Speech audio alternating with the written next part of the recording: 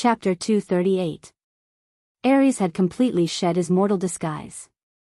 Armors, gauntlets, and even a horned helmet were put on. The hypocritical Sir Cripple had completely disappeared and was replaced by the god of war, who symbolized attack and slaughter. Countless images of war appeared around him. There was the Battle of Hot Spring Gate, the war between Saladin and the Christians, and the First World War in human history. Countless heroes were attracted by war and went to the battlefield. Some gained glory, but more lost their lives. Thea's eyes could not help but be attracted by the various illusions. Fortunately, she was now on the path of a god. The power of the priesthood of war was not directed at anyone. She shook her head and stopped looking at the illusions. This guy is quite powerful. Thea was shocked by Ares's invisible and amazing aura. Fortunately, her vision was broadened and she quickly regained her fighting spirit. She turned to look at Diana. In terms of the level of life, Diana was indeed much stronger than Thea. Although she was also frightened by the pressure of the priesthood, she quickly returned to normal. Do you think this is my real power? You are wrong. Haha. Ares laughed wildly. 1 became 2, 2 became 4, and finally 7 Ares in full armor. Each of them was armed with a sword, a giant axe, and a war hammer. That Amazon over there, do you have any way to counter it? This is the power of a god. Put away your ridiculous spell. Haha. It could be heard that Ares had a very bad impression of Sia. He had even cast aside the main character, Diana, and mocked Sia first. Oh my god. Thea was no longer the girl in Star City who was in the late stages of persecutory paranoia. As her strength grew, so did her temper. The Ares in front of her was relying on the priesthood of war to suppress the two girls. After all, he did not come in his true form. His strength was far inferior to Horus. What's so great about divine power? Thea muttered in a low voice. I have it too.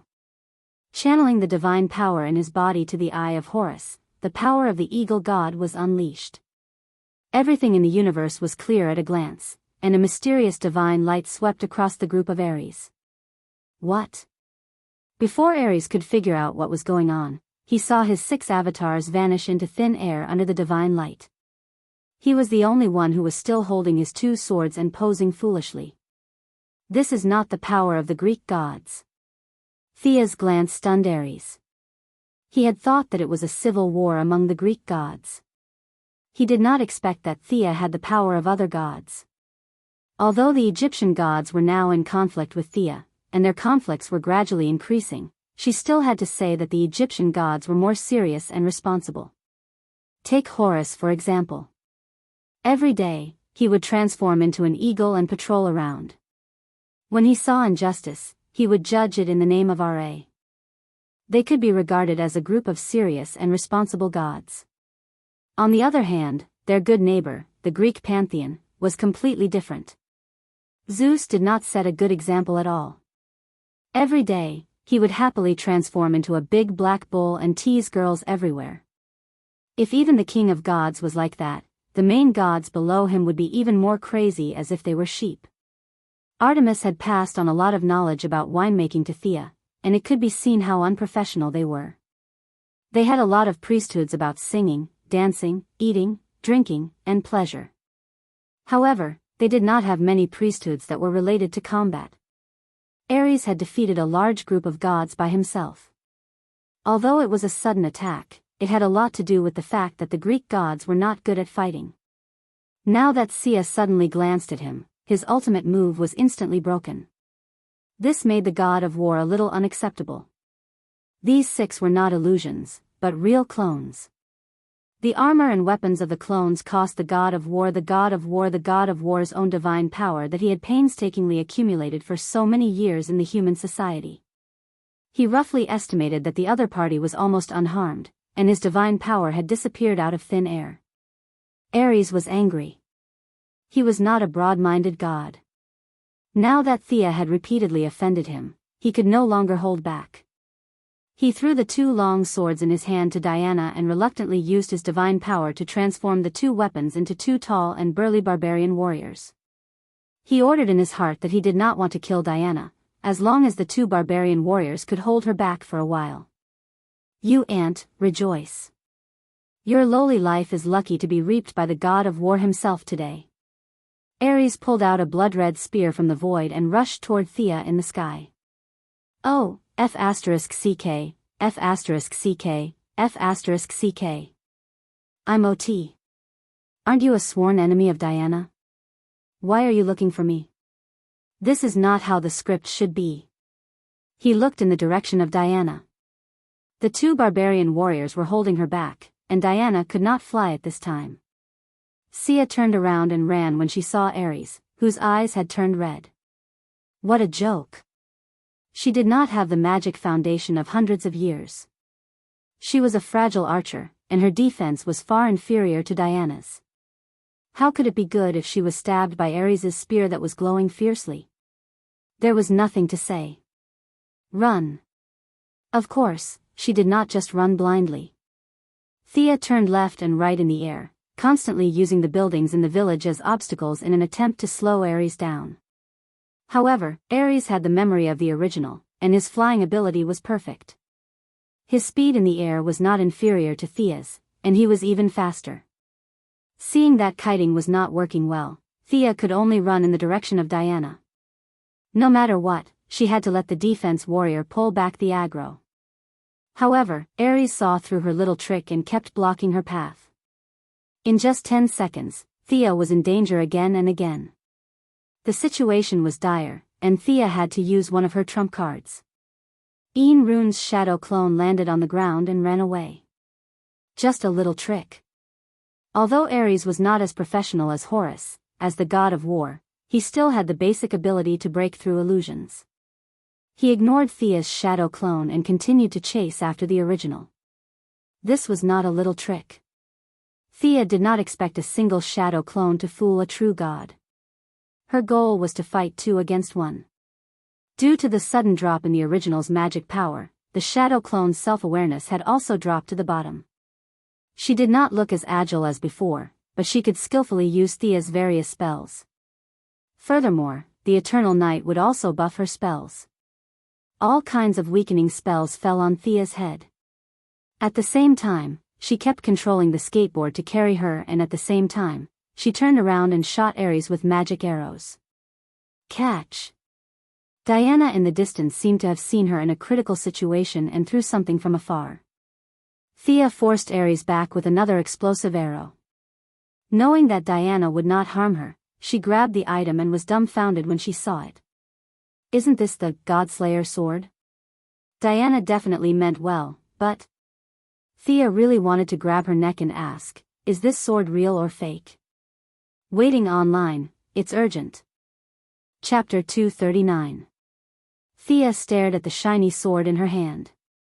She knew that it was useless to complain to Hippolyte because Ares took advantage of the gap when she was holding the sword.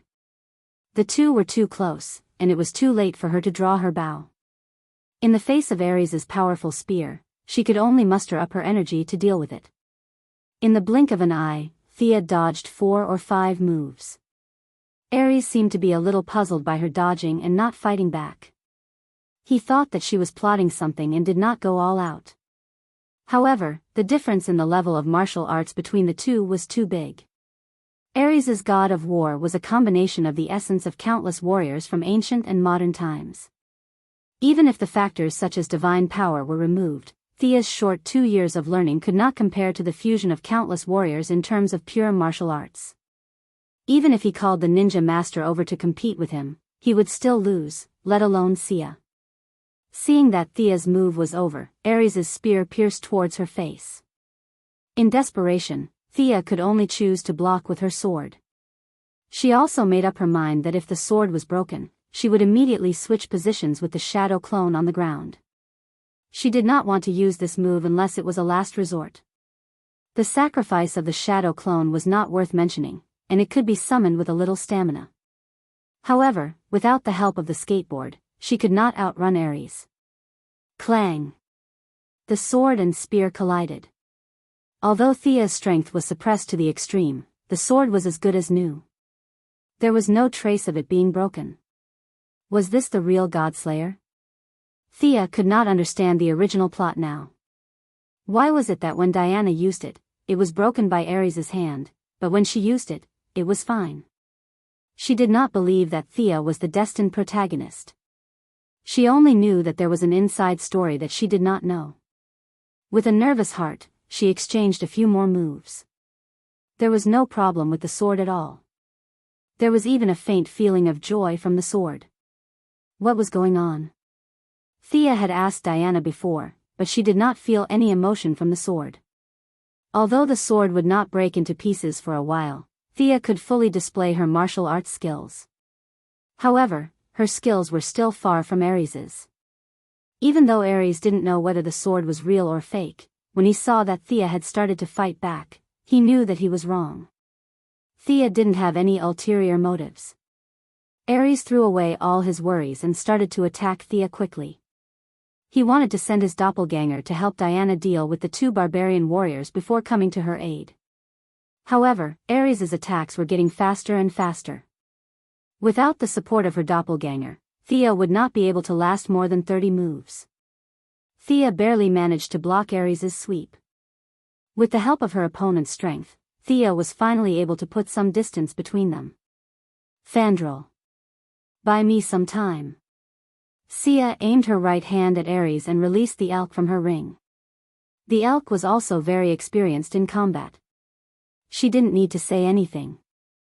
It grew bigger and charged at Ares in an instant. Its sharp antlers pushed against Ares and it ran a few miles away. Thea floated on the ground and faced her doppelganger. She was ready to cast a spell that was far beyond her current ability. Shadow Labyrinth. She began to chant the spell in a low voice, while her doppelganger continued to gather energy and draw magic lines.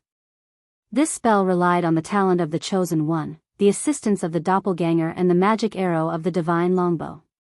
Finally, Thea completed the spell when the elk was about to cry out.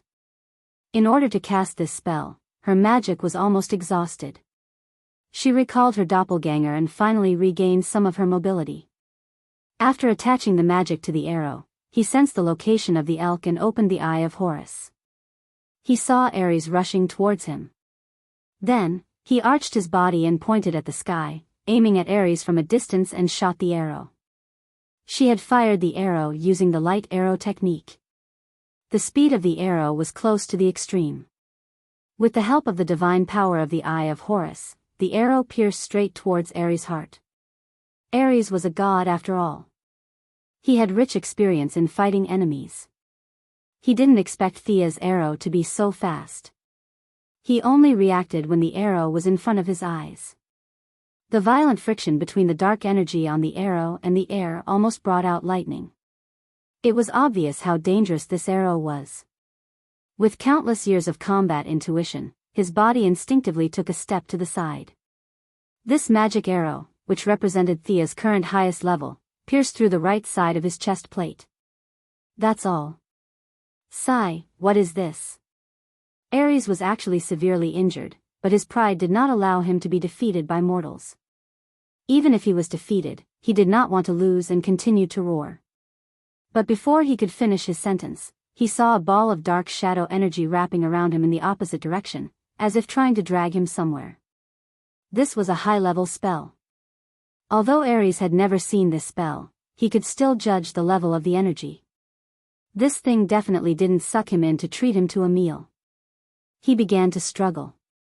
If he was in perfect condition, even this level of spell wouldn't be able to do anything to him. There was a natural gap between gods and humans. But now he was just a clone.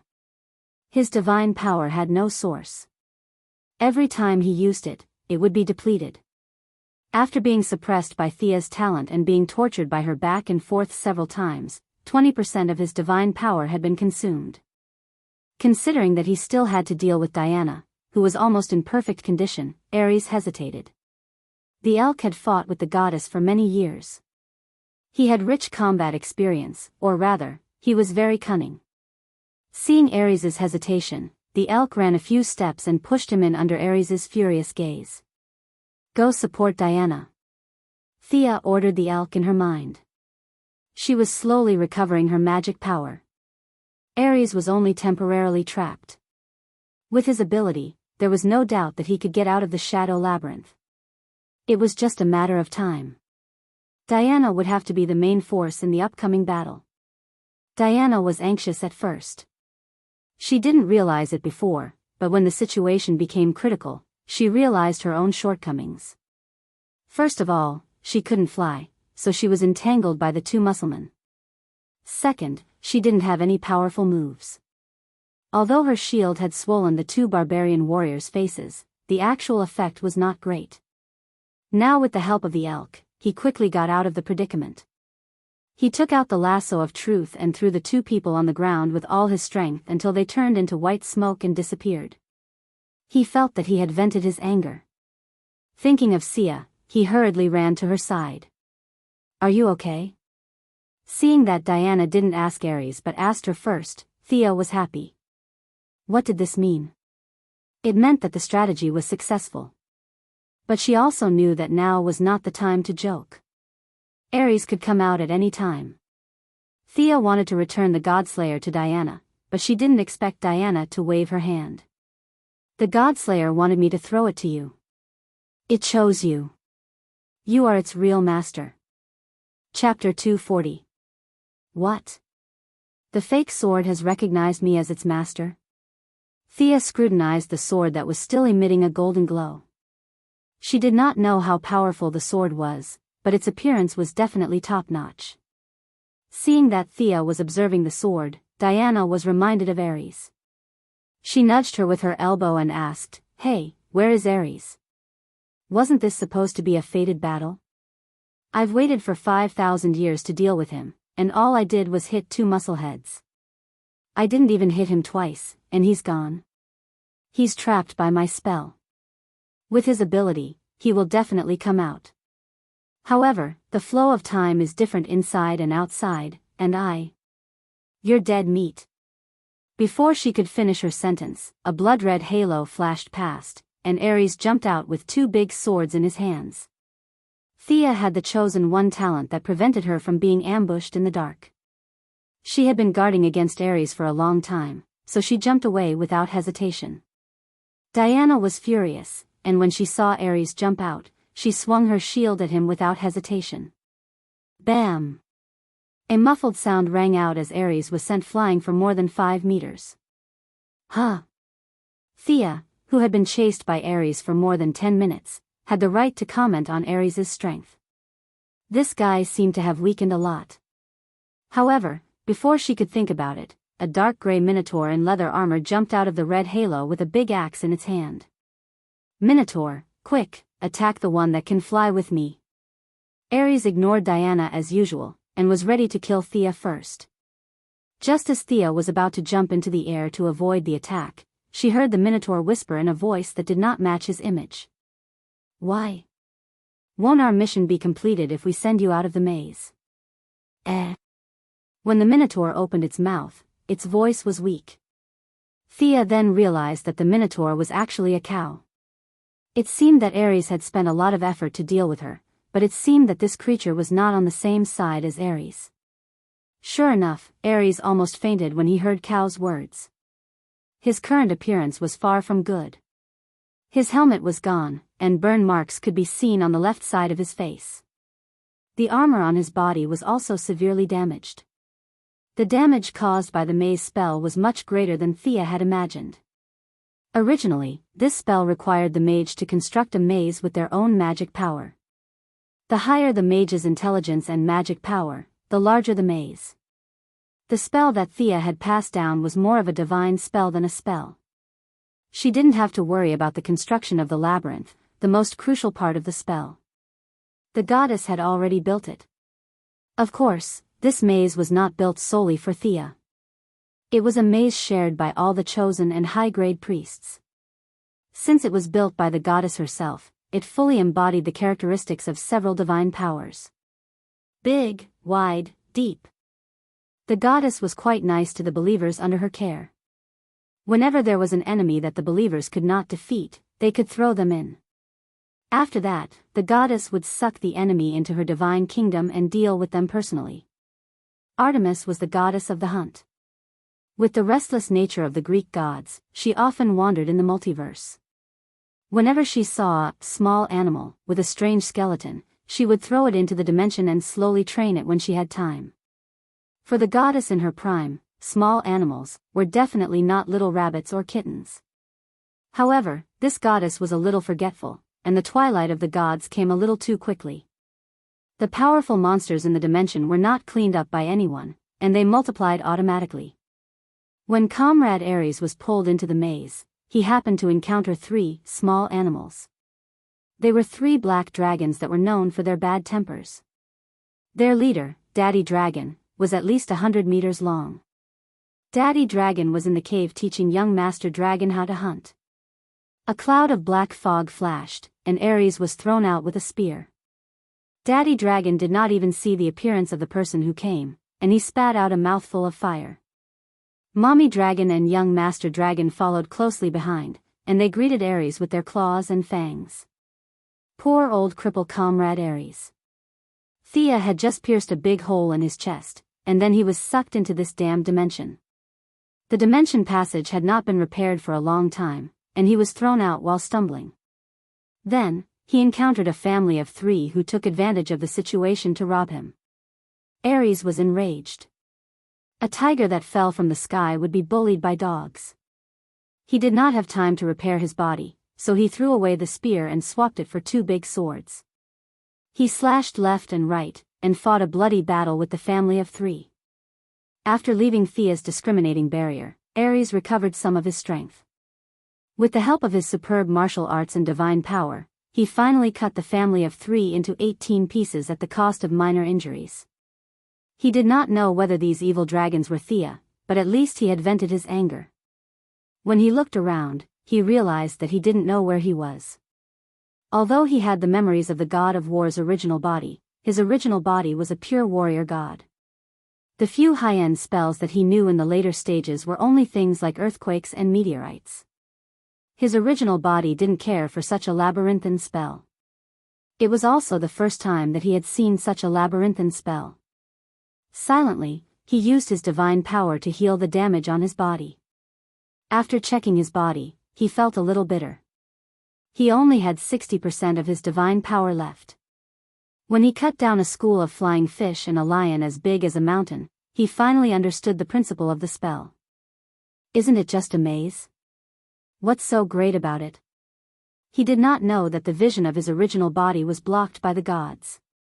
He tried to contact his original body several times, but there was no response.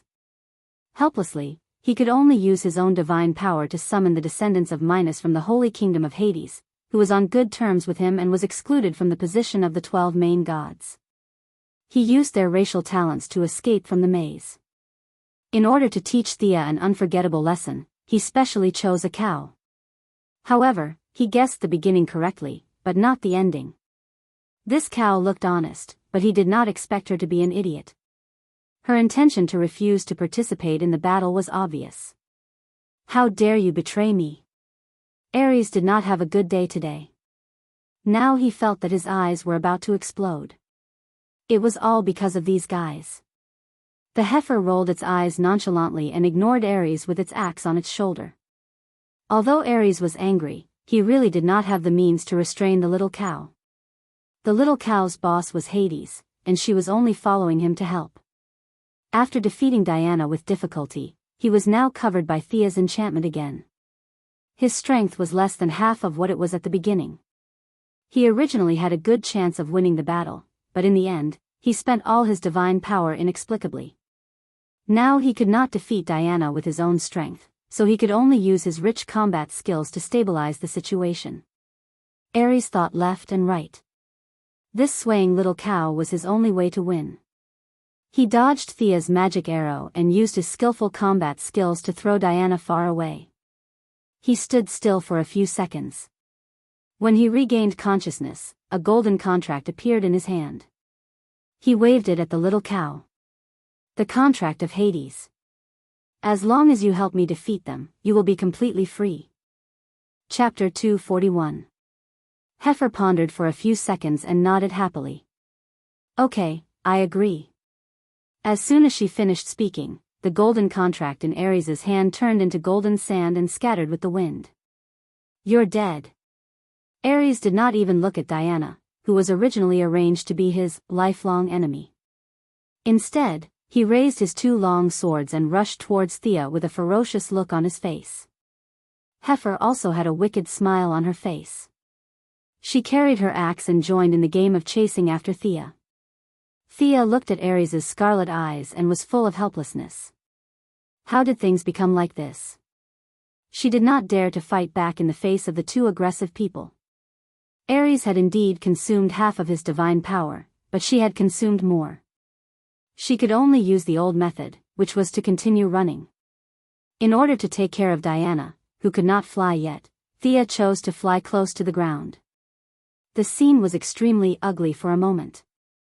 The four of them were in groups of two and were all moving in a straight line. Thea ran in front and occasionally turned back to shoot a few arrows. Diana ran and blocked all kinds of attacks for her. Ares and Heifer ignored Diana and aimed at Thea. The fight was so ugly that Ares, as the god of war, felt full of shame. He kept scolding Thea and asked her to stop and fight one-on-one with him. How stupid would Thea be to fight one-on-one with him? She acted as if she did not hear him and led this strange team around the village in irregular circles. Inspired by his one-on-one fight, Diana also asked Ares to stop and fight one-on-one with her. She talked about the traditions of the people and the rules of the battle of gods.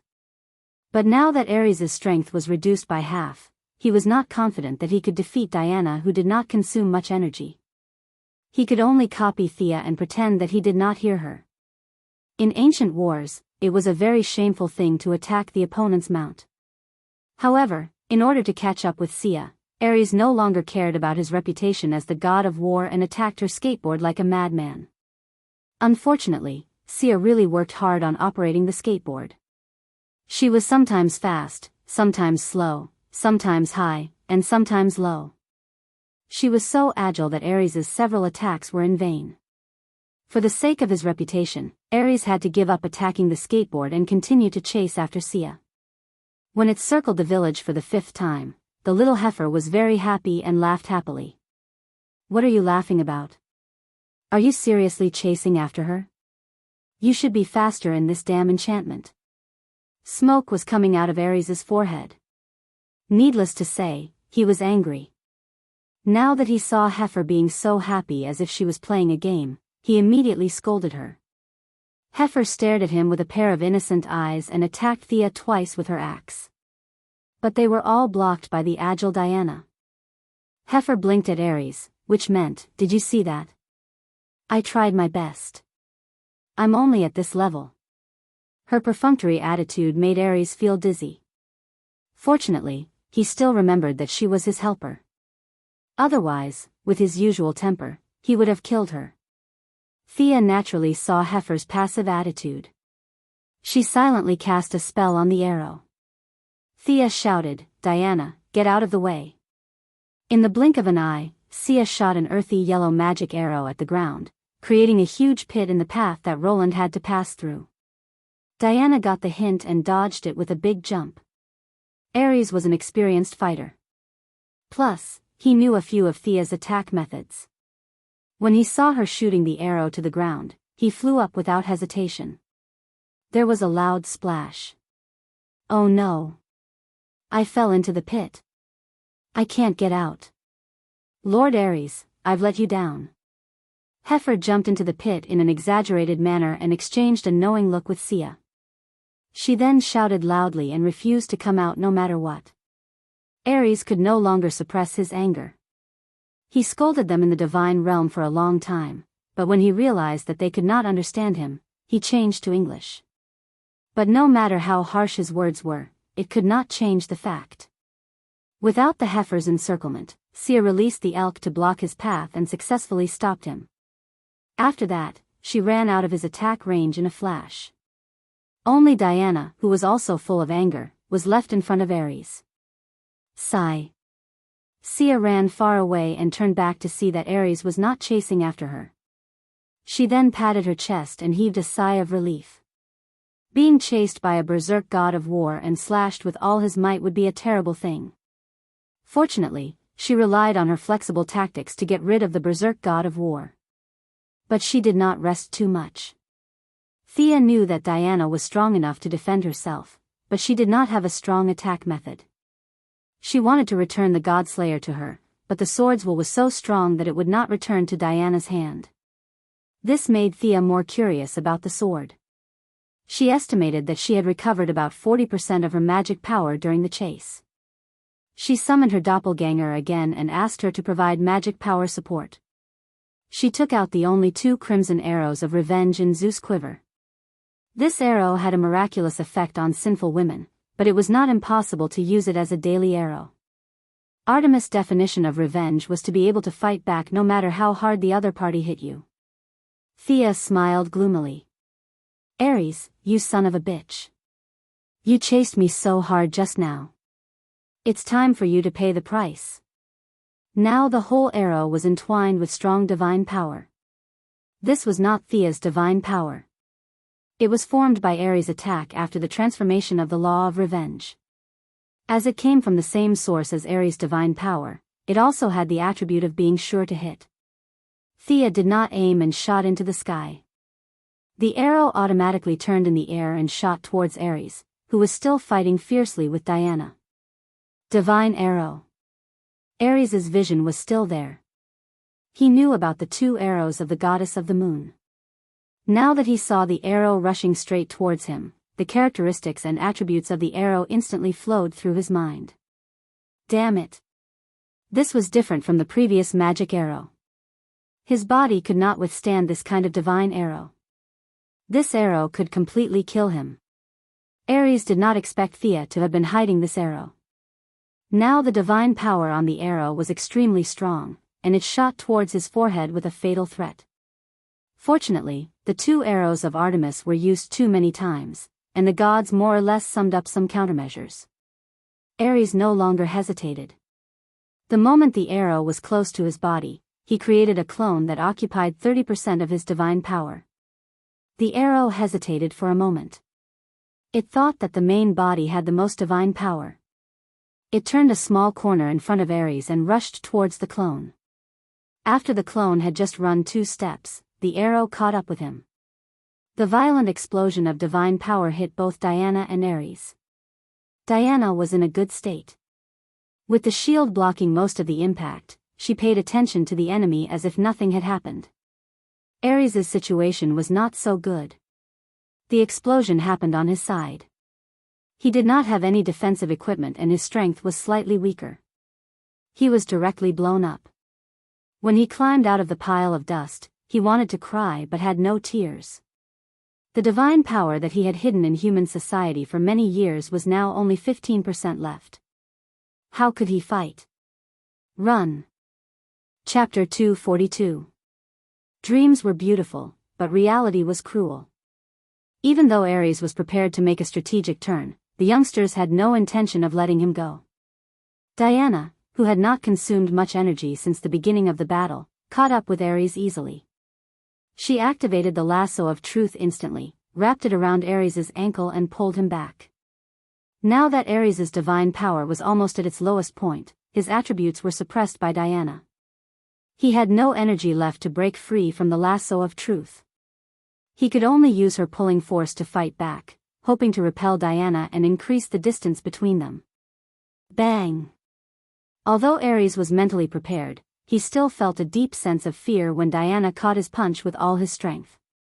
Diana caught Ares' punch with her right hand. The punch made her take a small step back, but she did not lose her footing.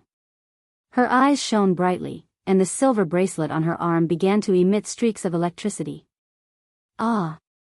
At this time, Diana felt that her strength was increasing by the second. The sudden increase in strength needed a vent. Other than Ares, who was in front of her, was there a better punching bag? Who asked you to harm others? Who asked you to start a war? You evil god! Diana held the lasso of truth with one hand, and every time Ares tried to escape, she would catch him back. She clenched her fist with the other hand and punched him in the face. "What do you know? I didn't do it." Originally, Ares did not bother to explain, but as the silver bracelet gradually awakened, the divine weapon that had followed Diana for 5,000 years began to show its power. Diana's punches were getting fiercer and fiercer, and her strength was almost endless. Ares could barely resist the first 2 punches, but after that, his counterattacks were simply defeated. Facing the blame that was placed on him for no reason, Ares felt that he could not beat her, but he could not admit defeat. Maybe when he had the upper hand, he could proudly say that all the bad things in the world were done by him. Bite him if you dare. But now that he was beaten like a dead dog, he no longer had the mood to be brave. All he had was a deep sense of unwillingness. Damn it. What does the war between humans have to do with me? In the face of Diana's relentless attacks, Ares felt as if his body was engulfed in flames. There was anger towards his own weakness, as well as anger towards the world for slandering him. He was a high and mighty god, and he did not admit that he had anything to do with all this. "I refuse to accept this. I haven't lost yet. Don't even think about humiliating me." Ares's almost depleted divine power miraculously recovered a little because of his violent anger. But everything in the world, how much you gain, you lose. He gained new power, but the price was heavy. He paid for it with his sanity. In the face of Diana's punch, he only slightly avoided his vital parts and completely gave up on defense.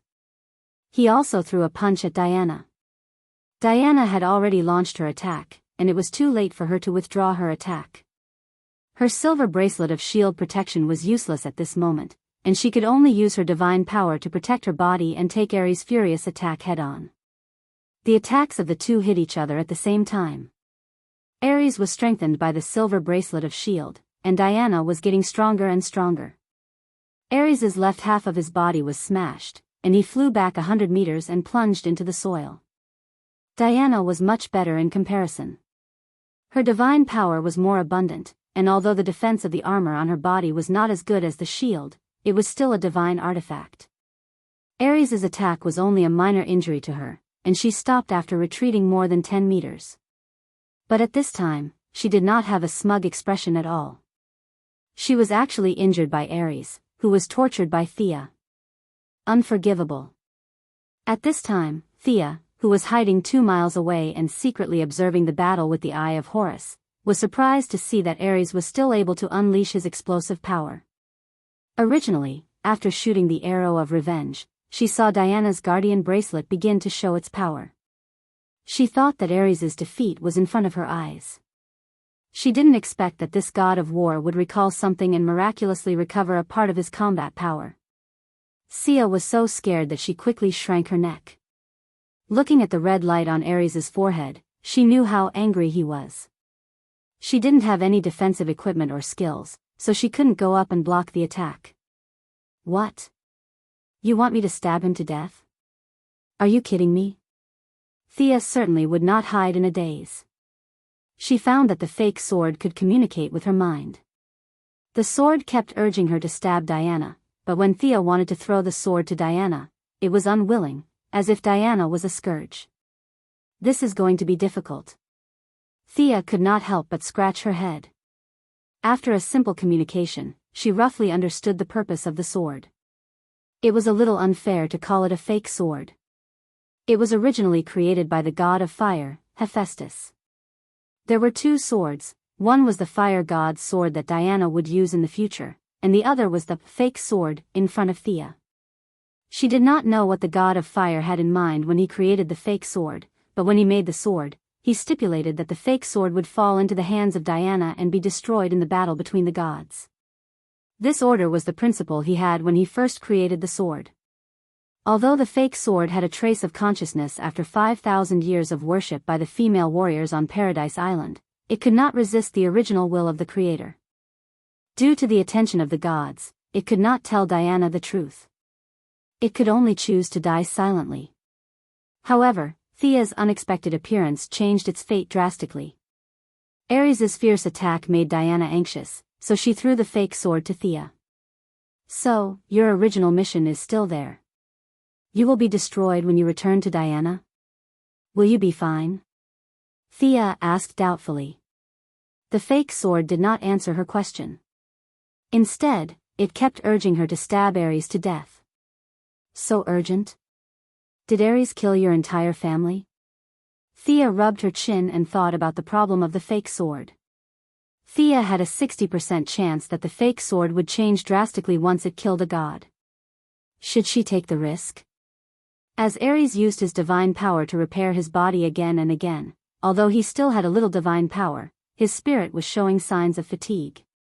In the face of Diana's increasingly powerful attacks, the frequency of his counterattacks was getting lower and lower. Again, anger was only temporary. Killing the opponent with anger was the privilege of the protagonist. Unfortunately, Ares was not the protagonist. There seemed to be a chance. Thea cast a lot of protective spells on herself and instructed her clone to continuously attack Ares with magic.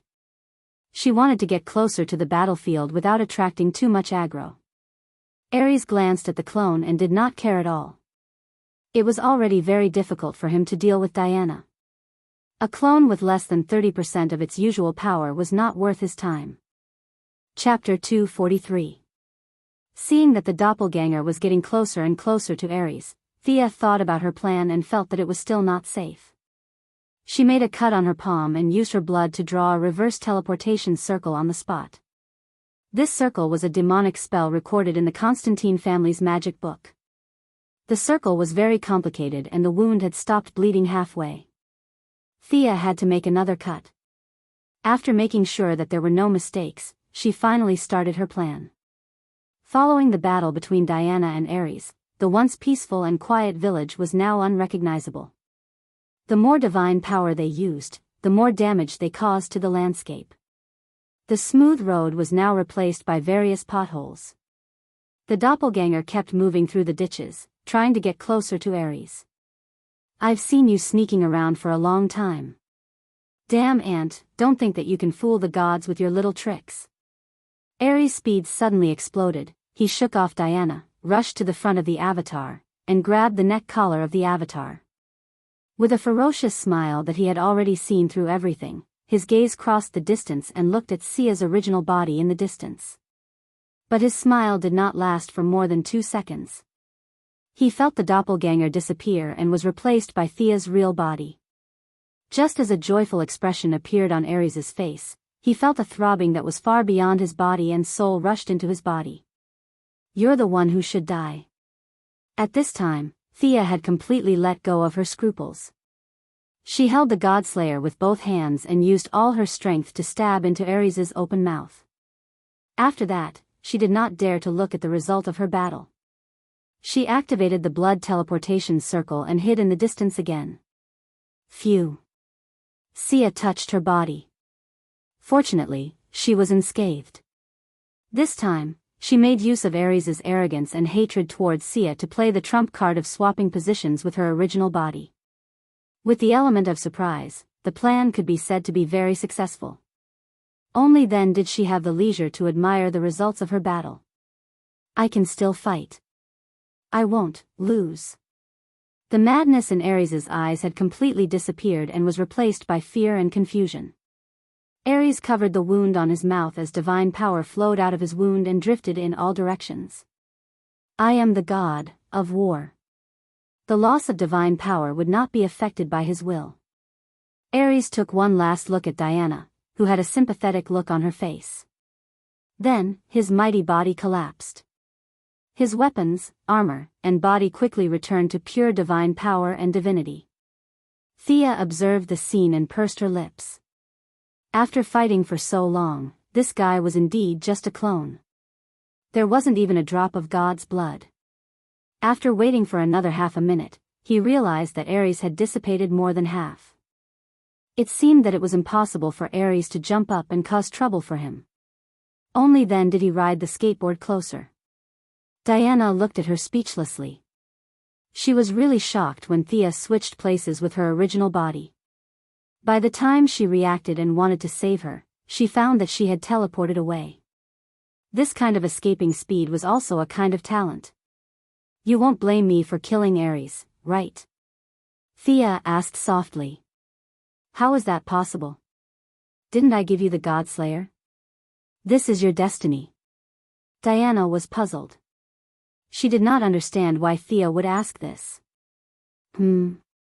Thea thought about the whole thing and guessed Diana's thoughts. Her thoughts were very simple. She still believed in the story told by her mother. In her mind, the Godslayer should have such an effect. Thea would naturally have such an ending if she got the sword. Was there any doubt? Thea resisted the urge to tell her how many twists and turns there were, especially when she realized that Ares's divine power had dissipated with the wind.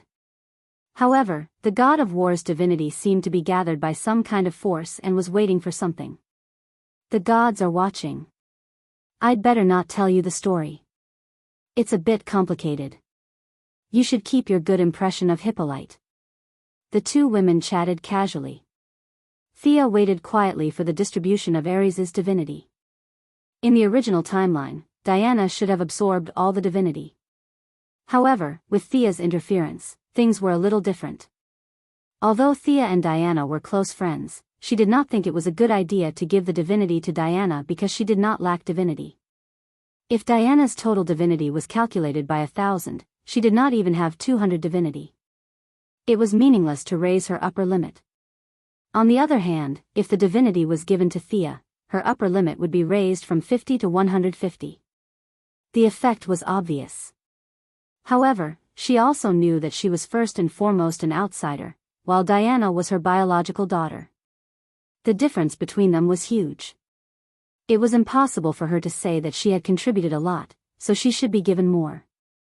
In order to fight for more benefits, she took out Zeus's lightning arrow. On one hand, she wanted to see how it was charging. On the other hand, she wanted to show it to the gods who were watching. I have the arrow given to me by my boss. We're all on the same side. Since we're on the same side, shouldn't you at least show some appreciation? She did not know if the gods in heaven pitied her or if her actions worked. The power that originally bound the divinity disappeared. The divinity was divided into two and directly entered the two women's bodies.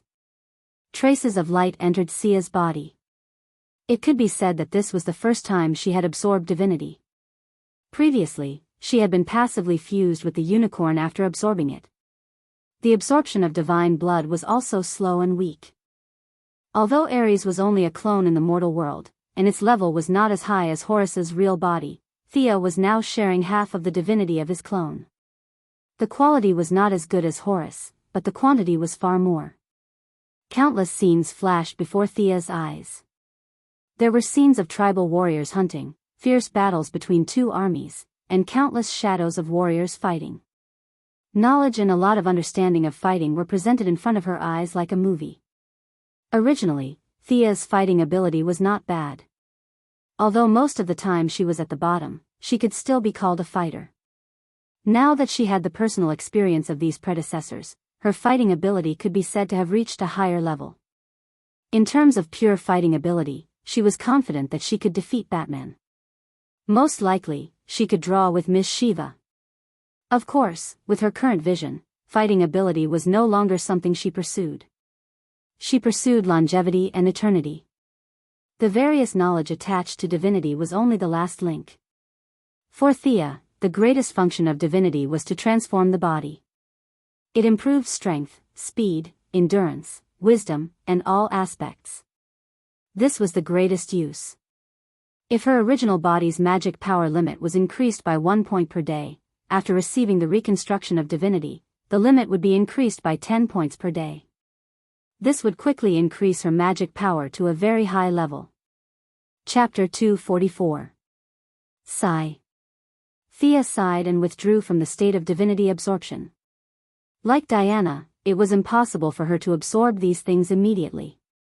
This was not the Eastern world, where she could meditate and run a few cycles. This required a lot of time to digest. Although she had only absorbed a small part of it, the divine power in Thea's body had grown a little stronger. Now, the duration of using the Eye of Horus would be greatly extended. Divinity was a good thing. Unfortunately, there were not many left in the human world. The Isis talisman in her space ring only stored magic power. Thea thought about the plot she knew, but she could not think of the half-dead god lying there waiting for her to harvest. It seemed that she had chopped the gods into pieces twice, but in fact, gods were very rare. Horus was summoned by Vandal at the sacrifice of his endless life force. How many Vandals were there in the human world? Ares was even more so. This was the acquiescence of the gods. He had put in a lot of effort to create a clone in the human world, and the amount of time and energy he had spent could not be calculated. These 2 times were all coincidences that allowed her to get a share of the pie. Thea really did not think that she would encounter any more divinity. However, after these 2 absorptions, she had completely bid farewell to the mortal world.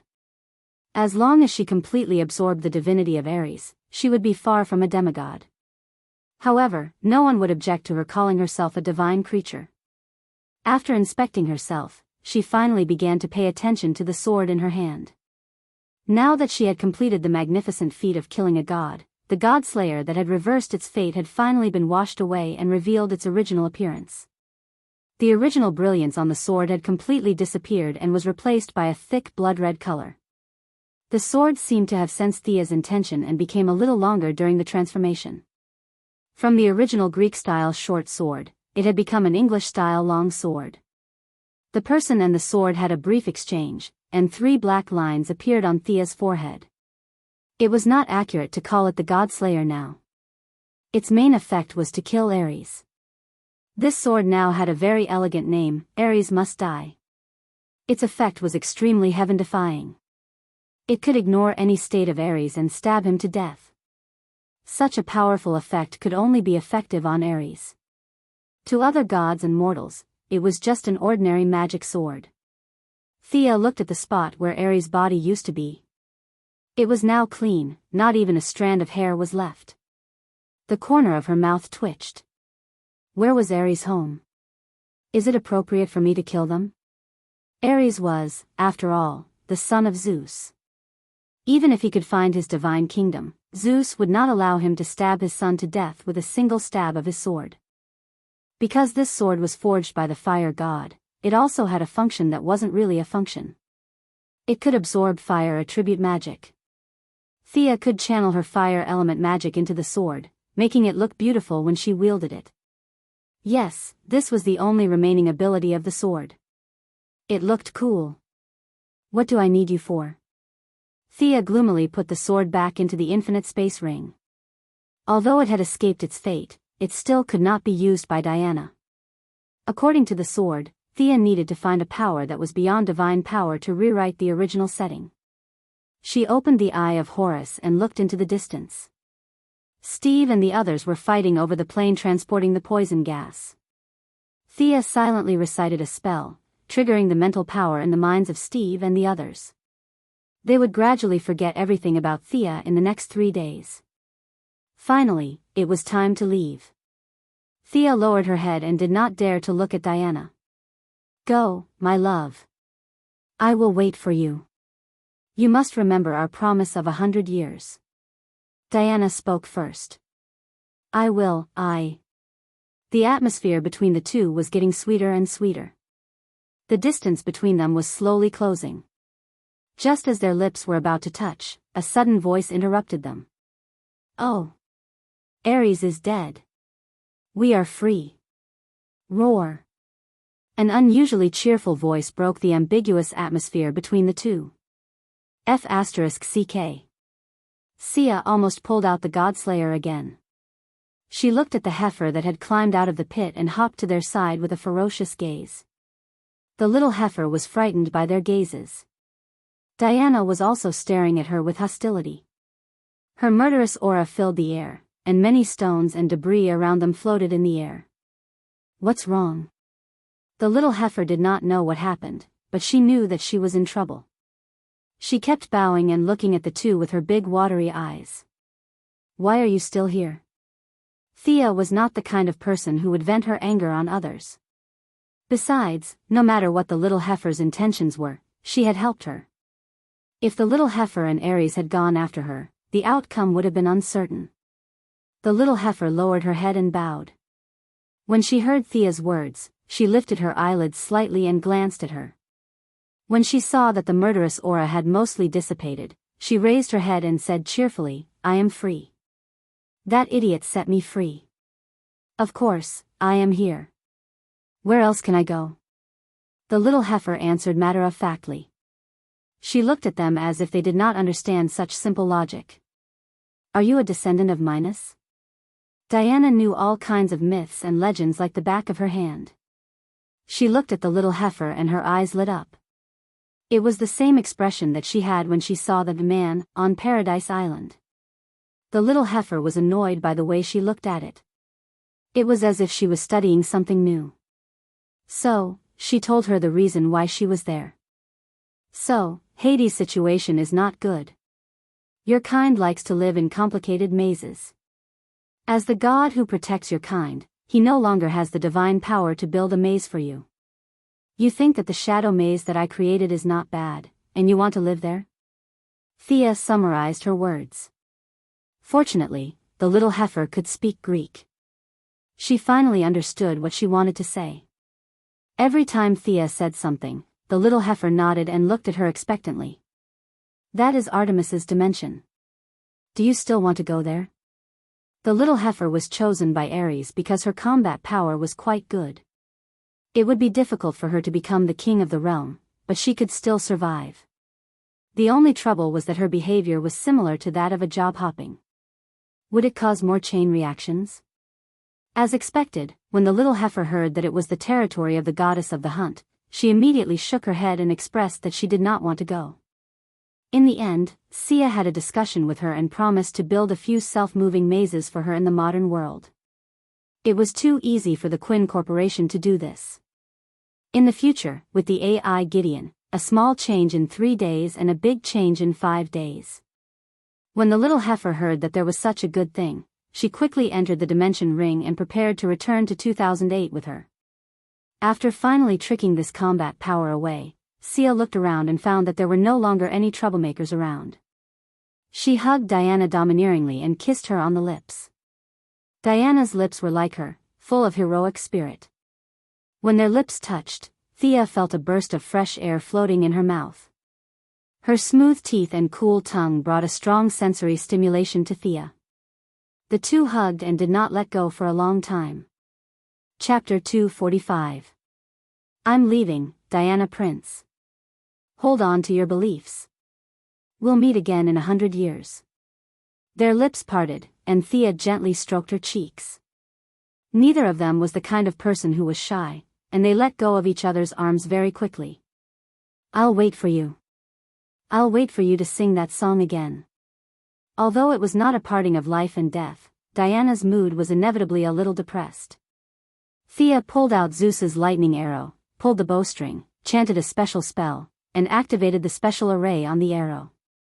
In Thea's view, it was a bit like submitting an application to a superior unit. With Boss Zeus's approval, the arrow could open a space channel.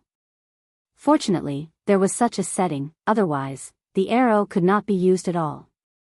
Who could stand it if it was used to travel? The arrow moved at full speed, and opened a dark blue halo channel not far away from the two of them. The divine power on the arrow was all used up, and it returned to the quiver again. Take care. Thea smiled and waved at Diana.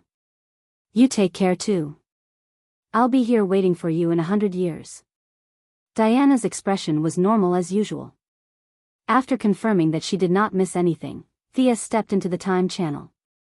This trip was different from the previous two. At first, there was Gideon's time spaceship, and she was just a passenger. The second time, she was involved in the explosion and could not control it at all. Now that she had gotten Boss Zeus's approval to travel in time, she could move as usual. She wanted to take a closer look. Sightseeing was definitely not a good idea, but she did not have to run like crazy like the Flash, who was chased by dogs. The beautiful scenery in the time channel was not something that everyone could see. Thea used her authority in the Time Council to carefully observe the development of the situation after she left. She first looked at the follow-up of Diana. Diana buried the villagers in the small village and did not participate in the subsequent battle. The image of her future in the timeline seemed to be erased. From the fluctuations of the divine power, it was very familiar. It was obviously done by Boss Zeus. What did he mean? Did he not want me to see the follow-up? Since she couldn't see him, Thea could only look at the trajectories of the others. Without their strong interference, Rudolph lived peacefully until 1937. Thea nodded. That's more like it. Rudolph died in 1918. He used to be a presidential candidate for the Nazi Party. That's the history I know. But when she saw Steve Trevor's experience, all she could do was gape. Without the two powerful thighs, Steve successfully grabbed the plane, but the plane did not explode in the air like in the movie. Instead, it crashed on the border between France and Spain. Intense poisonous gas filled the skies of Europe. A total of 1 billion people were infected worldwide. The Americas and Asia were slightly less affected, but Europe was the worst affected. The number of deaths was estimated to be more than 20 million. A large number of women, children, and soldiers who were injured in the war died. This was the mysterious incident recorded in history, the Spanish flu. This large-scale outbreak of the virus had completely broken the spine of the Europeans. It should be known that the First World War had lasted for 4 years, and the casualties were only more than 10 million. The results of the patriotic young man, Captain Steve Trevor, had far exceeded that of the First World War, and had consumed more than half of Europe's war potential. The American politicians were ecstatic. Although they tried their best to hide their relationship, they secretly sent a large number of men to search for Steve, who had crashed. After a secret battle, they successfully grabbed the unconscious Steve. At this time, Steve did not know that he had made a great contribution to his country. Because of his actions, Britain, France, and other countries were unable to resist Germany during the Second World War, giving the United States the opportunity to act as the savior and save the world. The fire of civilization spread to the Americas, but Steve never woke up. When the plane crashed, he was in the center of the poisonous gas. Coupled with the violent explosion of the plane, his body was injured by both burns and the poisonous gas at the same time. The two fatal injuries formed a new chemical reaction in his body, slowly transforming his body. It was not until the 1980s that he slowly woke up. Considering his outstanding contributions to the United States' domination of the world, several people in power made an exception and promoted him to colonel. Coupled with his incomparable loyalty to his country, they instructed him to form the Heaven's Eye Society. This process continued until 2008, when Thea existed. Thea stared at a picture of Steve as a colonel in the Time Channel. His eyes were hazy and his expression was cold. The handsome man in 1918 was completely gone, replaced by a patriot whose body structure was no longer human. Referring to the trajectory of Steve's life after that, and repeatedly comparing it with her own memory, Thea found that Steve did not recall the scene that she was involved in. She knew that her magic had worked. It's hard to imagine that the mysterious Spanish flu was caused by Steve. Is this a coincidence or a historical necessity? Thea was in the Time Channel. Her memory was now clear and there was no problem of memory tampering. The facts were clear and what she was involved in was indeed something that had happened. As for the plot of the movie, that was a parallel space, right? It's all over. Thea shook her head and did not continue to check. The rest of the content was what she knew. Using the authority of the Time Council, she easily found the time that she left and slowly walked in. Say, where is this? Thea happily stepped through the Time Channel, thinking that she would return to Purgatory Island. However, as far as she could see, this place had nothing to do with the island. In a wasteland overgrown with weeds, there were a few thick stone pillars not far away. Now that she had absorbed a lot of divinity, she was no longer an ignorant mortal. Her sense of belonging told her that this was her time. She looked at the stone pillars not far away. The familiar patterns, the familiar letters. Was this Greece? In modern society, she did not dare to fly directly in the daytime. It would be bad if she was photographed by the satellite. She could only use the eye of Horus to try to ask a few locals. The people here were not rich. Thea glanced around and found that there were a few scattered people nearby. Some were driving farm vehicles to transport goods, and some were old people taking children for a walk. Looking at the way they dressed, they did not seem to be Europeans. In the end, Thea found a middle-aged woman who looked like a tourist with a high nose and deep eyes and a backpack. With her good looks and friendly tone, she finally asked where she was. This was in Turkey, the ancient city called Ephesus in modern times and Ephesus in the Bible. The wasteland where Thea first appeared was one of the famous 8 wonders of the world, the Temple of Artemis. Thea had the urge to cover her face. Needless to say, this must have been done by the moon goddess secretly at the exit, playing the sympathy card. The majestic Temple of Artemis is now a wasteland. As the chosen of God, shouldn't you show some respect? Thea said goodbye to the enthusiastic female tourist with a heavy heart and found a hotel to stay alone. Thanks to Colonel Steve, America had become the dominant country in the world and could communicate in English anywhere. As a famous tourist city, the hotel owner knew some English. Thea communicated with him with gestures and finally managed to borrow an international long-distance phone. Chapter 246. When she left the Wave Rider in a hurry, she only brought her phone and credit card with her. Half a year had passed, and her phone had run out of battery.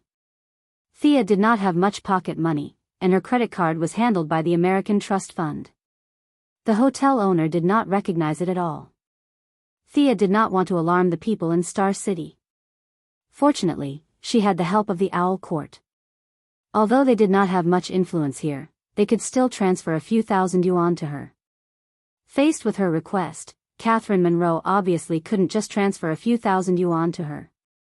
She used some of her connections in the court to send her a bunch of emergency items in an emergency. In less than an hour, a group of men in black delivered a sizable amount of cash, clothes, and passports to Thea.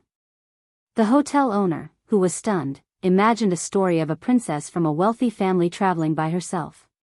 He quickly vacated his best room for the extraordinary princess of a certain European country to rest. Thea tidied up a little. Then, she picked up her new phone and dialed the number of the Louvre Museum in France. "Excuse me, is Miss Diana Prince there?" After the call was connected, Thea asked nervously. Thea was confused by the long string of words on the other side of the phone. What did he mean? It sounded like French. As expected of a 1,000-year-old enemy. The whole world spoke English, but they still spoke French. Fortunately, Thea had learned a few words of French when Diana was still a child. Thus, she spoke to the Frenchman on the other side of the phone. Half an hour later, Thea put down the phone. F***CK, this guy definitely knows how to speak English, but he won't say it even if you beat him to death. Thea wanted to crawl over the phone and strangle him. It was so infuriating. Thea was very anxious. The other side of the phone chatted with her for half an hour. Where did Diana go? The receptionist on the other side of the line talked to Sia slowly for half an hour. Sia asked repeatedly, but the receptionist was not annoyed, but the meaning of her words was clear.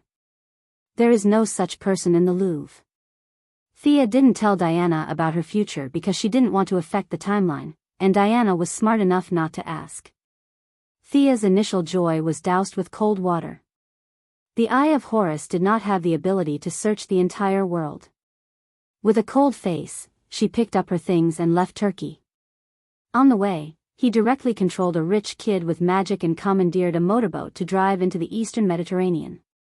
Thea arrived at Crete and searched in the opposite direction from where she left the island. After circling the island 3 times, she still could not find any trace of Paradise Island. She did not know if it was because Hippolyte did not want to see her, or because of the anti-magic field on the island. With nothing to show for it, Thea could only follow their footsteps until she found Diana in the small village in Belgium where the final battle with Ares took place. "You've been away for 3 months. I miss you so much, it's been 5 years. Did you come back safely? The humans fought another world war. I don't feel any signs of Ares' resurrection. They're so complicated. I'm going to travel the world. I miss you every day. The people of Africa are very hospitable. I like them very much. You've been away for 80 years. Do you still remember me? Come and find me. A black slate stood where Aries fell. It was densely covered with words. From between the lines, one could tell that Diana had been alone in this small village for many years. The words were filled with attachment and joy, but more than that, it was a strong love. Ah! Thea unsheathed the Godslayer. The blade was filled with fiery red magic. She swung the sword at a distance. Her full strength created a ditch half a meter deep and more than 10 meters long. I didn't want to. Thea threw the Godslayer away and knelt on the ground. Her hands kept hitting the ground as tears flowed uncontrollably. The last time Diana left behind words was in 1998. There seemed to be signs that the female warriors of Paradise Island had left the island. She went to investigate. Thea's heart was in a mess. She did not know where Diana had gone. How could she find her in this sea of people? After telling her family in Star City that she was safe and that she would stay in Europe for a few days, Thea stayed alone in this village that was no longer suitable for human habitation due to the poisonous gas. From the various traces in the village, one could still see the scene of the battle. However, most of it was the emptiness that Diana had left behind. Every time Thea saw the traces of a lasso or a shield, she would laugh foolishly. Hey! Shouldn't we be leaving? We've been here for 3 months. The one who spoke was Heifer, who had been tricked by Thea into staying in the luxurious maze. Thea only remembered her after staying here for a month. Heifer's personality was really good. She did not make a fuss when she heard about what happened to her. Instead, she would comfort her from time to time. Yeah, it's not a good idea to stay here forever. Anyway, we'll definitely meet again in the future. Thea finally adjusted her attitude. The two of them were no longer mortals. It was only 100 years. They could afford to wait. She took out her sword and engraved a paragraph under the stone slab, indicating that she had been here before. She also used the ancient language of Paradise Island to leave the name of Star City. As long as Diana arrived at Star City, they would be able to sense each other with the divine power of Artemis that originated from the same source. He called Heifer into the space ring. This guy couldn't be seen in the light. This was not 1918. The satellites in the sky were constantly whizzing past. When Sia was practicing the Eye of Horus a while ago, she saw with her own eyes a giant satellite in Earth orbit flying over Europe. The big logo of Wayne Enterprises on it showed that this was Batman's Watchtower space base. Batman couldn't let Heifer see Batman's strange bone structure. After 2 flights, she successfully returned to Star City. Moira had been sworn in as the mayor of Star City 2 months ago. Thea had watched the whole process live. After that, she said that she had something to do and hurried back to the small village. This time, she finally felt like she had returned home. First, she went to the city hall to see Moira. After that, she was completely overwhelmed by miscellaneous matters. The Black Uncle, Walter Steele, and Moira talked about something and the two parted peacefully. As the holder of the most shares of the group, Thea was already 18 years old and automatically took over the position of chairman of Quinn Group. After she took over, she did not make any major changes. She let the original vice president take over as the president and promoted Felicity to the position of vice president. She continued to lead the software department. Dr. Hoffman, who used to get along well with Thea, became the director of the newly established Applied Science Laboratory of Quinn Group. Thea found some less sensitive information from the Atom Man data for them to study first. After working for a month, she kept meeting with the heads of various departments and listening to the reports of the leaders of the branch companies. Large-scale brainwashing was actually the most convenient and fast way. However, in this era where superpowered people were everywhere, she did not dare to be so reckless. Once she was discovered by the heroes who were bored out of their minds, she would be regarded as a villain. Chapter 247. Thea sighed and threw away the pen in her hand. She then sent away a department head who was pretending to be a reporter but was actually a loyal subordinate to her. There were a lot of problems during the transition between the old and the new. The old officials had to be appeased, and the new subordinates had to be treated with respect. Things like sabotaging each other happened in her office every day. The Eye of Horus could only judge good and evil, but the ancient view of good and evil was very different from the modern view. Many people who were considered bad in the ancient times were actually strong and tough in the Quinn group. Thea spent a lot of effort to identify these people and use them at key points. I seem to have forgotten something. Thea spun around in her chair and suddenly thought of something. Damn it. I forgot about Oliver. She had promised to bring him home, but it had been delayed for 3 months because of Diana. Was it too late? Of course, it would be too late. Oliver must be working under Amanda as a secret agent, killing people everywhere. Based on his relationship with Amanda, it would not be difficult to get him back by paying the price. However, would Oliver, who was trapped in darkness, be able to see the light again without suffering in the future? Thea knew that Oliver was a cockroach. If she did not interfere with him, he would definitely be able to reach his former heights. Thea had gained a lot from the time travel, but there were still a few things that she needed to collect personally. First of all, there was Ninja Master's magic sword. According to Madame Jodo, this sword could absorb the magic power of the Isis talisman. For Sia, who lacked magic power, it was as important as sending charcoal in snowy weather. However, she had no idea where Nandarbat was. Malcolm had gone to Europe alone a month before she returned to Star City and did not leave any contact information. Batman and Talia also knew the address, but they might not be able to tell her since she was going to deal with their father-in-law. Ninja Master's boss was the demon of the 3 palaces. Thea shuddered at the thought of it. Although the demon was sealed, it was better to be safe than sorry. Superman, Diana, and the Flash had worked together to fight this guy, but they still could not break through his defense. With this kind of strength, he could probably fight Darkseid for a while. Thea really didn't think she could beat him. Another thing that would be of great help to him was the artificial intelligence hidden in the cutting-edge technology laboratory in Central City. Although Thea was now a magician, she had not forgotten about technological means. She was not that careless to steal things while wearing invisibility. Through the Court of Owls, they hired an unrelated assassin to scout the way. Thea saw the information of this female assassin named Elphira Stiller.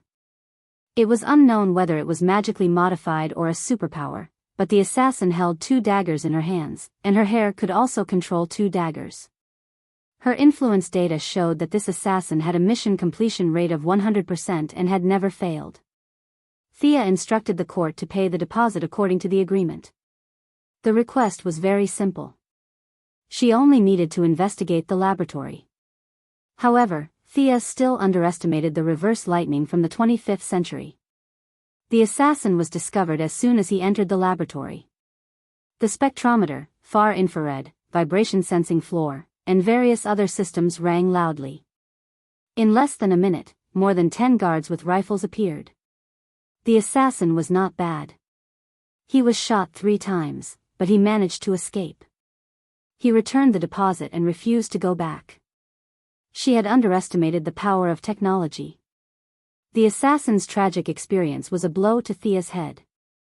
Now that she was relying more and more on magic, she had regained her respect for science. The various benefits of artificial intelligence made Thea unwilling to give up. The second time, she used Felicity's hacking skills to find a guard working in the laboratory. After subconsciously brainwashing him, she controlled him to go inside to scout for information. However, 3 hours after the guard entered the laboratory, he was detected to have abnormal mental fluctuations. Thea quickly activated his original personality and restored him to his normal values. After a series of checks, he was mistaken for being nervous and escaped death. Thea knew that she could not act rashly. There were too many people paying attention to the cutting-edge laboratory. Various consortiums, state governments, and the military had invested a lot of money in it. Even the Quinn Corporation had given a token amount of money. With so many people paying attention, reverse lightning would not be exposed easily, and she would not have a chance to act. Did she really have to wait until the particle accelerator exploded and only a few people were left in the cutting-edge laboratory? Thea shook her head. It was too long, and she was a little unwilling to wait. After careful consideration, it was still beneficial to be familiar with the plot. She set her sights on the important assistant of Reverse Lightning in the next few years, the bioengineering doctor, Caitlin Snow. Caitlin Snow did not enter the cutting-edge laboratory. Instead, she was teaching at Princeton. Thea was going to take a detour and apply for her postgraduate program. Then, she would sneak into the cutting-edge laboratory. The environment of Western society was very clear about personal identity. A billionaire could be a superhero, a prince could be a soldier, and naturally, Thea could also be an intern. Originally, the school wanted to expel her because she did not report to school for a long time. However, when they heard that she was the president of the Quinn Corporation, they were speechless. A century-old school.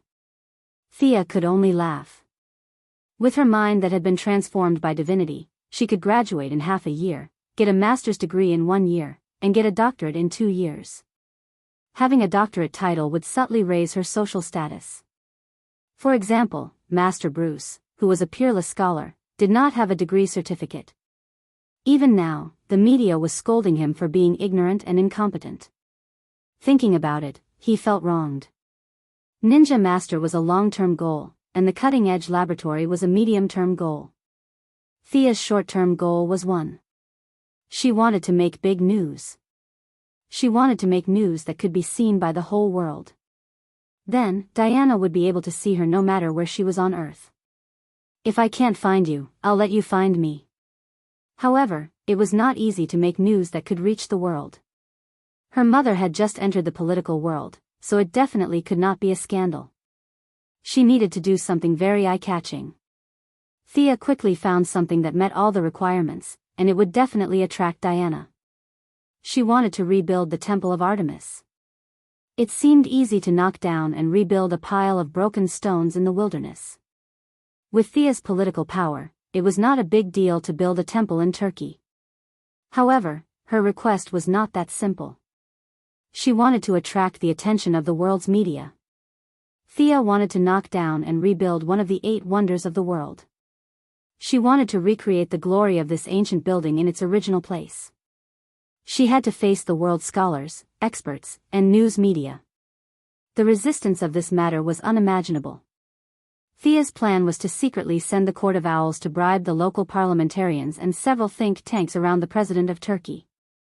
On the surface, she would use her identity to get the permission of the U.S. government. She had to make this big news in the shortest time possible. Chapter 248. Thea, you're crazy. Do you have a fever? To Thea, Felicity, who had not seen her for more than a year but had not seen her for at most 3 months, was furious. You want to demolish one of the 8 wonders of the world and rebuild it? It's such a big thing and you're hoping that no one will talk about it on the internet. How is that possible? Felicity was so angry that she did not care that she was in the CEO's office. Aren't I discussing it with you? Thea also knew that this was a big deal. She was going to find a few confidants to discuss a rough plan, but she was met with strong opposition at the first step. It's impossible for no one to talk about it. You're going against the entire history of human civilization. Felicity couldn't understand why a smart person like Sia would do something so strenuous and unrewarding. She continued to blabber on and on. Thea was also wondering if this news was too big. But considering that she had automatically arrived at the temple through the time channel, it was self-evident what the goddess was thinking. In order to find Diana and complete the goddess task, the temple must be rebuilt. For humans, there was a lot of historical and cultural value here. For the goddess, this was her temple. You made it look like a wasteland, a place where birds don't shit and chickens don't lay eggs. It's okay if it's a wasteland, but you humans still organize tens of thousands of people to visit it every day. What's the meaning of this? Are you here to laugh at me?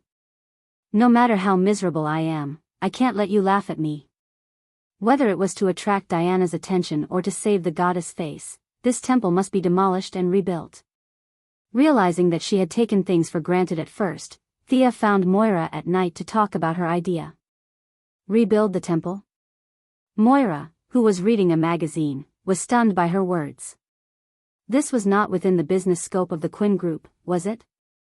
Thea looked at Moira's puzzled expression and knew that her words were a bit shocking. Normal people would definitely think that she was arrogant and frivolous. In order to gain Moira's trust and to pave the way for her to inject the divine blood in the future, Thea decided to show off a little. "Mom, look." Thea kept looking at the furnishings in the house and found Moira's scarf. "This is it." Transfiguration. A light green light flashed, and the originally still scarf seemed to be dragged by someone.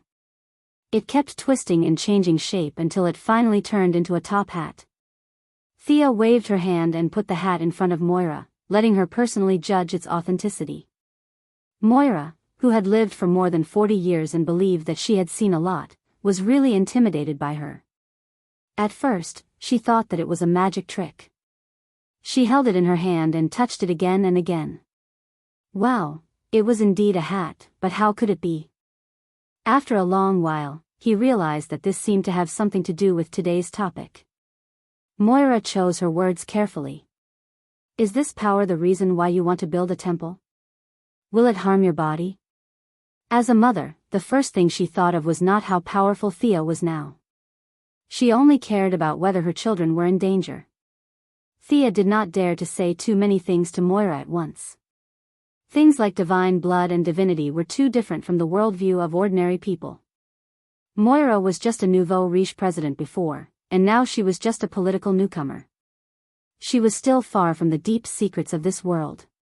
She hugged Moira vigorously and the mother and daughter slowly floated in the air. "Don't worry, Mom. Don't you think I'm getting healthier?" Oh. Flying had always been a dream of human beings. Although they were now indoors and could only float in a small area, Moira was still excited. As a businesswoman, Moira had a deep understanding of the principle of how much you get, so she personally felt this extraordinary power. She also began to think about Thea's big news plan. You can't show up. At most, after everything is settled, you can participate in some activities as an important investor, but you can't make the decision. Moira also realized that today's Thea was no longer her spoiled daughter. After thinking repeatedly, she said to her seriously. Thea had a headache.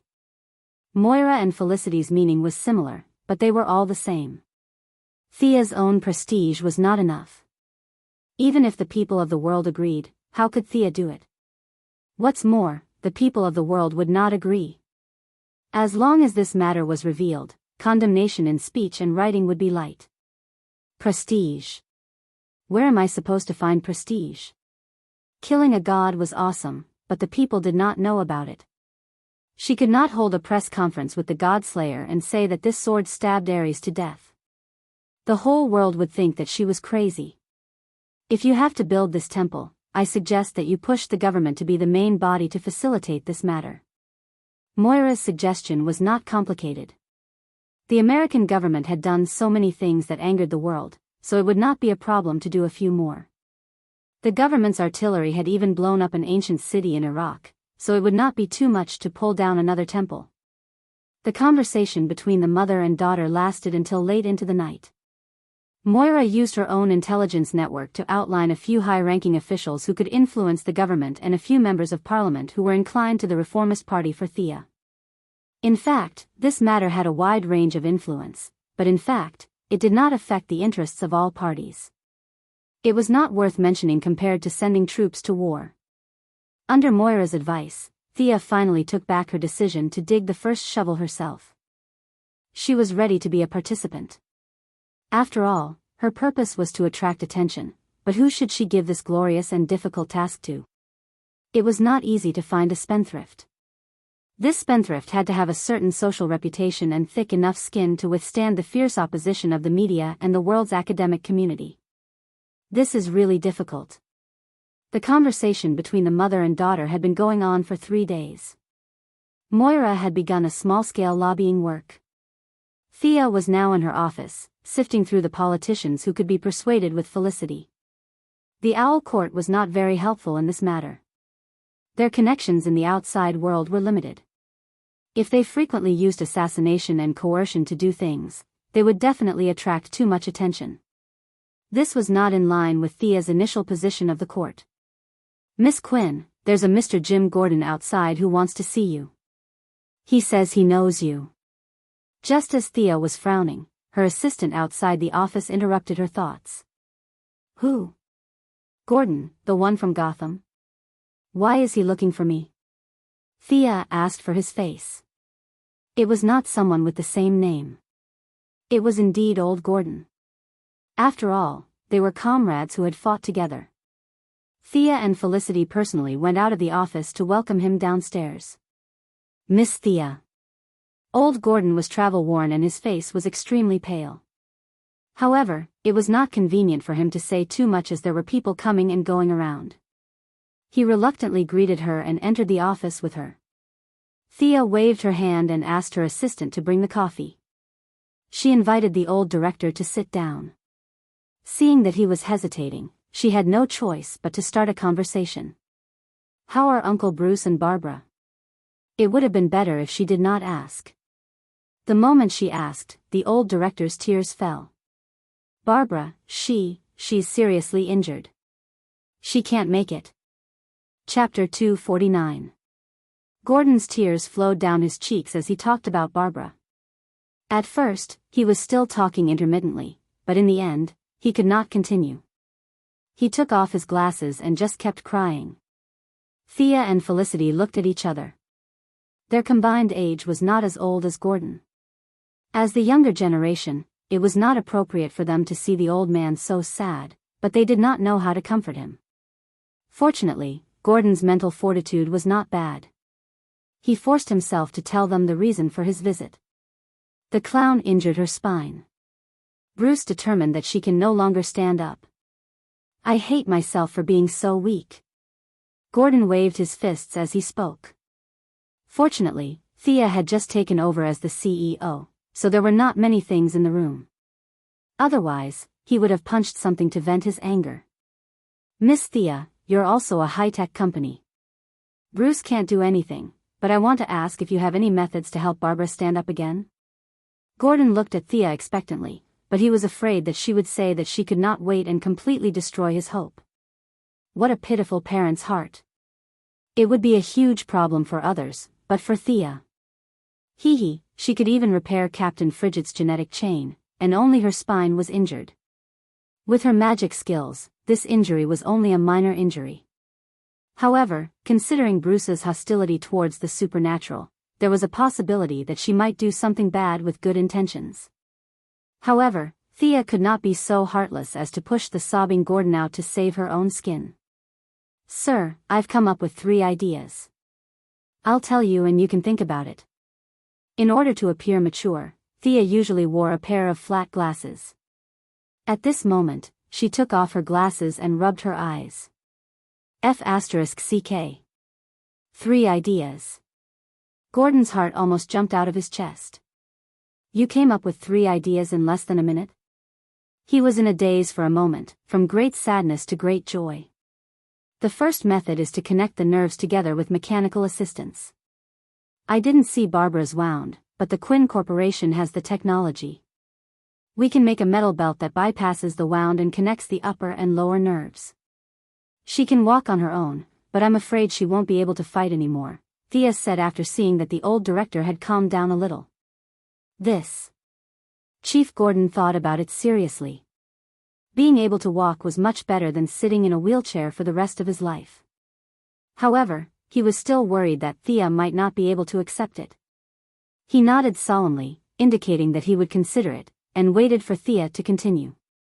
The second method is to use nanomachines. These nanomachines will reside in the body and connect to the nerves through computer control. After a period of recovery and training, they can return to their original level. However, the electromagnetic pulse bomb will cause fatal damage to the nanomachines. You have to be careful. Before Gordon Sr. could answer, Felicity whispered, "Do we have the technology?" Thea nodded blankly. She thought to herself, what do we have? This is the technology of the future Atom Man. In the original timeline, Felicity was also paralyzed due to a gunshot wound. Her symptoms were similar to Barbara's, and she recovered with the help of the Atom Man's nanomachines. Although the Atom Man was a joker, the technology he gave was really high-end. With Thea's current knowledge structure, she couldn't understand a lot of it. To fully understand it, she would need at least a PhD. However, the nanomachines were very basic, and it could enter the treatment stage with a little clinical experimentation.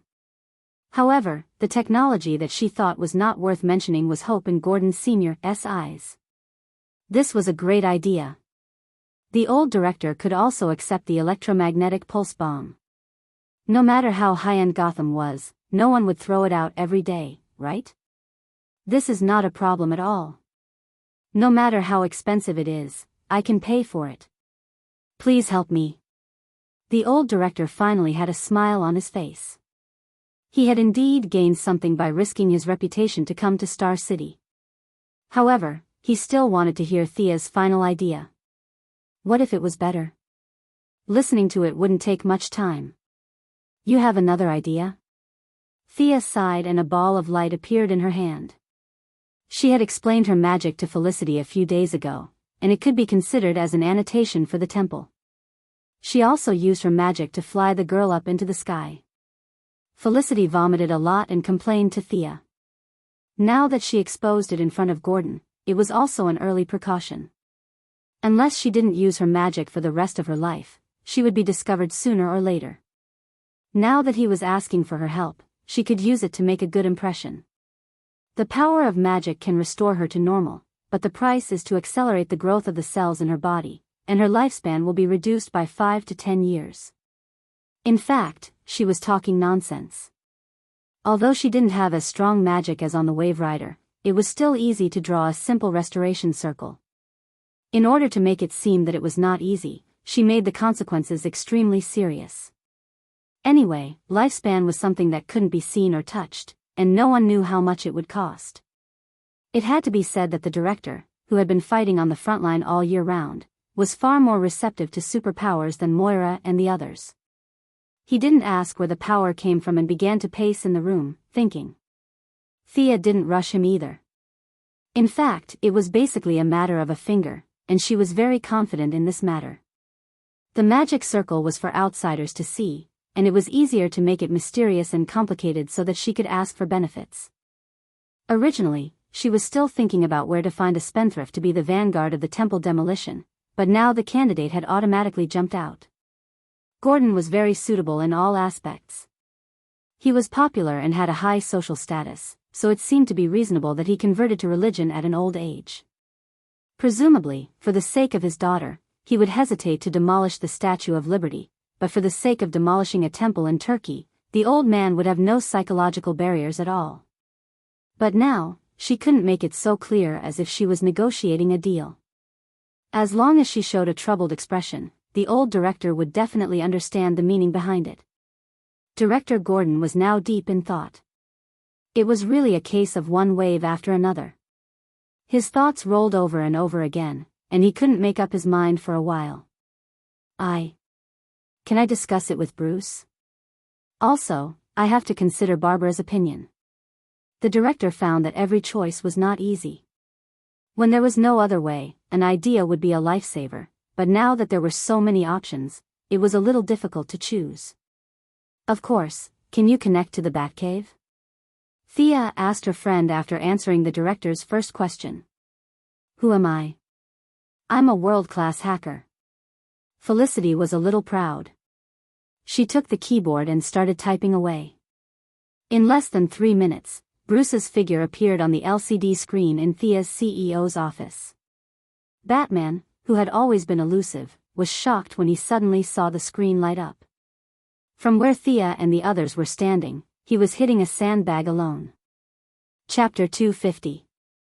Although there was a hint of panic in the corner of Batman's eyes, he quickly regained his composure.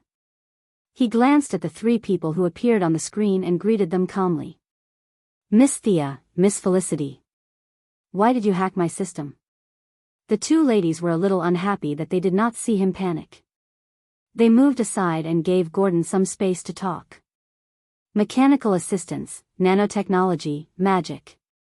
Batman knew that Thea had some tricks up her sleeves. Her magic did not exceed his expectations. However, he was still hesitant when faced with three choices. When it came to the health of his loved ones, he would not use his own values to judge it. If Alfred was fatally injured, he would do everything in his power to save him. Although Barbara was not as important as the old butler in his heart, she was still his family.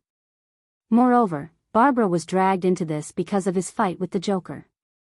Batman felt guilty for causing Gordon Sr. to suffer such a serious injury at such an old age. However, in his mind, the nanotechnology solution was the best. His thoughts were similar to Gordon Sr. How could there be so many electromagnetic pulse bombs?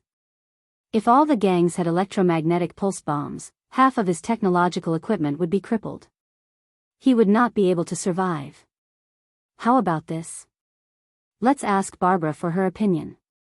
I'll go find her now. Batman cut off the signal. His computer skills were not bad. Thea and the others did not hide anything from him. Soon, they found the Batcave where Thea and the others were connected to at the Quinn Group's headquarters in Star City. However, Batman could not find any loopholes in his system even after checking for a long time. The system that he worked so hard to create was easily broken by Felicity. This made him a little speechless. I'll take a closer look when I come back, he said as he went out to pick up Barbara. Why did he cut off the signal? Can't he pay for the electricity in the Batcave? Thea and Felicity were puzzled. He's just like that. You'll get used to it. Gordon knew Batman very well.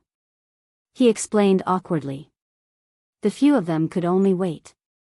Thea arranged for her assistant to transfer a helicopter. If there were no accidents, they would have to make a trip to Gotham. Her spellbook did not have any teleportation magic. In the future, Steel Bones could teleport because of the Mother Box technology in Apocalypse. Spatial knowledge was profound and complicated, and it was not something she could get involved in now. In less than half an hour, the monitor in the room lit up again. Needless to say, it was Batman who hacked in, Thea mouthed to Felicity, which meant to tell her to quickly upgrade the corporation's system. What did this mean? This meant working overtime. Felicity was full of resentment at Batman on the screen. Barbara, who appeared before the two girls, was extremely haggard. The beautiful red-haired girl from before seemed to have completely withered, and she looked listless.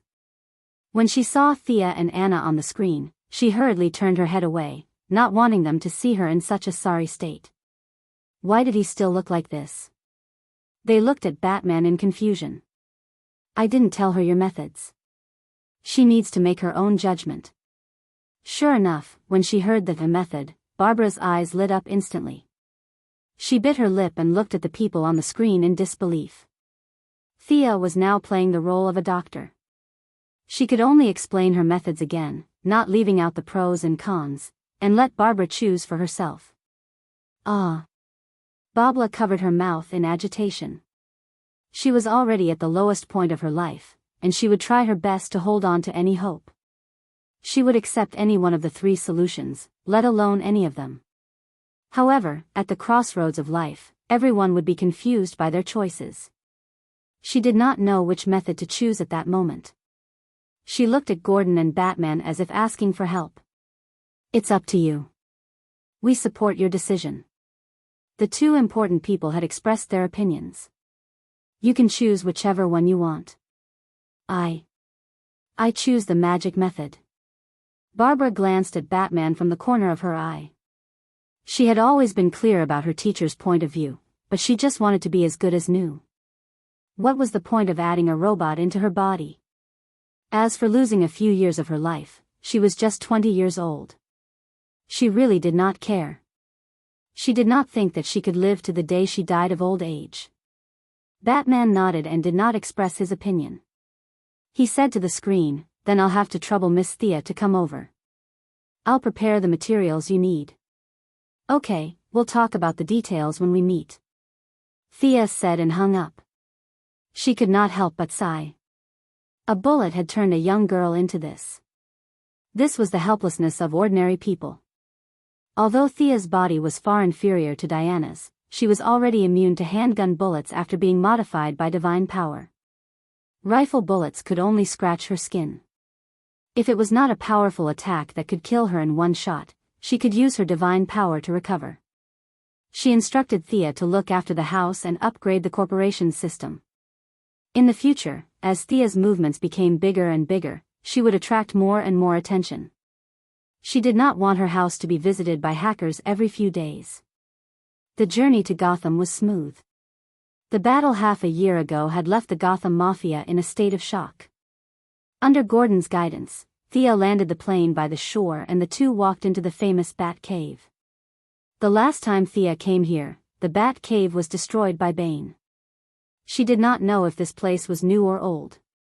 The eerie and terrifying environment was very Gotham. It was comparable to a haunted house. With the help of the Eye of Horus, Thea roughly scanned the area and found 3 secret rooms. She wondered how much of the famous Project Babel was written. Miss Thea, remember my words. Don't mention Dick in front of Barbara. Thea, who was wearing a pair of high heels, felt uncomfortable walking in the deep and shallow cave. The old director seemed to remember something and quickly reminded her. I know, don't worry. On the way, Thea had a rough understanding of the situation after they parted ways. The first Robin, Dick Grantham, had left Batman and walked on his own path. He changed his name to Nightwing and broke up with Barbara peacefully. He was no longer in Gotham. Batman could only look for a new assistant. He chose the burly Jason Todd to be the second Robin. After Barbara suffered a heavy emotional blow and suffered a heavy physical injury, Batman had to find another place to train Jason Todd. He was afraid that she would think badly of him. Yo, Uncle Bruce, you look good. When Thea entered the house, she saw Batman writing code with a gloomy face. Of course, it was not because he wanted to become a coder. It was all because of Felicity. Bruce nodded. I'll take you to see Barbara first. I just injected her with a tranquilizer.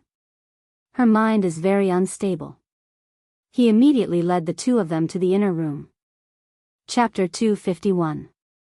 Barbara, who had been injected with a sedative, was lying quietly on the medical chair. Although Batman did not know the rhythm of her treatment, he still passed a pile of medical reports to Thea. Thea glanced at the reports that were as thick as a book in Batman's hands. She took out 2 X-rays and waved her hand to indicate that she did not need to look at the rest. How long would it take for her to finish looking at this pile of reports? She was planning to go home for dinner later. By the time she finished looking at all of them, it would be tomorrow morning, right? Do you have X-ray eyes like Superman's? Batman saw that she was looking at the X-rays while staring at Barbara intently. She was not rolling over, and there were several layers of clothes between them. What could she see? He held it in and finally asked. I'm far inferior to him. Actually, the difference between the two was not that big, but Thea still described her abilities as inferior in all aspects. Old Gordon did not care about X-ray eyes at all. He would use any means to save his daughter. He roughly pushed Batman aside and said, Thea, do you think Barbara's injuries can be cured? Batman knew that his old buddy was angry with him, but what could he do? He could not pin Gordon to the ground and beat him up, so he could only stand by and watch silently with a bitter smile. Thea carefully examined Barbara's injuries. They were not serious. With the current level of technology, this would definitely be a life-ending injury, but for a magic user, especially Thea who had many light-type spells, it was a matter of minutes. However, she could not cure it so easily. The more precious something was, the more complicated it was to obtain it. If she did it too quickly, they would think, it's that simple. Let me treat you to a meal as repayment. It's too dark here. My spells require a lot of light-type energy, and the effect will be very poor here. Can we go out and treat her? Thea pretended to check and turned to the two of them. She was afraid that they would not believe her and casually summoned a ball of light. This was not an act. They were deep underground, and the absorption of light-type elements was greatly affected. Then let's go to my old house. We can go up directly from here. It was a very normal request. Batman was a little disappointed that he couldn't use the high-tech equipment in the Bat Cave to record Thea's spellcasting process, but he still led her to the elevator with a calm expression. Gordon Sr. followed them with his unconscious daughter. The four of them took the elevator and walked through the dark cave. Not long after, Batman opened a secret door, revealing a luxurious room. "Welcome to the Wayne family, Miss Thea. This is my butler, Alfred Pennyworth," Batman introduced to Thea, pointing at the old butler who had rushed over after hearing the commotion. Thea also admired this loyal old butler. After exchanging a few pleasantries with him, they didn't waste any time and went to an outdoor lawn in Wayne's house. There was plenty of sunlight here. Thea looked around and motioned for them to wait at the side. She began to draw a recovery magic circle. She was using the celestial spells from the unicorn's memory. Even if Batman later asked Zatanna about this magic circle, he wouldn't be able to get anything out of it because they were not of the same system. Besides, Thea didn't think that Batman would have the habit of discussing magic with Zatanna, his childhood sweetheart. After drawing for a full half an hour, a sacred and ethereal pattern appeared on the lawn of Wayne's house. The old butler felt a little sorry for their lawn. He had taken care of these flowers and plants for so many years, but now they were torn apart by Thea's scribbles. It made him very sad, but when he saw Chief Gordon's pale face, he held back and said nothing. Thea squeezed out a few drops of sweat and pretended to be very tired. "Come on, let Barbara in." "Forget it, you will destroy my magic circle." "I'll do it myself." Wrapping the unconscious Barbara with magic, she floated on the ground and landed directly in the center of the magic circle. This small display of his skills also strengthened the confidence of these people. The casting process could be completed in a minute, but Thea deliberately prolonged the process. All kinds of chanting, hand gestures, and circling around the magic circle took an hour before she stopped. "It's almost done. The rest of the magic will operate automatically." Thea was busy for a long time. She sat on the side and took out her mobile phone to write a text message to Moira, indicating that she had found a fool and asked her to call to cooperate with her act. Although the mother and daughter didn't communicate in advance, Moira understood very well. Soon, she called directly. At first, the two talked in a low voice, but their voices became louder and louder. Finally, Moira's sobs came from the phone. Thea hung up the phone. Gordon and the others looked at each other, not knowing what to do. "Miss Thea, are you in some kind of trouble? Is there anything I can do to help?" Old Gordon didn't know if his daughter's injury had healed. Looking at Barbara, who was surrounded by azure magic in the magic circle, he was afraid that Thea would have a problem. Of course, Thea couldn't answer every question. She pretended to decline several times to show that she was fine. However, Director Gordon felt that he owed her a great favor. After repeated questioning, Thea could only package her ability with the Temple of Artemis. Temple of Artemis? Batman, Old Gordon, and the old butler, the three of them added up to more than 150 years old, were all shocked by the sudden change in the topic.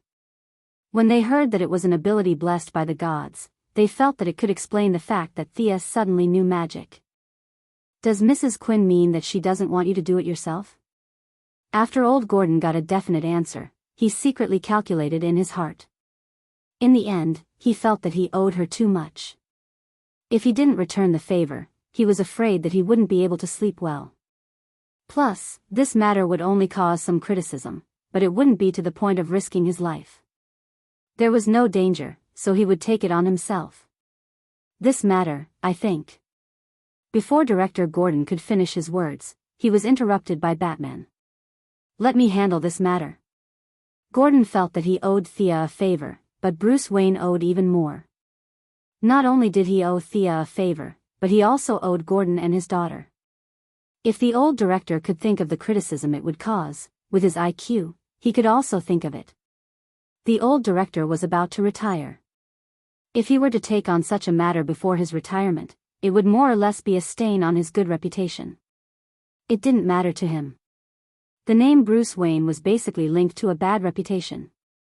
Now that he had entered the Gotham police force, it was more or less better. However, the number of media outlets in the world that hadn't scolded him could be counted on one hand. He had enough social reputation, and his skin was thick enough. It was just right for him to do this. He asked Thea in a low voice for some details. Thea pretended to be embarrassed, but Batman was very determined. Compared to her helping them, this matter was insignificant. "Don't worry, leave it to me." Thea declined several times, but finally accepted the plan under the persuasion of the others. Chapter 252. Now that she had achieved her goal, Sia sped up the healing process and finally finished the treatment half an hour later. "Why isn't Babla awake yet? Did it fail?" Gordon Sr. asked anxiously when he saw that Babla was still the same. Thea was also a little puzzled and looked carefully. Bruce injected a little too much sedatives into her body, so, the few of them were a little dumbfounded. After a while, they finally woke Babla up. Gordon Sr. first asked his daughter how she was feeling. Babla was dizzy and it took a while for her to understand that the treatment was over. She touched her back in disbelief. "I think I can feel it." The old director helped her walk a few shaky steps. The first few steps were thrilling, but the later they became more and more steady.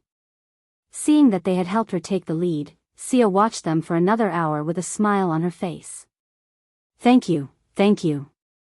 When Babla realized that she had completely returned to normal, she gave Sia a big hug, but then she felt that she had neglected everyone else.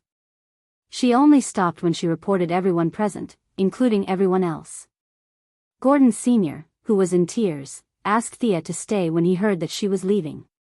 He only stopped when he sent her to the tarmac at the back of the mountain. He was so grateful that he might even blow up the White House, let alone build a temple in Turkey. Thea had just started the plane and it was very noisy. When she saw the old director waving at her, she thought that he was sending her off and didn't care. However, when she saw him waving his hands and sweating, she realized that something had happened.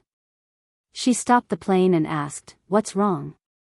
"Bruce called and asked us to hurry back. He's in the Bat Cave and it's urgent."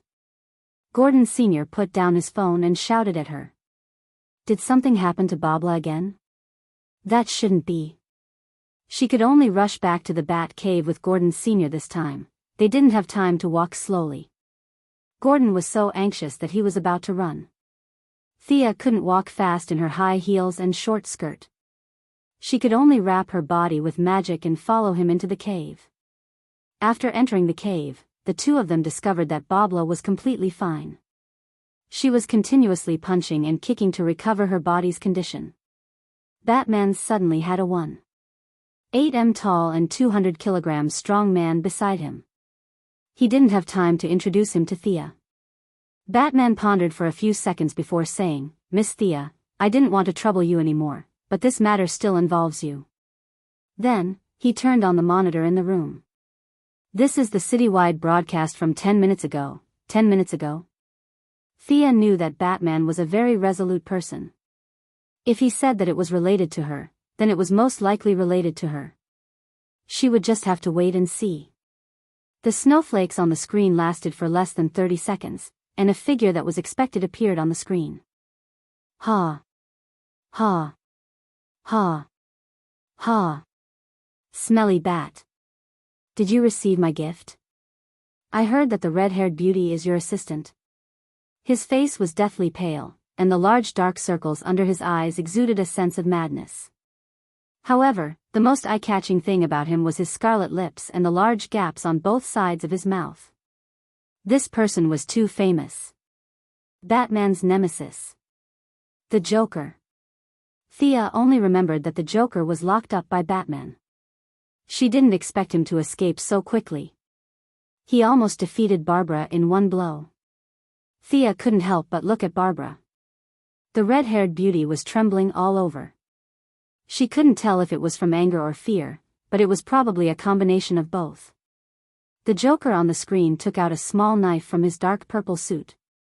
He ran his fingers through his yellow hair and flashed a smile that he thought was very elegant.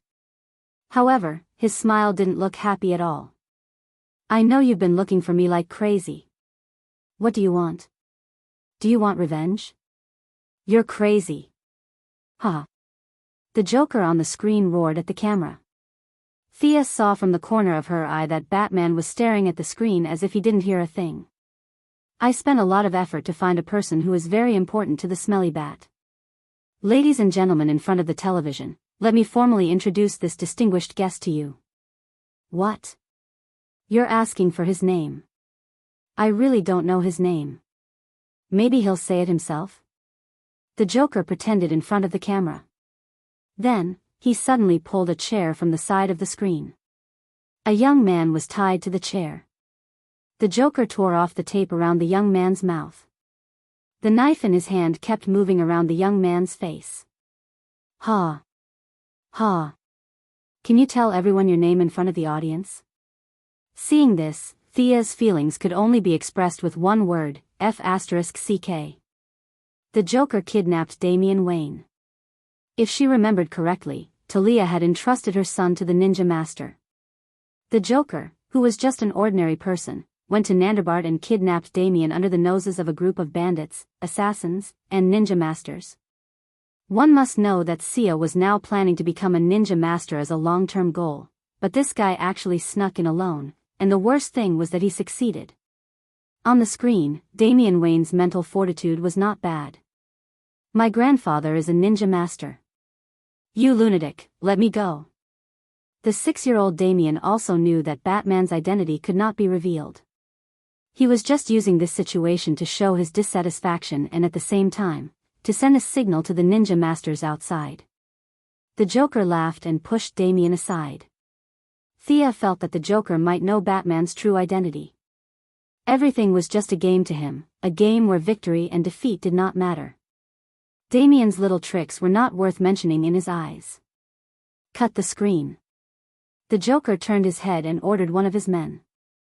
The screen was dark, but soon, a series of photos appeared. Even though they were blurry, they could still see a red figure flying in the air. F***ck. Thea finally knew why Batman called her back. Wasn't that her on the screen? This should be the day when she blew up the Arkham gas pipeline and lured Solomon Grundy away. There were not many photos. The Joker quickly returned to the middle of the screen. This guy is the Smelly Bat's new partner. He seems to be related to the Smelly Bat in some way. In order to track him down, I spent a lot of time, and finally, I found him. Thea's heart skipped a beat. This guy found out about her identity? Did he go to Star City to commit a crime? Malcolm was a big villain. It was unlikely that he would be caught, and it was even more unlikely for Diana. Could it be Moira or Felicity? I found his sister. This brave boy's mother. The great love of a mother. She risked her life for her son. This mother very politely agreed to be my guest. Smelly Bat, you must hurry and save him. Ha. Ha. Ha. The Joker finished and the screen went completely black. My sister? Who? Thea was a little dizzy. I only have 2 brothers. Who is this sister? She thought about it. A memory not too long ago surfaced in her mind. This guy caught Talia. Chapter 253. Thea's admiration for this person could only be described as a torrential river. Not only did this guy snatch the ninja master's grandson, but he also kidnapped his daughter. He was probably the only one who could fully express the meaning of the word, courting death. As an ordinary person with no special abilities, no technological equipment, and no combat training, he was the only one who dared to offend a ninja master to such an extent. Talia, Damian, and Thea had nothing to do with him. She could ignore him and go home for dinner, but Batman had just agreed to take the blame for her, so it was not appropriate for her to just leave. Furthermore, the clown had already noticed her. If she did not get rid of him, who knew if Star City would be implicated? Thea did not care about these so-called high IQ criminals. If one magic couldn't get rid of them, she would use 2. Both sides had different worldviews, so how could they fight? What's your plan? Thea looked at Batman seriously. His wife and child were kidnapped, and Barbara was seriously injured. If he said that he did not have any ideas, then he was not a man. Let's split up. Did you bring your equipment? Batman suddenly realized that Thea's business suit and high heels did not seem suitable for combat. Thea took out a travel bag from her space ring and gestured to him. The few who had seen her magic were fine, but the future Red Hood and current second-generation Robin, Jason Todd, was shocked. He rubbed his eyes and could not see where such a big bump came from. The clown seems to have imprisoned the two of them separately. We each go in one direction and quickly save them. According to my judgment, he should be in this chemical plant. I'll go there. Batman pointed at a certain spot on the map. You can leave this factory to me. Okay. After saying that, Sia went to change her clothes with Babla. With her physical fitness, she could wear the combat suit or not, but ordinary clothes were not very convenient in battle. Moreover, after being shot, the clothes would be full of holes, and it was easy to expose her body. Wait! Jason Todd shouted to stop them. Mr. Bruce, what about me?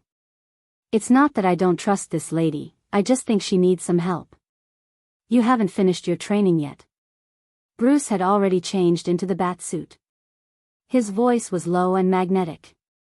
Bang! Bang!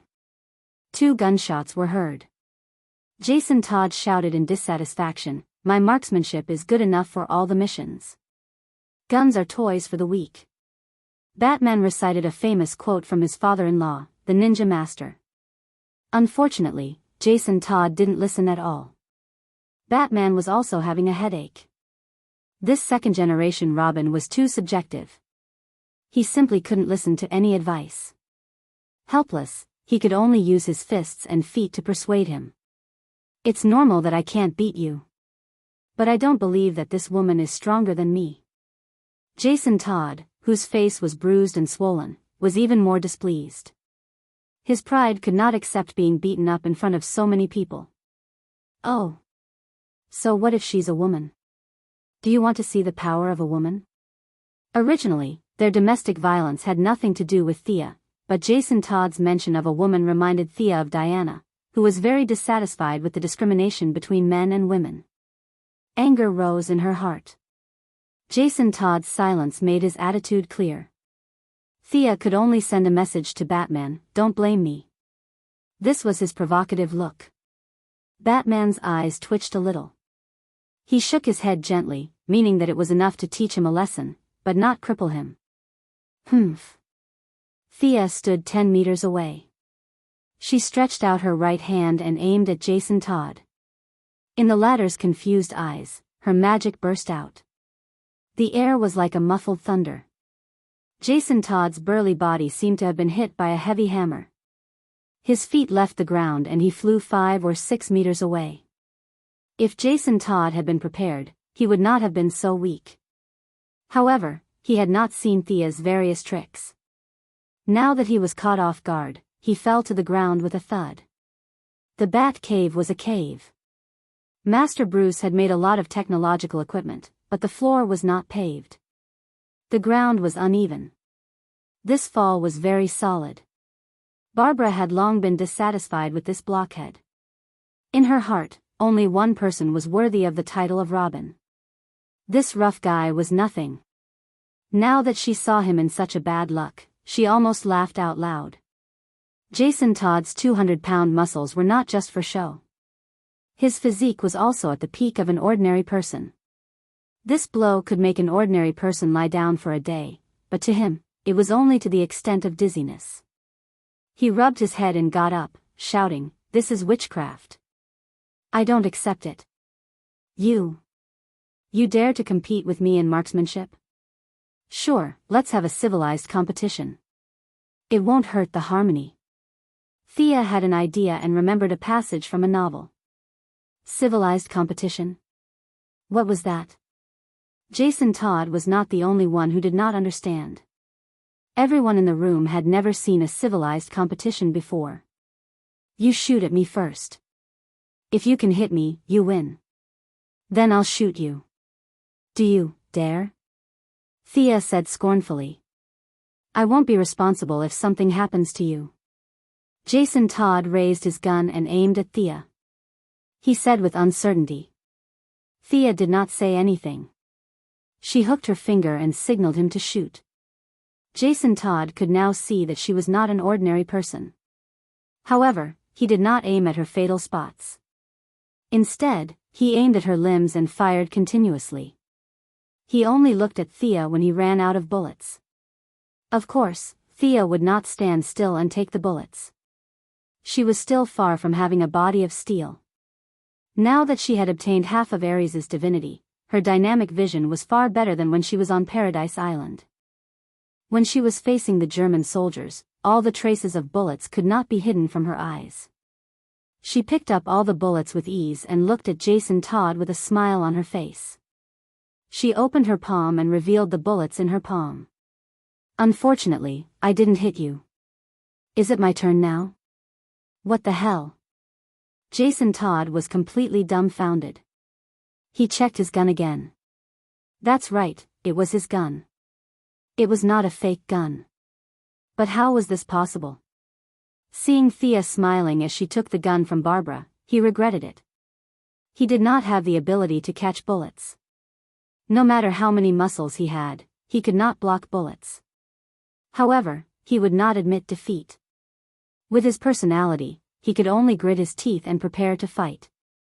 All right, Barbara, take Thea to change her clothes. Let's get going. Batman saw Thea slowly raise her gun.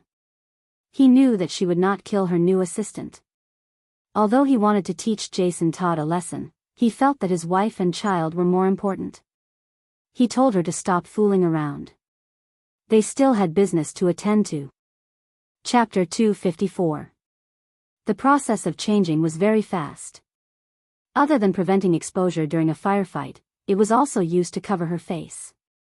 With Thea's current physical strength, she could fully unleash the skateboard's maximum speed of 400 km per hour without any anti-compression equipment. The skateboard that had once tortured Ares with its speed could no longer keep up with her strengthening speed. She urgently needed faster and stronger technological equipment. After asking for the location of the target, she took the communicator that Barbara handed to her and split up with Batman in the Batfighter. Barbara, whose computer skills were quite good, was now in the Bat Cave, relaying various information for them. As for Jason Todd, even if he was magnanimous, it would still take him a few days to recover from today's psychological trauma.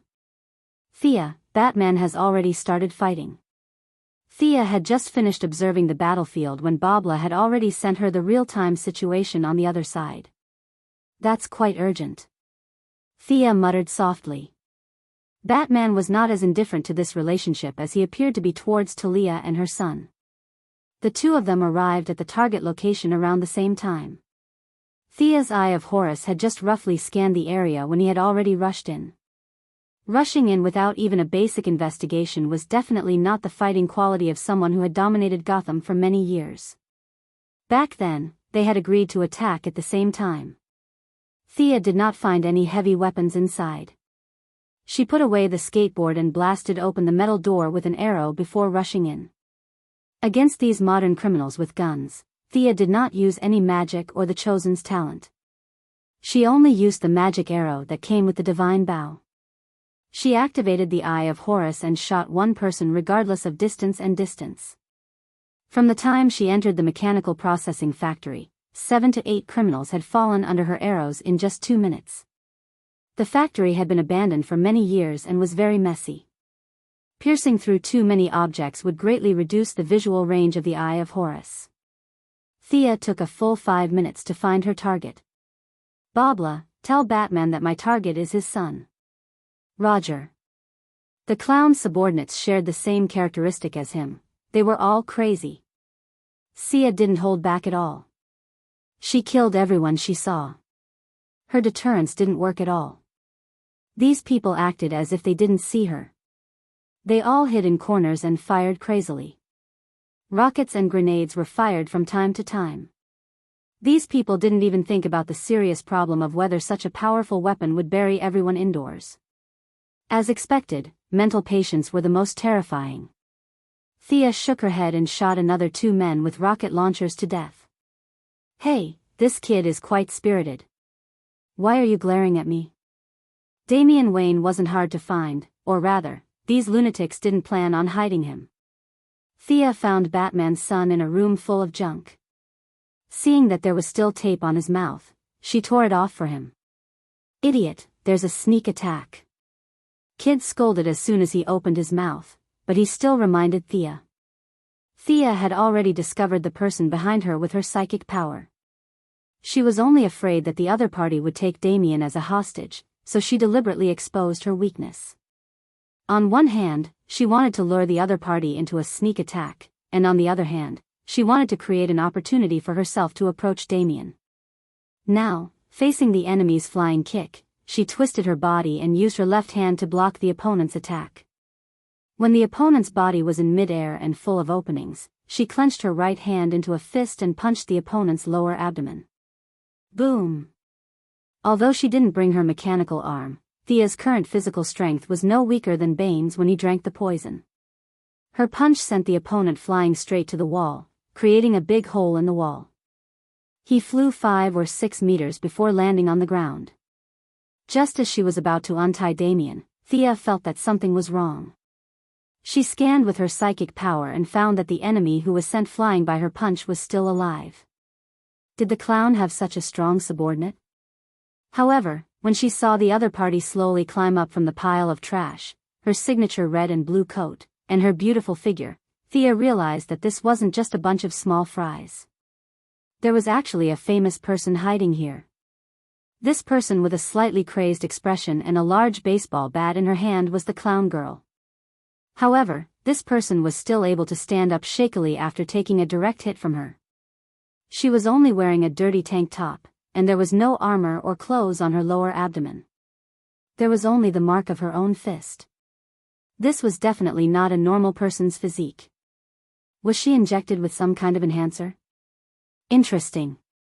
It would have been troublesome to deal with this person when she first arrived in Gotham, but now, you're Talia's sister? You're much stronger than her. Although the clown girl stood up, the feeling of being punched was not pleasant. She felt that her intestines were about to break, and she was only holding on for now. She's not my mother's sister. She's an imposter. Before Thea could say anything, the naughty child beside her started to strongly disagree. 3 black lines appeared on Thea's forehead. What do you think you're doing? Imposter. I wouldn't even bother to impersonate Talia's sister, Nissa. As expected, naughty children are the most annoying. If it wasn't for Batman, I would have beaten the sh*t out of you. Depressed, Thea was too lazy to explain that there was a beautiful misunderstanding. In fact, she welcomed this kind of misunderstanding. Clown duo, if you have any grievances in the future, you can go to the Ninja Master. Of course, it would be even better if you misunderstood that I'm Darkseid's relative. It would be nice to think about how the clown blasted the Apocalypse Star into space dust. Cut the crap. Come here. Thea nimbly cast Magician's hand and dragged the clown girl to her front. The clown girl was trying to say more while waiting for her body to recover. Unfortunately, Thea observed the clown girl closely. Although the clown girl's face was painted red and blue, making her look like a monster from afar, she was actually quite good-looking. Her body was exactly what all men in this era dreamed of. How could she be a lunatic? The naughty child, Damian, was completely silent. He no longer dared to make a fuss about the imposter. From his point of view, he only saw Sia waving her hand, and the clown girl appeared in front of them with her feet off the ground. It was as if there was a pair of invisible big hands in the air that were strangling her neck. This scene still had a lot of impact on Damian, who was only 6 years old despite his maturing mind. He looked at Thea's face from the corner of his eye. Is she really here to save me? She can't be father's enemy, can she? Even though he told himself to stay calm, his legs still felt weak. Damn it, what kind of eyes are you looking at? The clown girl was almost suffocating. She was not afraid of death, but Thea's look of looking at her as if she was some kind of rare animal made her angry. She pulled out her revolver and aimed at Thea's head. She can still move? This was a little out of Thea's expectations. She reached out 2 fingers and caught the bullet. Under the clown girl's horrified gaze, she also took the revolver from her. She held it in her hand and gestured a few times. The gun felt really good, but unfortunately, Thea had no love for it. Chapter 255. The gun was a good gun with excellent performance in all aspects. As for people, Thea kept looking at the clown girl. Should she strangle her or shoot her? Forget it, she's a woman after all. Why should a woman make things difficult for another woman? Let's see if there's any chance of saving her. Thea withdrew the idea of killing the clown girl and silently used her mental power to try to brainwash her again. However, the magic that worked every time encountered a setback for the first time. The clown girl actually resisted her mental invasion. This was something new. Thea increased the output of her magical power again. Initially, her magical power entered smoothly, but it was soon attacked by a strong mental wave. Both sides fought to a draw. In the end, Thea was afraid that the strong mental wave would burn the clown girl's brain, so she unilaterally withdrew her magical power. This B*TCH could actually resist the mental magic with her crazy willpower. It was Thea's first time seeing something so non-magical. She was even more curious. However, looking at the clown girl's pained face, it must have been a huge burden for her when the two forces fought in her mind. If she could resist it, wouldn't the clown's mental resistance be even stronger? I'll spare your life today. When I have time in the future, I'll find a few mental patients in Star City and study them. Thea turned the gun and knocked the clown girl unconscious with the butt of the gun. She untied Damien and threw the clown girl's gun to him for self-defense. Thea contacted the Bat Cave. Babla, the child has been rescued. How's Batman? Do you need my support? Before Babla could say anything, Batman's voice came from the communication device. You go back first, I'll be right there. She could hear that the battle on Batman's side was not over yet. The sound of gunshots and his fists hitting the clown girl's face could be heard continuously. The arrogant Batman. Since he said that he didn't need support, then forget it. His relationship with the clown was too complicated. It was better for outsiders not to get involved. After placing the clown girl behind the skateboard, Thea asked Damien, "Kid, are you afraid of heights?" You. How dare you look down on me? My grandfather is a ninja master." Although Damien was in awe of her strange abilities, he still grumbled unhappily. Okay, I got it. Come up and stand still, don't move." Thea interrupted his bragging and placed him in front of her. What's so great about that? If it wasn't for the fact that the ninja master was backed by the 3 palace demons, I would have dealt with him a long time ago. Pulling Damien along, he slowly flew out of the mechanical processing plant. Looking at the corpses on the ground, Damien was a little surprised. Are you really my father's companion? He doesn't kill people. The corpses on the ground were all killed with a single blow. It could be seen that the person who killed them didn't hesitate at all. Damien, who had already begun training under the ninja master, could see this. However, there were no sharp weapons left on these people's fatal spots. This made the 6-year-old Damien a little puzzled. He didn't know how Thea killed so many people. I'm not his subordinate, and I'm not from Gotham. He can't control me. Thea couldn't be bothered to brag about her bloody experience in Gotham to a child who was only a few years old. Back in Arkham, Batman didn't say anything when she went in and out, and there were corpses everywhere. He probably knew her habits when he asked her to come and save people. Moreover, she didn't kill all of them. There was still a guy with a name behind the skateboard. After leaving the processing plant, Thea added an air shield on Damien's body. It could effectively resist the pressure of flying at high speed. As for the unconscious clown girl behind him, her body seemed to be much stronger than a normal person's, so she didn't have to worry about her. The skateboard was very fast. They flew back to the Batcave in 20 minutes. Knowing that Batman was still cleaning up, Thea handed the clown girl over to Barbara. It was up to them to kill or cut her up in the future. She changed back into her own clothes and used the Batcave's network to handle some work matters remotely. As the CEO of Quinn Group, she had very little free time. Every day, there were a lot of trivial matters bothering her.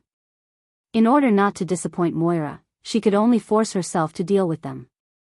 Fortunately, after being transformed by divine power, her intelligence and wisdom were far superior to that of ordinary people. She took advantage of the time to deal with some work every day, and it didn't drag down her training too much. Although the 6-year-old Damien was precocious, he was still a little nervous when he suddenly ran into a completely unfamiliar environment. He didn't know anyone around him. Barbara was paying attention to Batman's battle situation. When Jason Todd saw Thea coming in, he hid far away. Both of them ignored him. Gordon Sr.'s attitude was very friendly. He didn't care if the child was hungry or thirsty. The way he coaxed the child made Damien a little depressed. When he saw that Thea had changed back into her regular clothes, the urban beauty's outfit made him a little stunned. Although he didn't want to admit defeat, he was still a little shocked. This woman was really beautiful. Slowly walking to Thea's side and glancing at the documents on her laptop, Damien pretended to ask casually, "You're also an employee of Wayne Enterprises? You're very motivated." Thea was amused by the naughty child. "I'll say it again. I'm not your father's subordinate. Although my company's market value is not as good as Wayne Enterprises, the gap isn't that big. Not just anyone can hire me. Do you accept employment?" Damien asked in a low voice. Thea looked away from the office documents. What did this child mean? "You want to hire me? I'm not short of money." Before she could finish her words, she was interrupted by a rush of footsteps. "Thea, come and help take a look." She fell into a sulfuric acid pool. It was Batman's voice. Could it be that something earth-shattering happened to make his voice change? Thea put away her laptop and walked over quickly. Oh my God. When she walked to Batman's side, she smelled a strong corrosive smell. His bat suit was stained with a lot of unknown chemicals, but he didn't care about himself at all. His eyes were focused on the woman in his arms. Looking at the woman in front of him who was corroded by various chemicals, she didn't even look human anymore. Was this Talia? Thea looked down at Damien, who followed her. The child clenched his fists tightly, his little face was extremely tense, and he was trying hard not to cry. Was it really Talia? Thea looked at the woman's face again. The corrosion was too strong, but she could still vaguely see the shadow of the woman who had fought with her for 80 rounds. Thea, her injuries are very serious. Can you save her life first? Batman had completely lost his composure. His usual calmness was thrown out of the window. He was constantly injecting various injections into Talia's body, trying to keep her heart beating. Let me do it. Thea pushed Batman away and operated the Eye of Horus with all her might, constantly looking for all kinds of toxic and harmful substances that were corroding her body. The situation was not optimistic. All kinds of chemicals were madly corroding her body.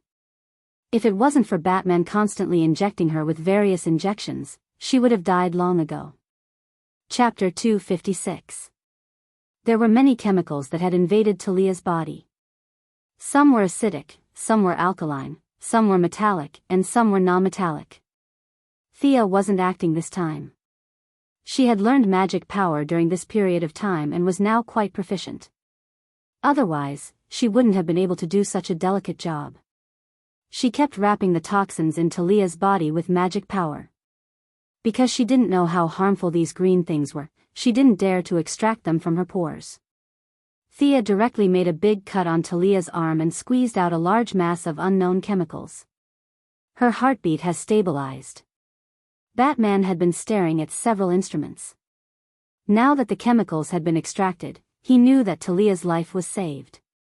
His efforts weren't in vain. Phew, Thea also breathed a sigh of relief. She was under the most pressure. She had used up a lot of her spirit and divine power, but the magic operation wasn't finished yet. Now Talia's condition had changed from dying to half dead. If Thea didn't do anything, she would basically be in a vegetative state. There were still a lot of chemicals in Talia's body. Many of them had already attached to her internal organs. Thea's knowledge of chemistry was far from enough to identify all the categories. At first, she only extracted all the lethal ones that she knew. She wasn't very sure about the rest. Maybe the two substances would react and kill Talia. Batman was needed here. After learning about Thea's problem, he said that he would be the one to solve it. He didn't need the help of others and ran off to the side to mill and grind the detection equipment. Thea naturally couldn't stay idle.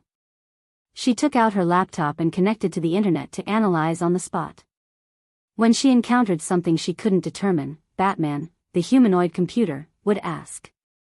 She extracted a few more highly harmful chemicals. The rest was really hard to determine. Fortunately, Batman was very fast. She didn't know what he had dismantled. It took him half an hour to make something that looked like a metal rod. Scanning Talia's body, he could collect the trace elements emitted from her body and connect to the main computer in the Bat Cave to analyze the characteristics and toxicity of the substances.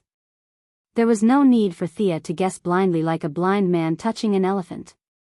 It seemed much more reliable. From time to time, Batman had to calculate the ratio of several chemicals to see if they were harmful to the capillaries, the intestines, and the respiratory tract. Sometimes 4 or 5 substances were mixed together, creating a messy relationship that even a genius like Batman couldn't figure out. What he couldn't do, Thea didn't bother to think about it. She just used the hard way. She made a deep cut near those unknown chemical substances and took them out first. Not far away, Damien watched as Thea cut her mother until she was covered in wounds. His heart ached terribly, but he also knew that it was time to save her mother's life. He watched them busying themselves anxiously. Halfway through, Barbara and Jason Todd also joined in to help, bandaging the wounds and cleaning the ground. The entire Bat Cave smelled very good. A large amount of blood mixed with countless chemicals extracted from Talia's body made Barbara dizzy and cover her nose. Jason Todd was a tough guy, but looking at his wobbly legs, it was obvious that he was forcing himself to hold on. "Are you completely fine?" Batman asked Gordon Sr. to take Damien out first, but after a while, he couldn't hold on any longer.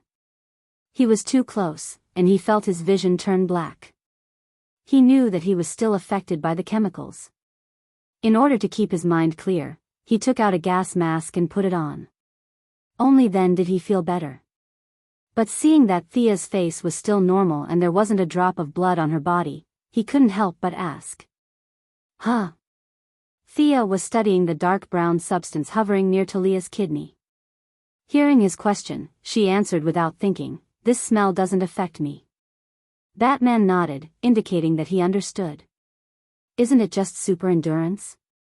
You're not the first person with this ability, so it's not rare. I'll note it down later." Thea didn't know that in Batman's little black notebook, there was a note about her super endurance right after her X-ray vision. After helping for half an hour, Barbara felt that she had done her best. She didn't have anything to do with Talia at all. Using the excuse that her injuries hadn't healed, she went home to sleep. This day's experience was really legendary for her. She came to the Bat Cave lying down, and now she could walk back as if nothing had happened. She needed to go home and think carefully about whether today was a dream. Jason Todd was a real man. Seeing that Thea was fine, he didn't wear a gas mask because he didn't want to admit defeat. Unlike Batman, he wasn't in close contact and could walk to the entrance of the cave to get some fresh air from time to time. Finally, he lasted an hour longer than Barbara and finally went back to rest.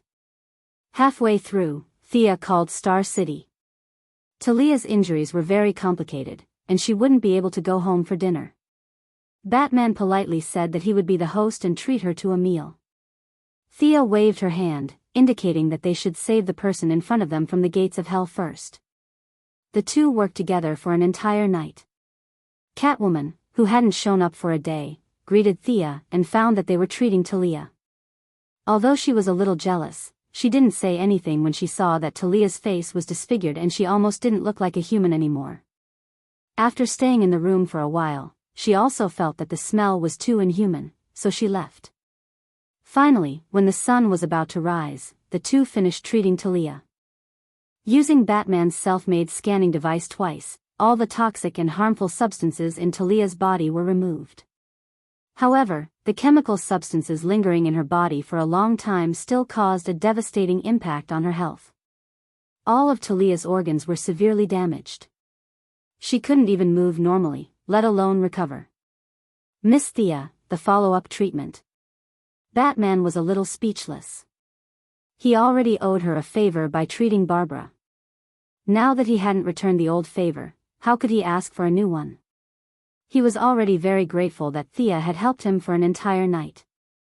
However, when he saw Talia's condition, he remembered the passionate woman from before.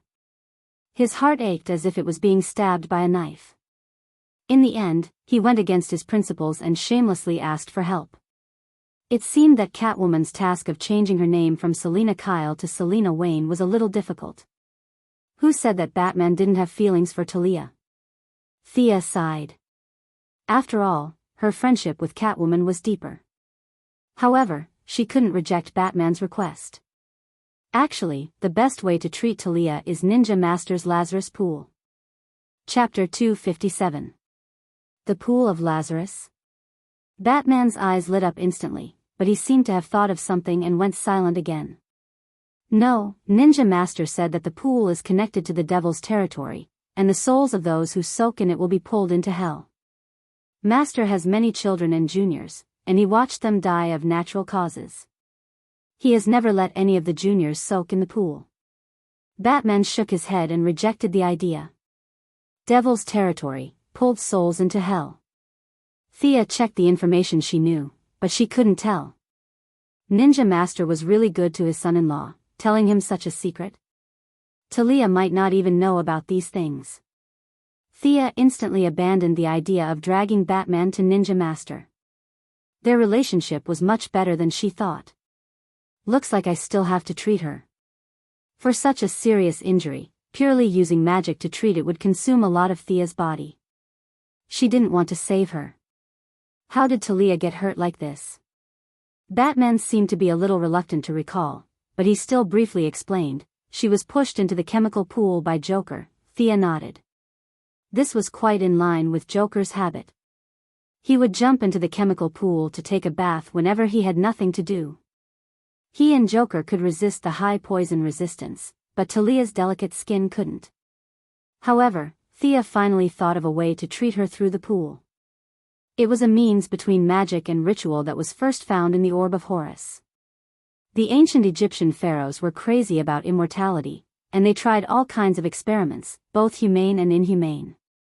They really found some ways to combine witchcraft, magic, and alchemy, and they recorded a few proven effective methods on the handle of the Sphere of Horus. When they were on the Wave Rider, the artificial intelligence Gideon had specially translated a lot of relevant information for Thea. How about this? I have a way to save her, but the ancient magic is different from the modern environment. Some conditions are not met, and I need some time to prepare. Also, Talia's body is too weak now. The effect of magic is to accelerate the body's self-healing, but her current physical condition doesn't have the foundation for recovery. Can you use medical methods to replenish enough nutrients? I'll go back and prepare. You can bring her to Star City in a week for treatment. You know that I've just taken over the Ryan Group, and I'm so busy every day. Thea shrugged, indicating that she could not come to Gotham every day to save his wife. Since he was a free man, he should come to Star City. All right, I'll leave everything to you. In this day and age, it was the patients who accommodated the doctors. Which doctor accommodated the patients? Batman felt that this was normal.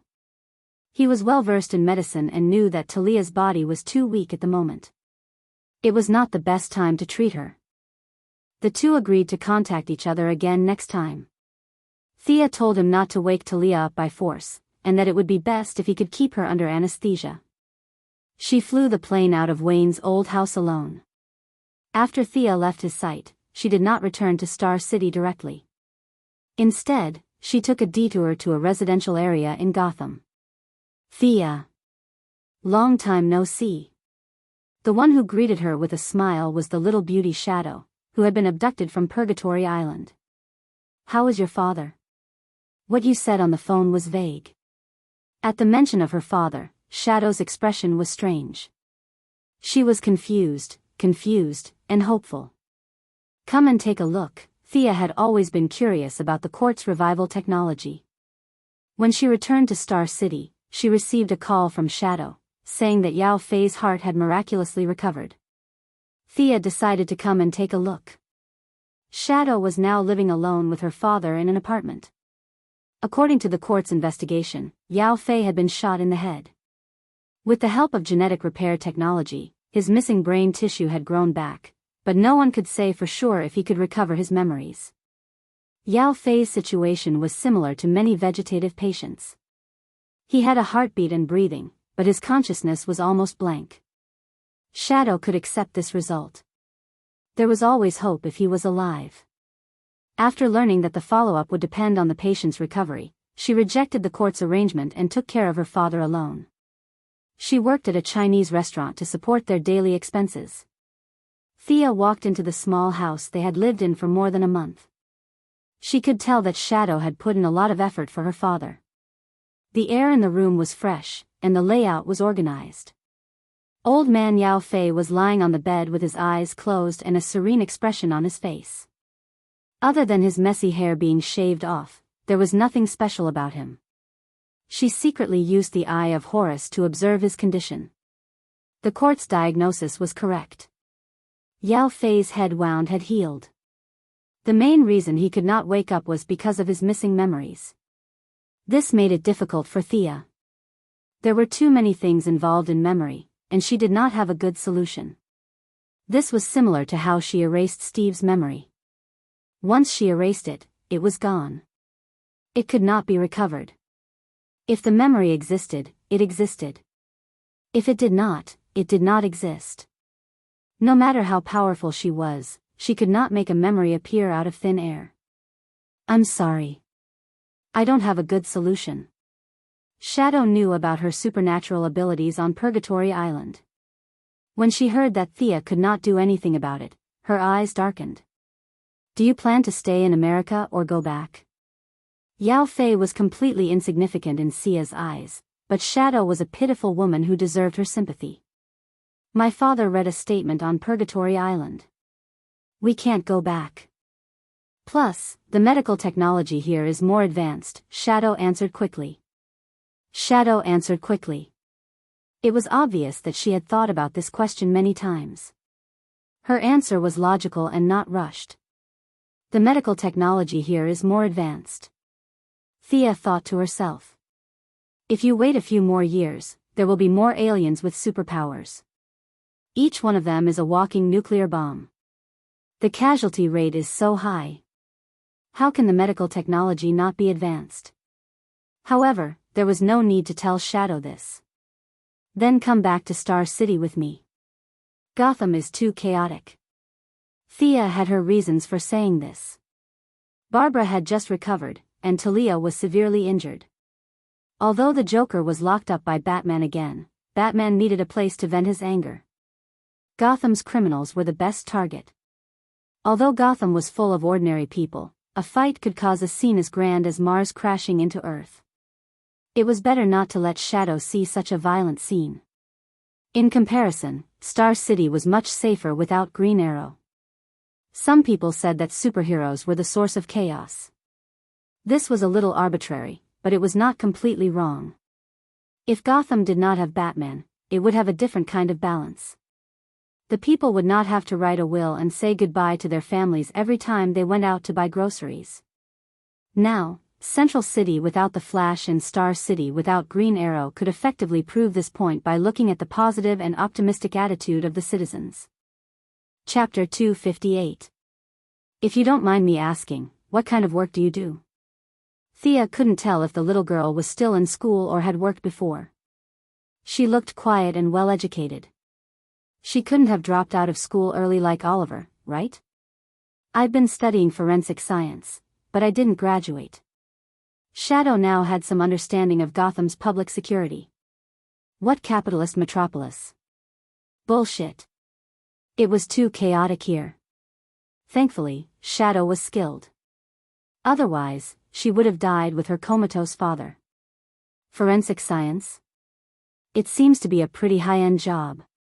Sia said that she would take care of everything and leave it to her. With her current relationship with the Star City Police Department, no one would say anything even if she didn't do anything. She told Shadow to pack her luggage and set off for Star City. On the way, Thea called a detective from the Star City Police Department and Detective Lance. The new detective, who was working closely with the police, didn't even ask about the person's profession or specialty. She didn't even ask if the person was a man or a woman. Detective Lance was a little dissatisfied with her decision, but he didn't interfere too much. After helping Shadow find a place to live, the Quinn group had purchased a large amount of land in the slums during the reign of Robert Sr. and Moira. Although Sia had worked hard to bring down the property prices of the entire Star City by 20%, she still had a lot of land in her hands. Knowing that Shadow had a strong sense of pride and was unwilling to accept too much help from her, Sia found a small apartment for the father and daughter to live in. Thea told Shadow to let her know if she needed anything, but she felt that her whereabouts were uncertain. She wouldn't be surprised if she went to another planet one day. She also left Felicity's phone number with Shadow, telling her that she could trust her and that she didn't have to look for her. After a busy day, Thea felt that she hadn't missed anything, so she flew back to the Quinn mansion. She was going to discuss with Moira how to cooperate with Batman to make big news. All the work was carried out in an orderly manner. In private, several senior government officials scoffed at what Quinn Group had done, but it was true that there was no harm to all the interests. They received the money very quickly, but when it came to the specific situation, they neither nodded nor shook their heads. The attitude of a senator named Hammond was particularly bad. After receiving money from the Quinn Group, he didn't even say a single good word. Instead, he mocked Sia and scolded her. In the end, he even used a look of concern for a mentally challenged child to warn Sia that young people should be down to earth and not bite off more than they could chew. I must kill him. At the dinner table, Moira had been pulling Thea, fearing that she would slap this talkative senator to death. This is infuriating. On the way home, Thea had been nagging. Several times, she wanted to send the court to catch this bastard in front of her and teach him a lesson, but in the end, she gave up under Moira's persuasion. After calming down, Thea had to admire Superman's good temper. The ugly faces of these people in power, even an earthling like her had the intention to kill, but he, a strong alien, was able to endure it. His self-restraint was really not simple. But calming down was one thing. She didn't intend to let this bastard go. She had even stabbed Ares to death, so why would she be afraid of a senator with an empty title? She even dared to attack Washington when he made her unhappy. But after the two sides met, something happened to him. Anyone could contact her. Thea was going to wait for a month, and when things calmed down, she would kill him. She wrote down this person's name on the first page of the small black book, Senator Hammond of Seaside City, and wrote the date on the side. Don't do it now. Moira saw her writing action. If she wrote it down so solemnly on the first page, she definitely wasn't going to thank him. She knew Thea's current ability, and she was not a soft-hearted person. She looked around and whispered to Thea. Understood, he can live for another month. The mother and daughter smiled without saying anything. It was self-evident who this he was. Time passed quickly, and a week flew by. Batman and Thea made an appointment to ask for the address, and then rushed over in his Batfighter in the middle of the night. This city is very quiet. Damien, who was sitting in the co-pilot's seat, insisted on following for some unknown reason. Batman also wanted to spend more time with his father. Thinking that there were no battles in Star City, he agreed after a little hesitation. Now, facing his son's question, he did not know how to answer. There were not many fights here, let alone battles. Without comparison, there would be no harm. Compared to Gotham, where submachine guns would begin to hiss at night, Star City was peaceful and looked like heaven. Was the difference that big? There were millions of people in Star City, but it was really peaceful here. Although Batman had flown through the city in a fighter jet, there were no violent scenes of robbery or murder in the city. Since there were no criminals, there was no need for a superhero, right? Soon, they arrived at Thea and Felicity's secret base. When they met, Batman could not wait to ask, "Your city is really great, what's the secret?" When Thea understood his question, she was a little speechless. What secret was there? The large gangs were all under Malcolm's control, and the few scattered gangs were not a threat at all. The rest of the unemployed were sent back to work, and the active ones were sent to other cities. After working hard for a day, they went to bed early. The small gangs could not find any new blood even if they wanted to. Several factors contributed to Star City's current peaceful and stable situation. After Moira came to power, she had a good reputation and spread her influence to the surrounding cities. In half a year, Star City gained hundreds of thousands of residents, all of whom migrated from the nearby cities that were rescued by the superheroes. "We're a small city, after all, small cities are like this," Thea replied embarrassedly. Batman brought Damian and Barbara, whom they had met before. Thea mainly introduced the naughty child to Felicity. After learning that he was Batman's son, Felicity, who had a good relationship with Catwoman, could not help but worry for her friend. "This child is already so big. Can you win against him?" Thea led them to a separate room. As soon as they entered the room, they covered their noses. "What a strong smell of blood, that's right, this is a secret technique developed by the ancient Egyptian pharaohs to seek immortality. It's called the blood pool. The effect is a little slow, but there are no after effects. It's suitable for Talia's recovery," Thea explained to Batman as she pointed at the large square pool in front of them.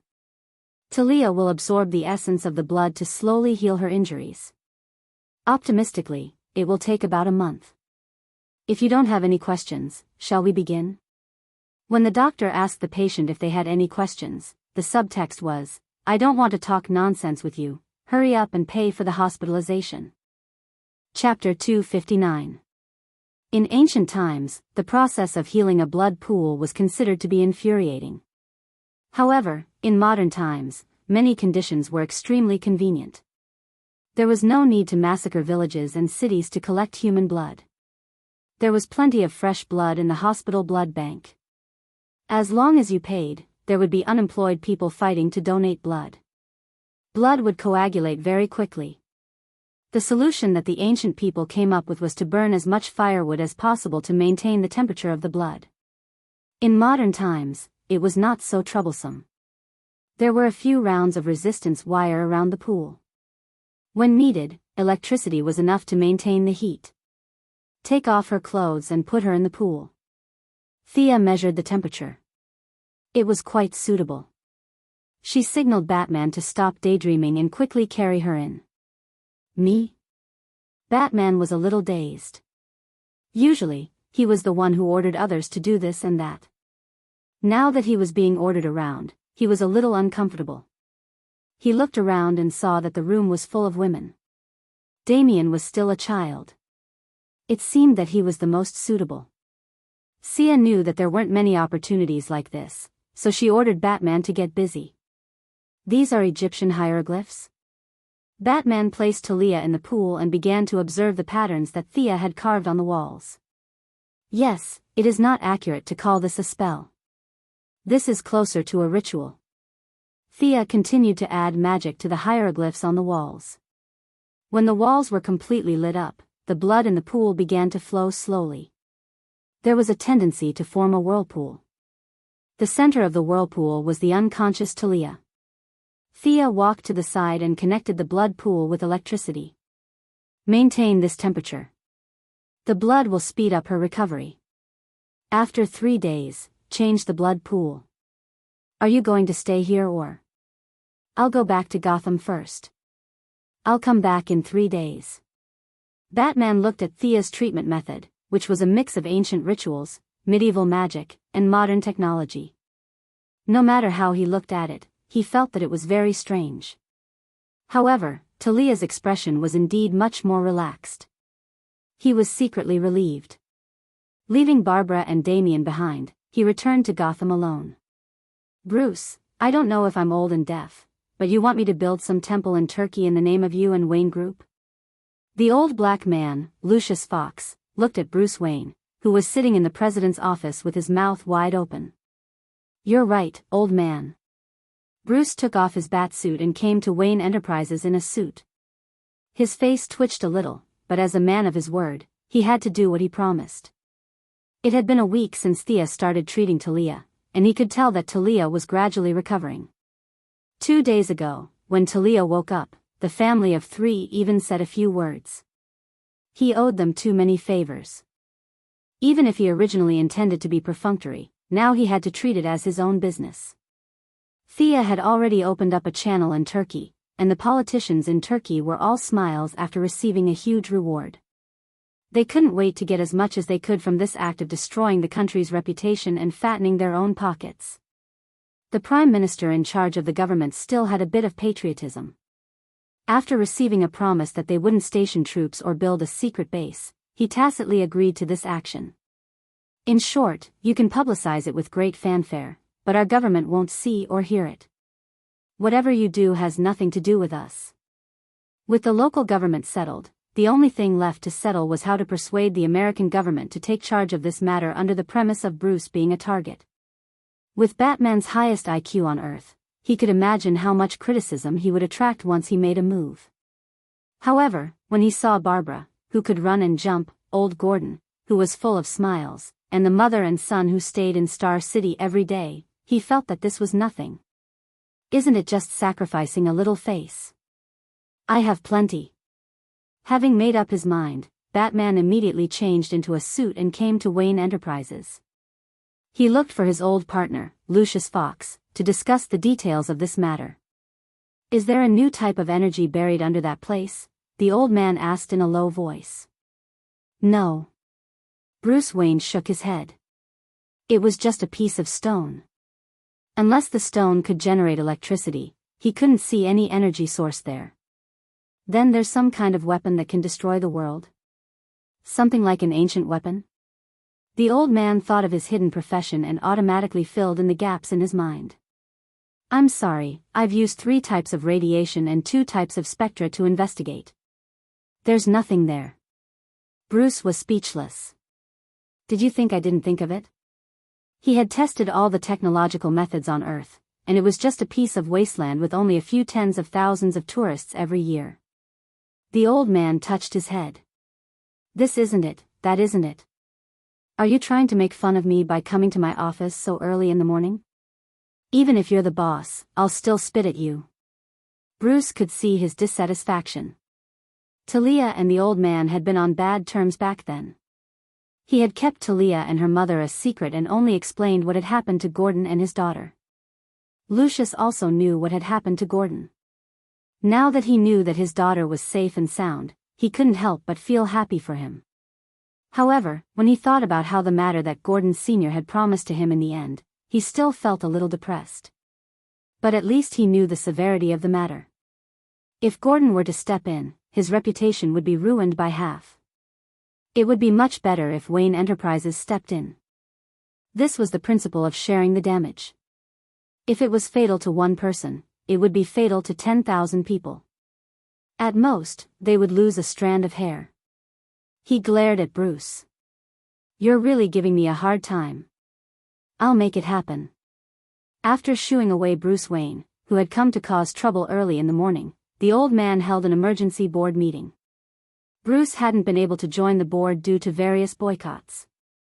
His shares were held by the old man, so he was qualified. The result of the meeting was neither happy nor depressing. Now, Wayne Enterprises had more than 20 directors. Thea controlled more than half of them openly and secretly. She had instructed them early on to neither support nor oppose today's proposal. The old man thought that the proposal would be met with fierce opposition, but he found that most people chose to abstain.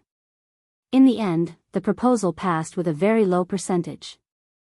Since it was approved, he could only accept the reality and began to do all kinds of lobbying work in the name of Bruce and Wayne Enterprises. The efficiency of the government had always been sluggish.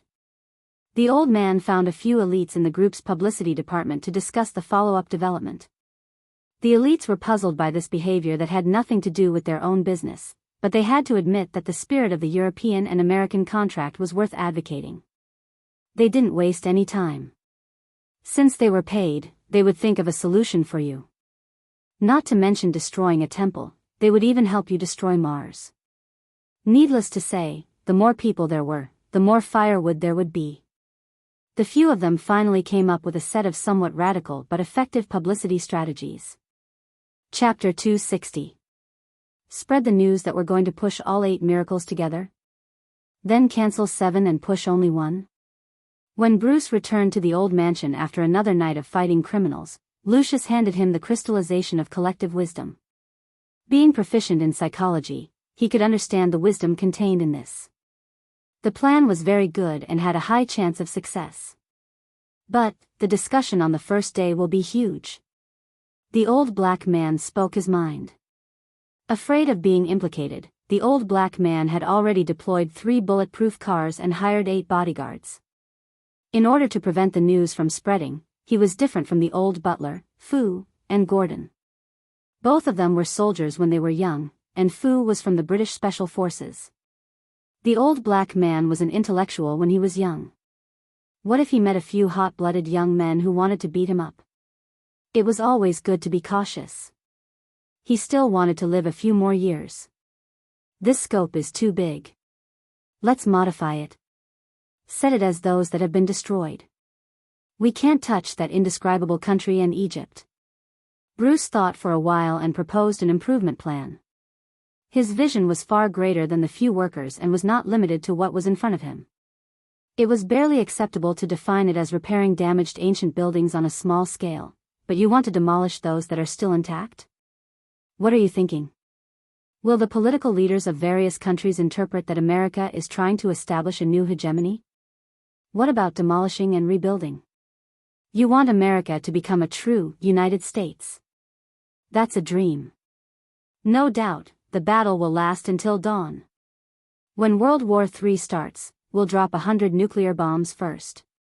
The old black man was also frightened by the scene he described.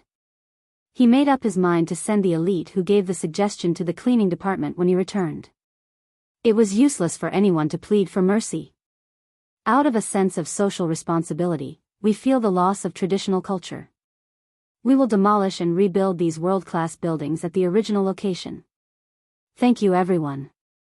The next day, the old black man, Lucius, gathered all the media he could find and announced the shocking news under the sleepy eyes of the crowd. Then, he quickly ran away. Did you hear that? What is Wayne Group doing? It seems like they want to rebuild something. Let me listen to your voice recorder. After Lucius left, the entire press conference fell into a strange atmosphere. The reporters were inquiring about the news from each other. Initially, they were whispering, but in the end, they all converged into one voice. F***CK, F***CK, F***CK. Wayne Corporation was going to make big news. When Bruce Wayne's feat was first revealed by the media, the public didn't believe it. The 8 wonders of the world had stood tall for so many years. Who would be so bored as to want to rebuild them? Wouldn't that be crazy? Everyone thought that it was a ridiculous move by the Gotham playboy to attract attention because he had nothing better to do. However, as Wayne Enterprises continued to hold briefings, they surveyed the land today and solicited ancient architectural designers from all over the world tomorrow. Only then did everyone realize that Bruce Wayne was serious this time. Like a stone that stirred up 1,000 ripples, the entire society started a heated discussion about this matter. As a young American with no heritage, this move was akin to spreading martial arts across the world, destroying the heritage of all countries with historical culture and pulling everyone to the same level. Many rebellious youths, who had been brainwashed by liberal democratic ideology, shouted loudly in support of Bruce Wayne in front of the cameras of the major media outlets. That was their idol. In the blind pursuit of these people, several high-tech products of Wayne Enterprises were almost sold out, and even the company's stock price rose slightly. Most of the domestic politicians in the United States felt that this matter had nothing to do with them and neither supported nor opposed it. A few guys who had received money from Wayne Corporation also expressed their support in the corners. The military was in deep trouble in Iraq and was very happy that Wayne Enterprises helped them divert the attention of the global media. A general named Ryan even publicly expressed his support. Compared to the tepid reaction in the United States, it was much more intense abroad. The British, who had a traditional relationship with the United States across the sea, thought that this was another test by the Americans to abandon their traditions and forget their ancestors. The Prime Minister, who was from the Conservative Party, scolded Bruce Wayne by name for 15 minutes in a televised speech. Even Amanda Waller, who was training Oliver as an agent in Hong Kong, was alarmed. She had just sent her subordinates to receive the clown girl. In fact, she wanted the clown more, but Batman's attitude was extremely tough. They could talk about anything else, but the clown girl would never be given to her. The two sides almost fell out because of this. Amanda was very upset. She thought that Batman would stop for a few days, but when this big news reached her ears, she was still shocked, speechless. Her first reaction was that Batman was crazy. Not the kind of crazy that was used as a modifier, but really crazy. But after gathering the information from all sides, she found that he was just like a normal person and didn't do anything antisocial or anti-human. It doesn't make sense. Why would Bruce do this kind of thing? Could it be a split personality? She instructed her subordinates to investigate. She investigated carefully and went through all the information behind the scenes. Amanda didn't believe that Batman had nothing to do and was so free that he would make fun of people all over the world. The Heaven's Eye Society's intelligence network was built with a lot of money. As the top management deliberately suppressed Steve Trevor's power, more and more resources were concentrated in Amanda Waller's hands. A task force that was good at dealing with intelligence was busy for a day and finally sent the behind-the-scenes results to Amanda's desk. Wayne Corporation was the one who pushed this in the first place? Amanda, who was rolling in conspiracies every day, automatically thought of Oliver Wayne, who was under her control. Was there a connection between these two things? After thinking about it repeatedly, she felt that there was no connection. She had accidentally found Oliver Wayne, and the Wayne family shouldn't have known that he was still alive. Then, this matter was pushed by Thea Wayne, who had a good personal relationship with Batman. Amanda didn't sleep for a night, and she couldn't figure out the purpose of Thea building the temple. Batman was such an unruly person, how could he be the scapegoat? There must be some inside story that she didn't know. She continued to investigate. This time, it was not easy to investigate. His subordinates busied themselves for half a month before they accidentally captured a picture of Sia shopping with a few women. A sharp-eyed agent spotted the red-haired Barbara, and only then did they roughly connect the dots. The paralyzed Barbara Gordon has been cured? How was she cured?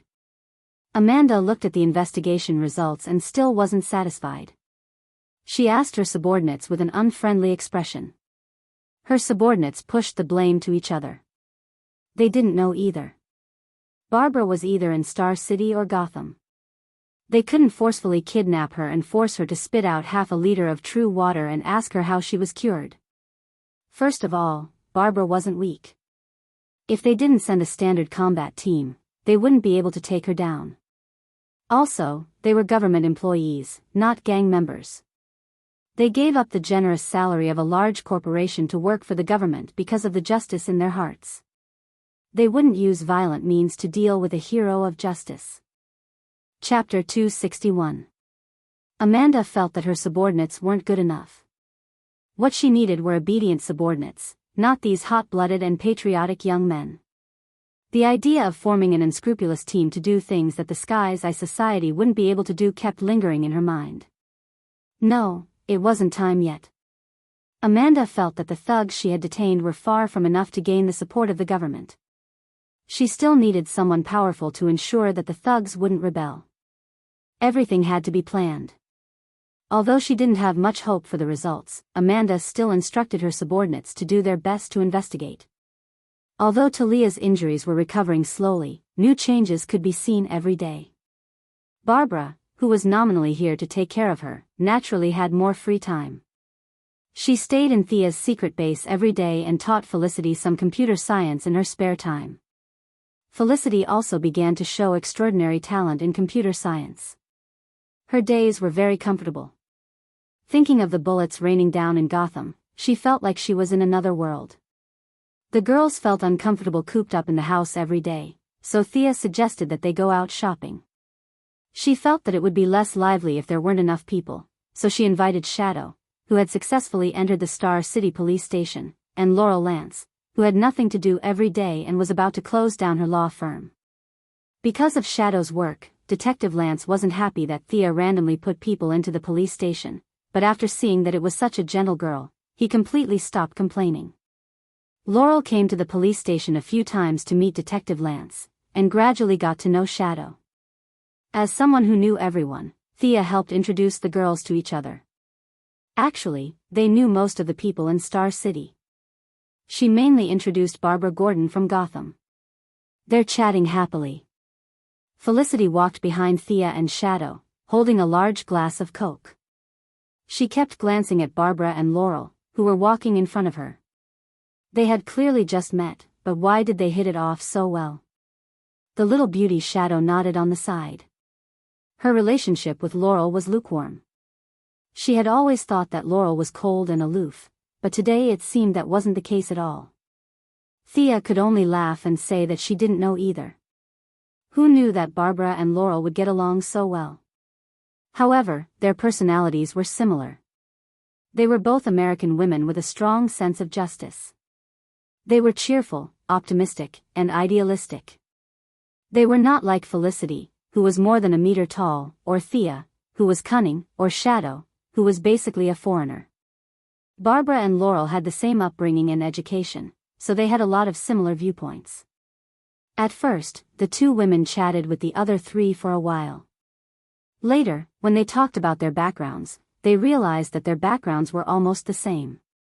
They came from divorced families, and both of them grew up under the wings of their upright sheriff fathers. A sense of identity formed between them, and they had more in common. Thea felt that if it wasn't for the fact that they were in the wrong era, the two of them would have already become sisters. "Is someone watching us?" Shadow whispered to Thea. Thea waved her hand, indicating that it was fine. The only person who followed Laurel around the Star City was her other brother, Tommy. However, Thea was still impressed by Shadow's keen senses. As an archer, keen intuition was essential. Yao Fei's training of his daughter was indeed commendable. "You all have great figures." The girls had been shopping for the whole day. They hadn't been robbed or killed. It was a luxury for Barbara to be able to shop so smoothly. They sent the things they bought back to their respective residences. Felicity suggested that they do Pilates. Laurel looked at the girls' figures in the changing room and touched her belly. She couldn't help but sigh. Thea, Barbara, and Shadow had all gone through a lot of training. They didn't usually show it, but when they changed their clothes, it was obvious that they were different from ordinary citizens like Laurel. Thea's muscles were slightly more normal after being modified by divine power, but Shadow and Barbara had muscles. "That's why we're here to exercise." Felicity quickly changed the topic when she saw Laurel's confusion. She stretched her arms and legs, indicating that she was also an ordinary person. Laurel recovered when she saw Felicity's ordinary figure. If 4 of the 5 girls were the type who were fit and beautiful, she would have given up on the world. However, the ratio was still a little high.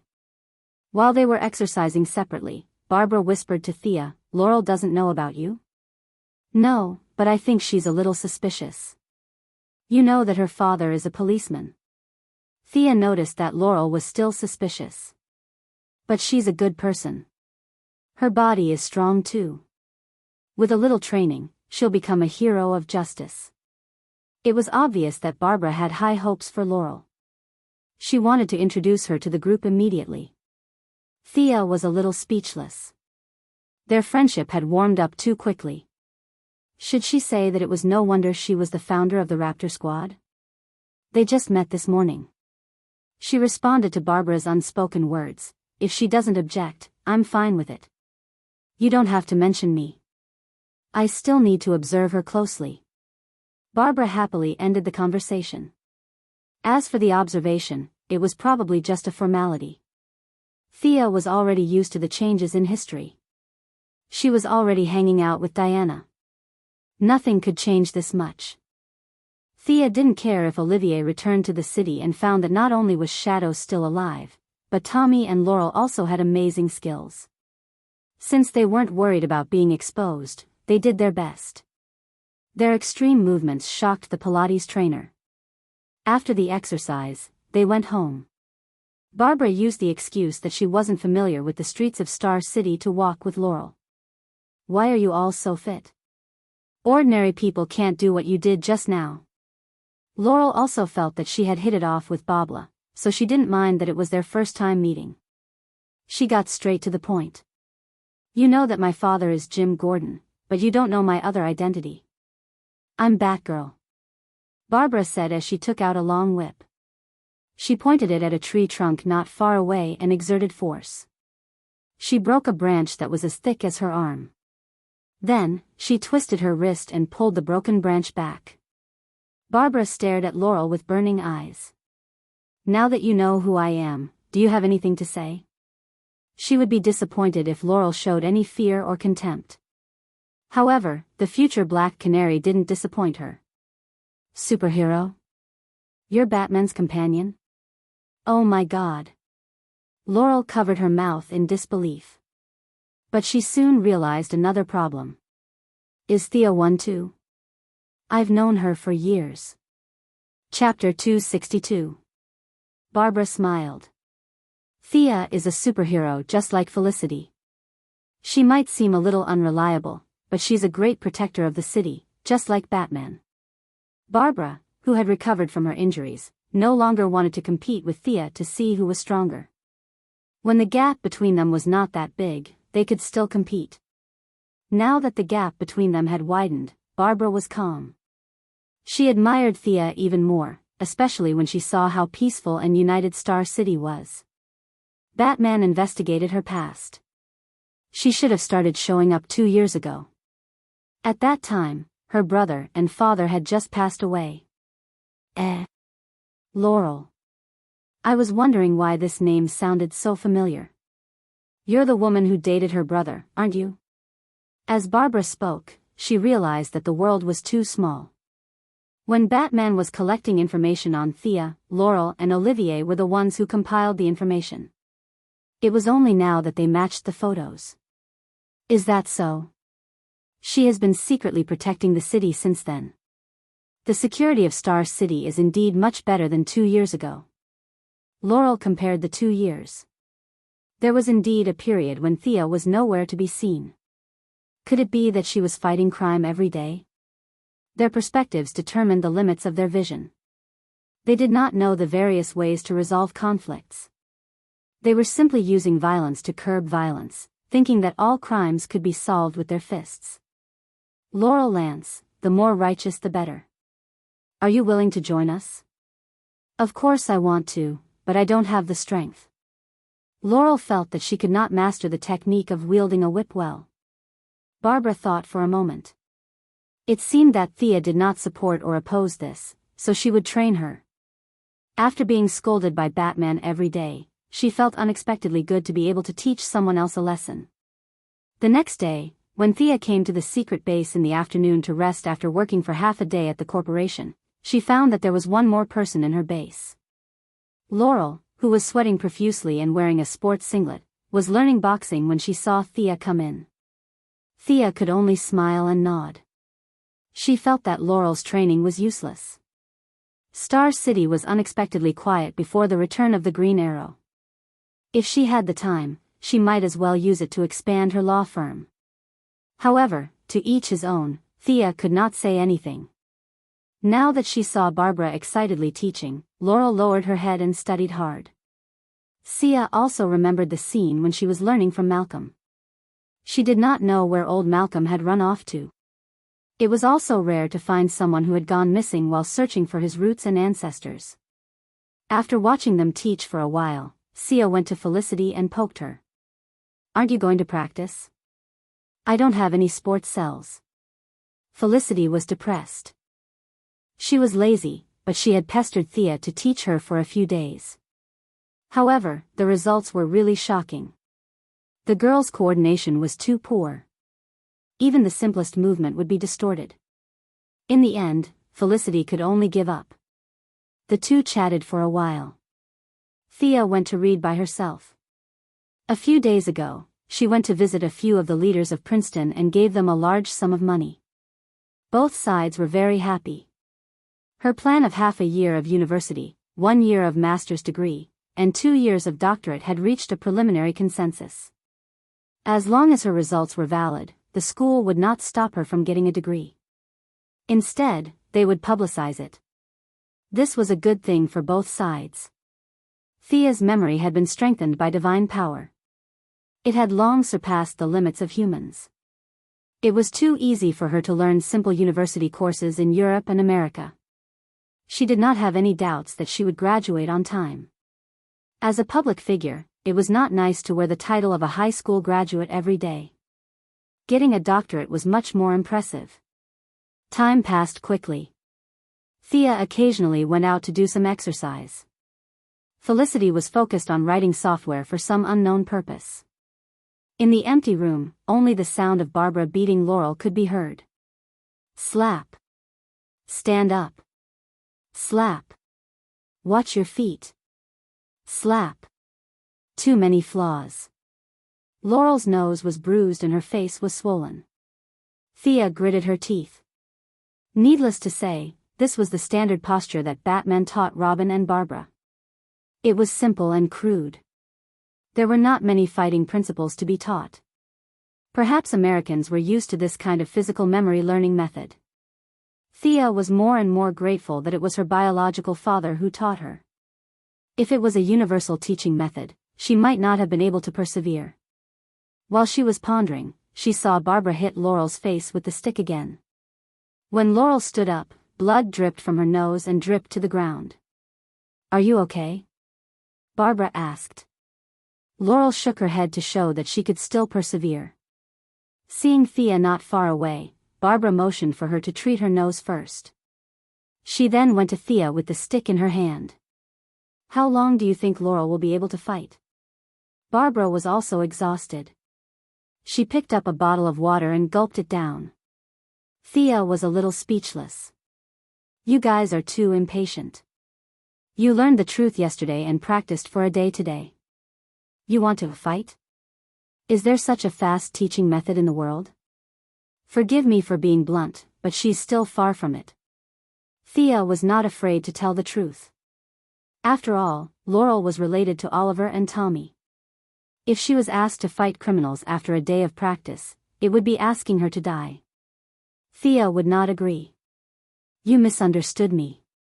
I mean, do you have any auxiliary methods? Your Star City is too peaceful.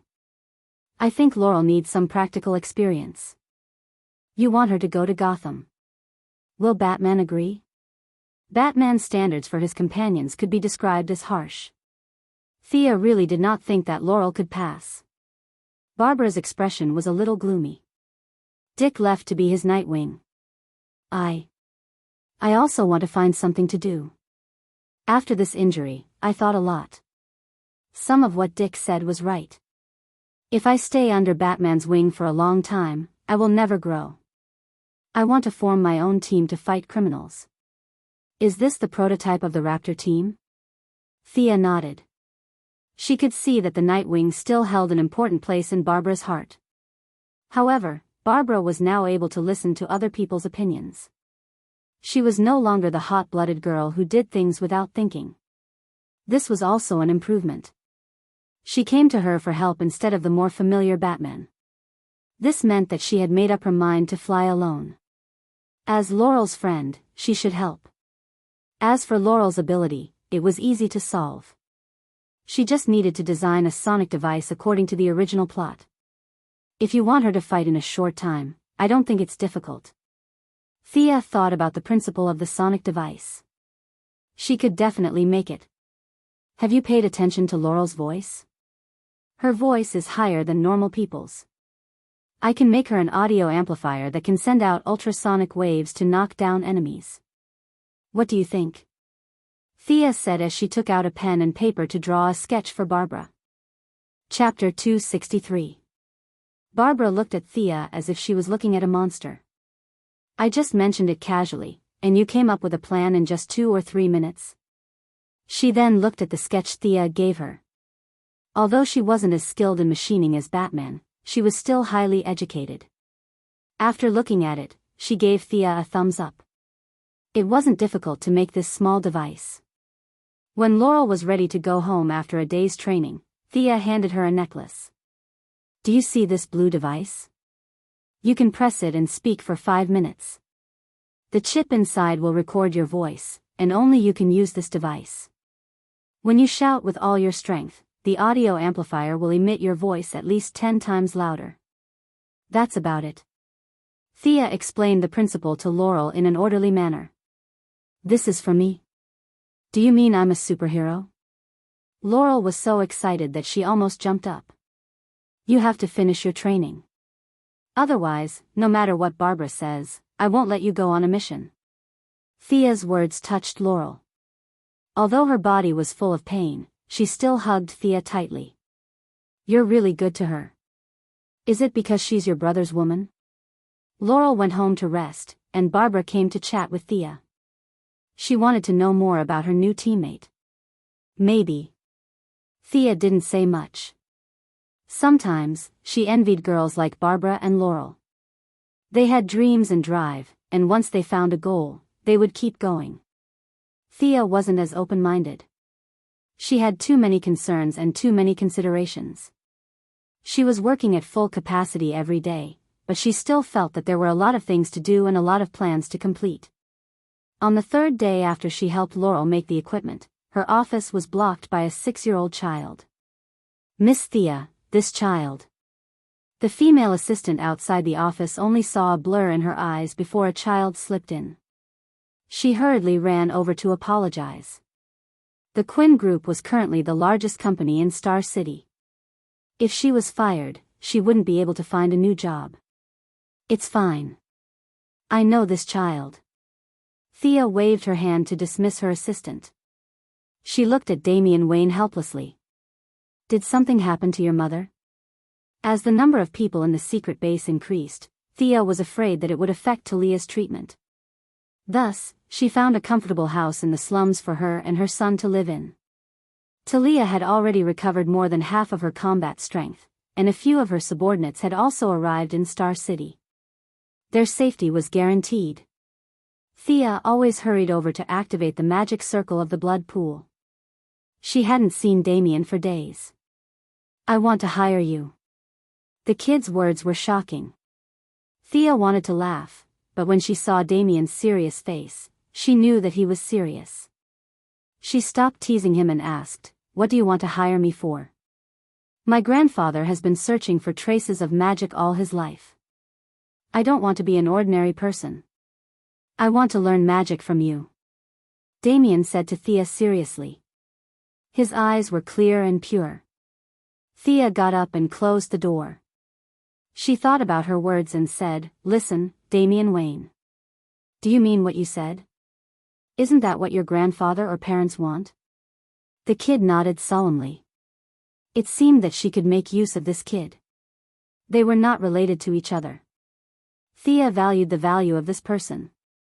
Damian's value was much greater than he thought. However, Thea still had the principle of keeping her word. She would not lie to a kid. She wanted to see if Damian had the talent to learn magic. If he didn't have the talent, everything was just empty talk. Stand still. Don't move.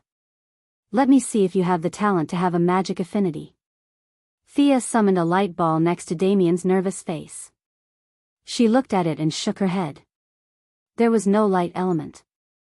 She summoned the 4 elements of earth, fire, water, and wind. Although Thea did not have the earth and water elements, she could still do it by simulating magic. Among the 4 main elements, only the earth element had a slight fluctuation, but it was not strong. When she finally summoned the dark element, she could feel that the dark element was obviously attracted.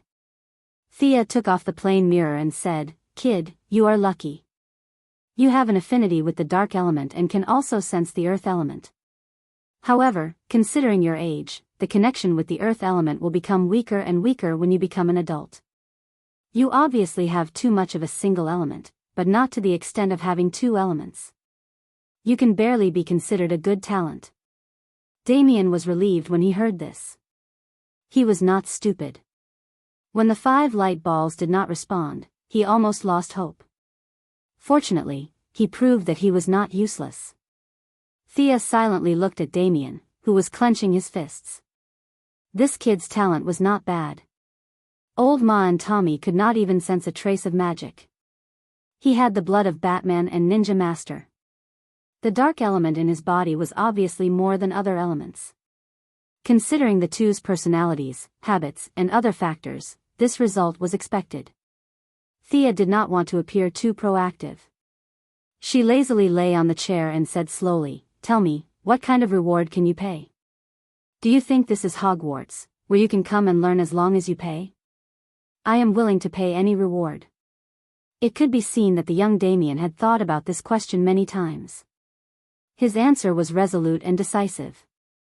After waiting for 10 minutes, just when Damien was wondering if Thea had fallen asleep, Thea slowly stood up and said, "Young man who thirsts for power, I don't want your money, let alone your life or soul. My reward is very simple." Thea stared into Damien's eyes and said, "I want Ninja Masters." Damien's little face instantly tensed up, waiting for her to continue. "I want Ninja Master's sword." Ah. Damien was shocked by her heavy breathing. He thought she wanted Ninja Master's life or something, but in the end, she only wanted a sword. Judging from your expression, you have seen it before? That's great. Give me the sword. I don't care what means you use, whether it's stealing, robbing, or begging with your mouth, it doesn't matter. Once the sword is in my hands, I will teach you magic. Thea dragged Damien, who was still in a daze, out of the office. My words are as simple as that. You can go wherever you want. After saying that, she ignored Damien and walked away. Damien, who was like a little adult, left Wayne Building. He initially thought the mission would be easy. But after recalling his grandfather's attitude towards the sword and connecting it with Thea's mission today, even a fool would know that the sword was extraordinary. He could not get it with his own strength. In the end, Damien made up his mind and went back to his residence to discuss it with Talia. Chapter 264. Damien told Talia about his meeting with Thea. On one hand, Talia felt that her son was too bold. He dared to make a deal with Thea, who was definitely not kind at the age of 6. On the other hand, she was proud of her son's talent in learning magic. She was seriously injured this time and thought that she was going to die. She didn't expect Thea to treat her in such a messy way. Now, she was about to recover. This made her deeply feel the wonders of magic. She also had a clear understanding of the ancient secrets that the Ninja Master had tirelessly collected for 800 years. The Master had been searching for 800 years for an opportunity, and now it was going to fall on her son. How could she not be happy? But when she thought of the Master's horror, as his biological daughter, she was the most emotional. You would never know how many trump cards he had hidden. The clown dared to go in and snatch people because he was too crazy. But how many clowns were there in the world? Talia didn't think that she was that strong. Thea's mission happened to be within their limits. They couldn't do it if it was harder, but it wasn't difficult if it was easy. This kind of mission that required a lot of brain power and energy made Talia grit her teeth. But for her son, she was determined to get it. As for making a fake sword to fool them, she didn't dare to do that. Damien's learning was not a hammer business. He had to learn from Thea for a long time. If one day they found out that it was fake, Damien's life would be in danger. Both mother and son didn't mention asking Batman for help. Damien felt that his pride didn't allow him to ask too many people for help. Talia, on the other hand, knew that Batman and the Ninja Master were friendly. To be honest, she felt that the Ninja Master valued her more than Batman. When I recover, we'll go back to Nanderbar together. Let's. The mother and son stayed up all night, discussing their plan. Thea didn't care about their plan. As the saying goes, no matter how hard one tries to guard against a thief in one's own house, they could get it themselves, ask Batman for help, or even force it. Thea only cared about the results. She didn't care about the process. With the replacement of the old and the new, the company's affairs were gradually on the right track. Naturally, as the chairman, she had fewer things to do. With the moon goddess's chosen one ability, as long as she was in Star City, she would be able to sense when her name was mentioned at night. If it was just a few words of complaint, it would be fine, but if it was the kind of dissatisfaction, then it would be bad luck. Those who were lucky would be transferred to other cities, such as metropolises or cities like Gotham where superheroes were more active.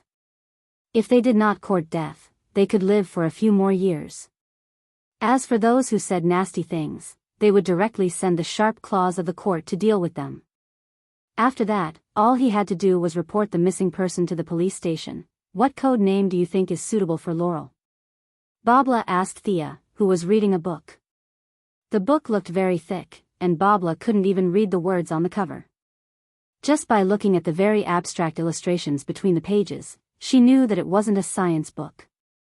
Thea looked up from the complicated magic book and found that Laurel was listening attentively. After thinking about it, she couldn't think of a good name, so she decided to use the original one. I remember that Inspector Lance gave you sisters a black canary when you were young. Plus, the Bat family is all dressed in black. You don't like colorful things, right? How about Black Canary? Good name. You have a talent for naming. The two girls thought it was a good name. Thea was a little embarrassed. I have a talent for naming. Didn't you hear the moose in the ring roaring? With a good name, trouble would follow. Laurel practiced for 2 days and thought that she had improved a lot, so she started to ask Babla for weapons and equipment. Babla was ready to go solo, so it wasn't appropriate for her to ask Batman for things. It just so happened that there was a rich and resourceful person in front of him, so the task of making weapons and equipment was given to her. Thea looked at Laurel's skills. To be honest, she wasn't very good. Although Thea's current targets were non-humans, and she didn't care about ordinary criminals, with Laurel's current skills, there was an 80% chance that she would die in her first battle.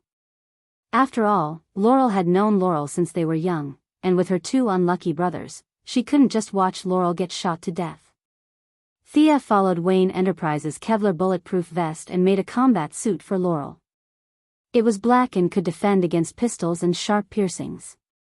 As for the weapons, it was unknown whether it was Laurel's own choice, or Babla wanted to make a female version of Robin to commemorate her lost love, but Laurel's weapon of choice was also a pair of sticks.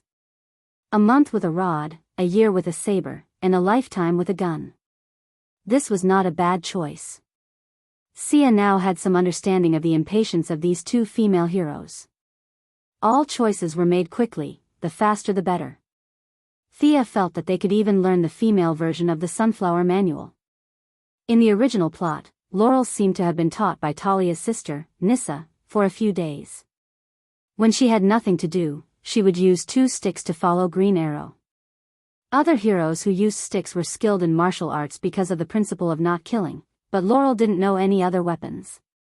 Considering her physical fitness, it was most suitable for her to learn Slade's Kali martial arts. Unfortunately, Thea didn't know this set of martial arts. In fact, even if she did, she didn't have the patience to teach. Try these 2 sticks. Thea called Laurel to try out the weapons. She explained while watching Laurel waving the sticks, 2 sticks made of nickel-chromium alloy, 80 centimeters long. 2 sticks can be combined into a long stick. Considering your lack of killing power, I added a discharge function to the metal stick. There's a button on the handle. Don't worry, you'll only faint. You won't die. These saintly people were too hard to please.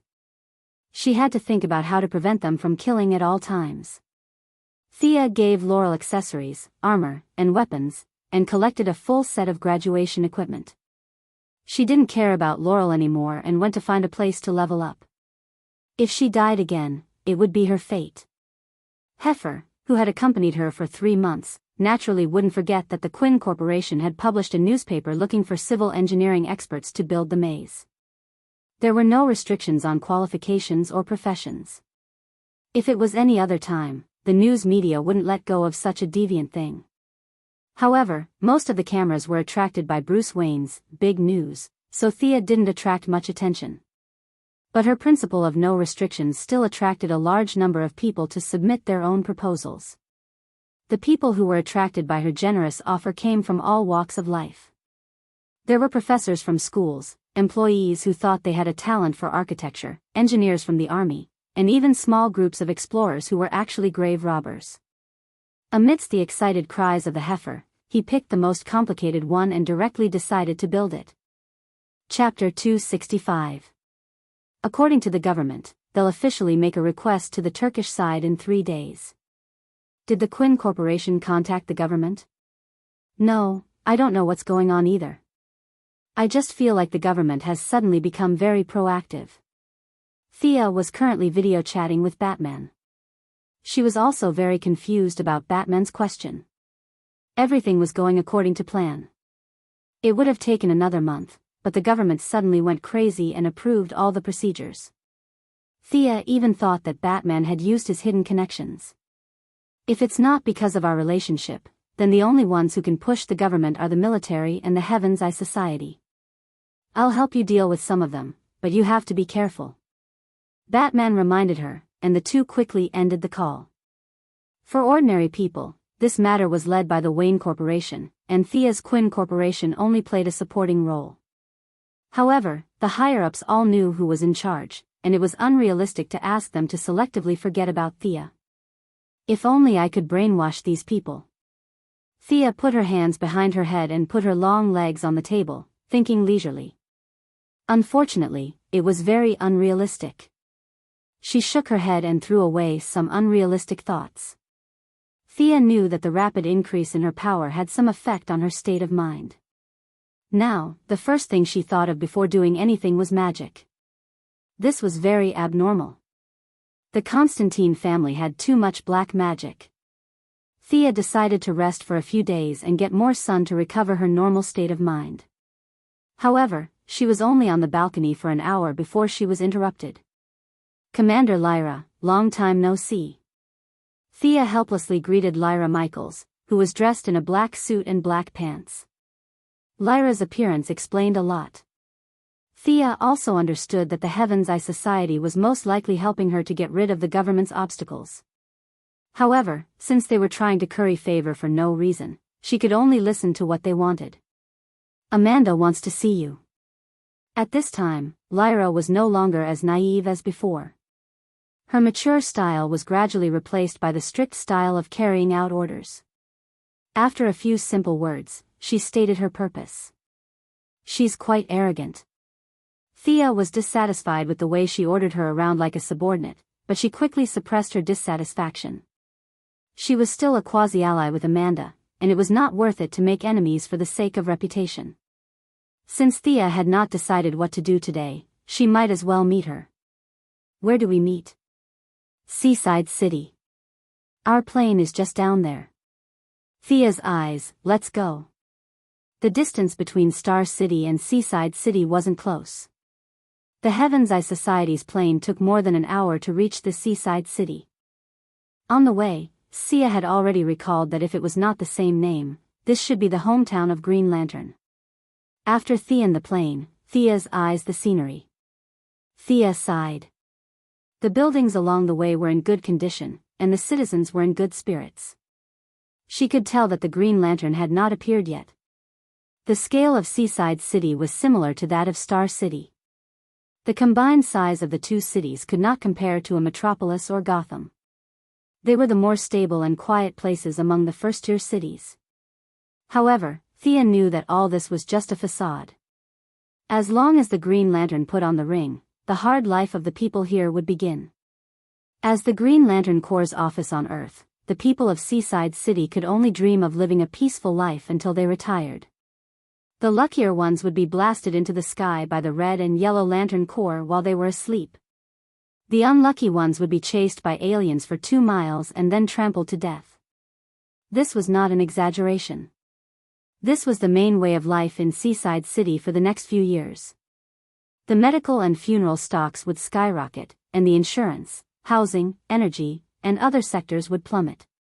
This lively lifestyle would only come to an end when the Black Death Emperor arrived at Seaside City.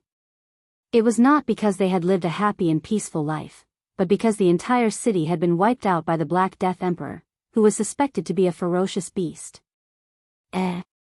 Miss Lara, you're married? Thea sat in the back seat of the car and inadvertently glanced at Lara's left hand. The shiny ring on her ring finger was a sign that this agent had entered the marriage hall. Lara raised her left hand and looked at it. A happy smile appeared on her face. Yes, it's my comrade in Afghanistan. Then I really wish you all the best. Thea pretended to be happy for her. However, if she remembered correctly, Lara's first marriage with the black man, John Deagle, only lasted for a short time. Lara was still in the rising stage of her career, and Deagle had left the military camp and entered the city. He was in a miserable state. If Oliver had not dragged the black man to kill monsters every day, they would not have had a second marriage. Talking about men was always the best topic for women to improve their relationship. Thea avoided talking about her own matters and always focused on Lara's topic. Your husband must be very gentle. Your husband actually does housework. Oh my God. It's a miracle. As they talked, the relationship between the two gradually warmed up. Although it was not to the point where they fought side by side in Gotham, it was no longer as businesslike as it was in the beginning. Just as the car stopped in front of an abandoned warehouse, two agents went to open the door. When no one was looking, Lara whispered in Thea's ear, Amanda noticed your supernatural ability. Be careful. After that, Lara pretended to be very serious, as if what she said had nothing to do with her. Thea pretended that she did not hear anything. She was prepared for this, but Amanda's attitude was obviously arrogant. Was it because she had more cards in her hands, or did she think that she could control herself with Oliver in her hands? Should she teach her a small lesson or a big lesson? It was so hard to choose. Thea followed the few of them into the warehouse. Lara stepped forward and did a bunch of identity checks and pupil checks. Finally, the metal door of the Heaven's Eye Society's secret base appeared in front of Thea. This is your secret base? Thea asked even though she already knew the answer. How much money did these people waste from the taxpayers? Just the 2.5 meters tall and half a meter thick metal door alone was worth more than all the equipment in her secret base combined. Should she rebuild it or modify it? After seeing the Bat Cave and their base, Thea felt that the base in Star City was too shabby. This is Seaside City's base number 3, Lara explained with a normal expression. Thea opened her mouth slightly. What did that mean? It was so luxurious, but it was only number 3. Did that mean that there were at least 2 more bases in Seaside City? Just as she was calculating how much these bases cost in USD, she heard a muffled sound coming from inside the base. Rumble, under the violent shaking, they could even feel it from the door. Something's wrong. Lara and the 2 agents pulled out their guns and rushed in. Chapter 266. Thea followed them into the building unhurriedly. Although her pace was slow, it was exactly the same as their running speed. She wanted to use the Eye of Horus to see what was going on inside, but she didn't know what the interior of the building was made of. The walls, furnishings, and metal doors greatly obstructed her view.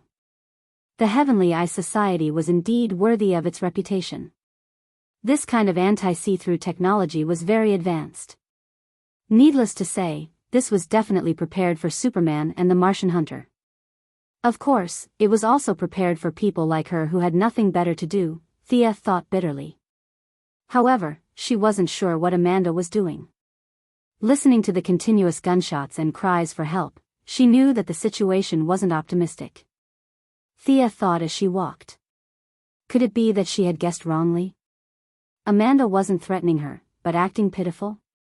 Did she deliberately write and direct a scene to win her sympathy?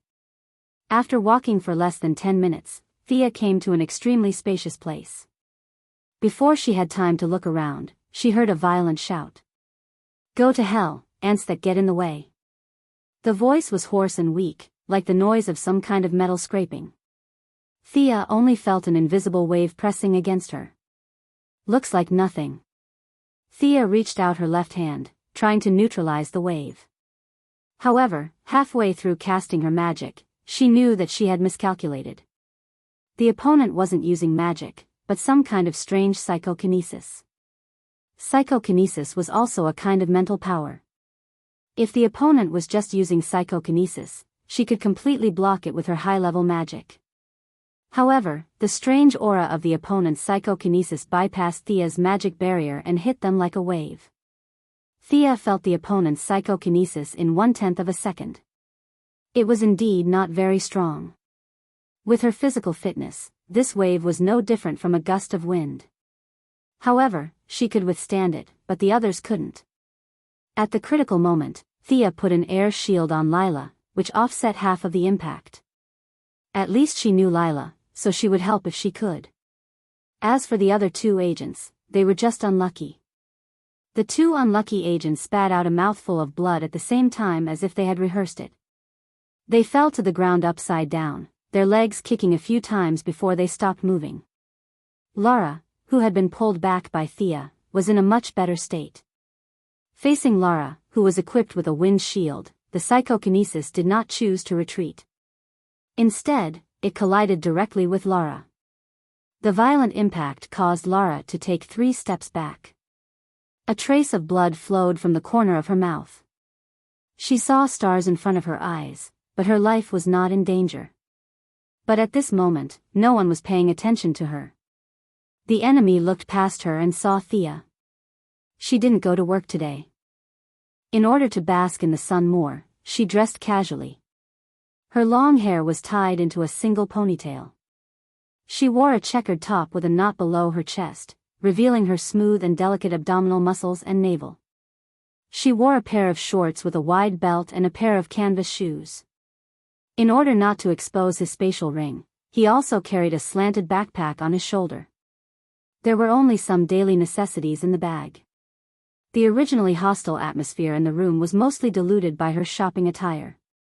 In addition, she looked around as if there was no one else around, which created a lot of psychological pressure for them.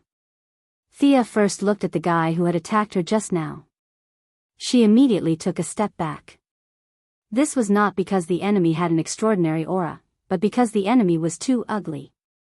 Thea's reaction was purely a conditioned reflex when she saw a toad.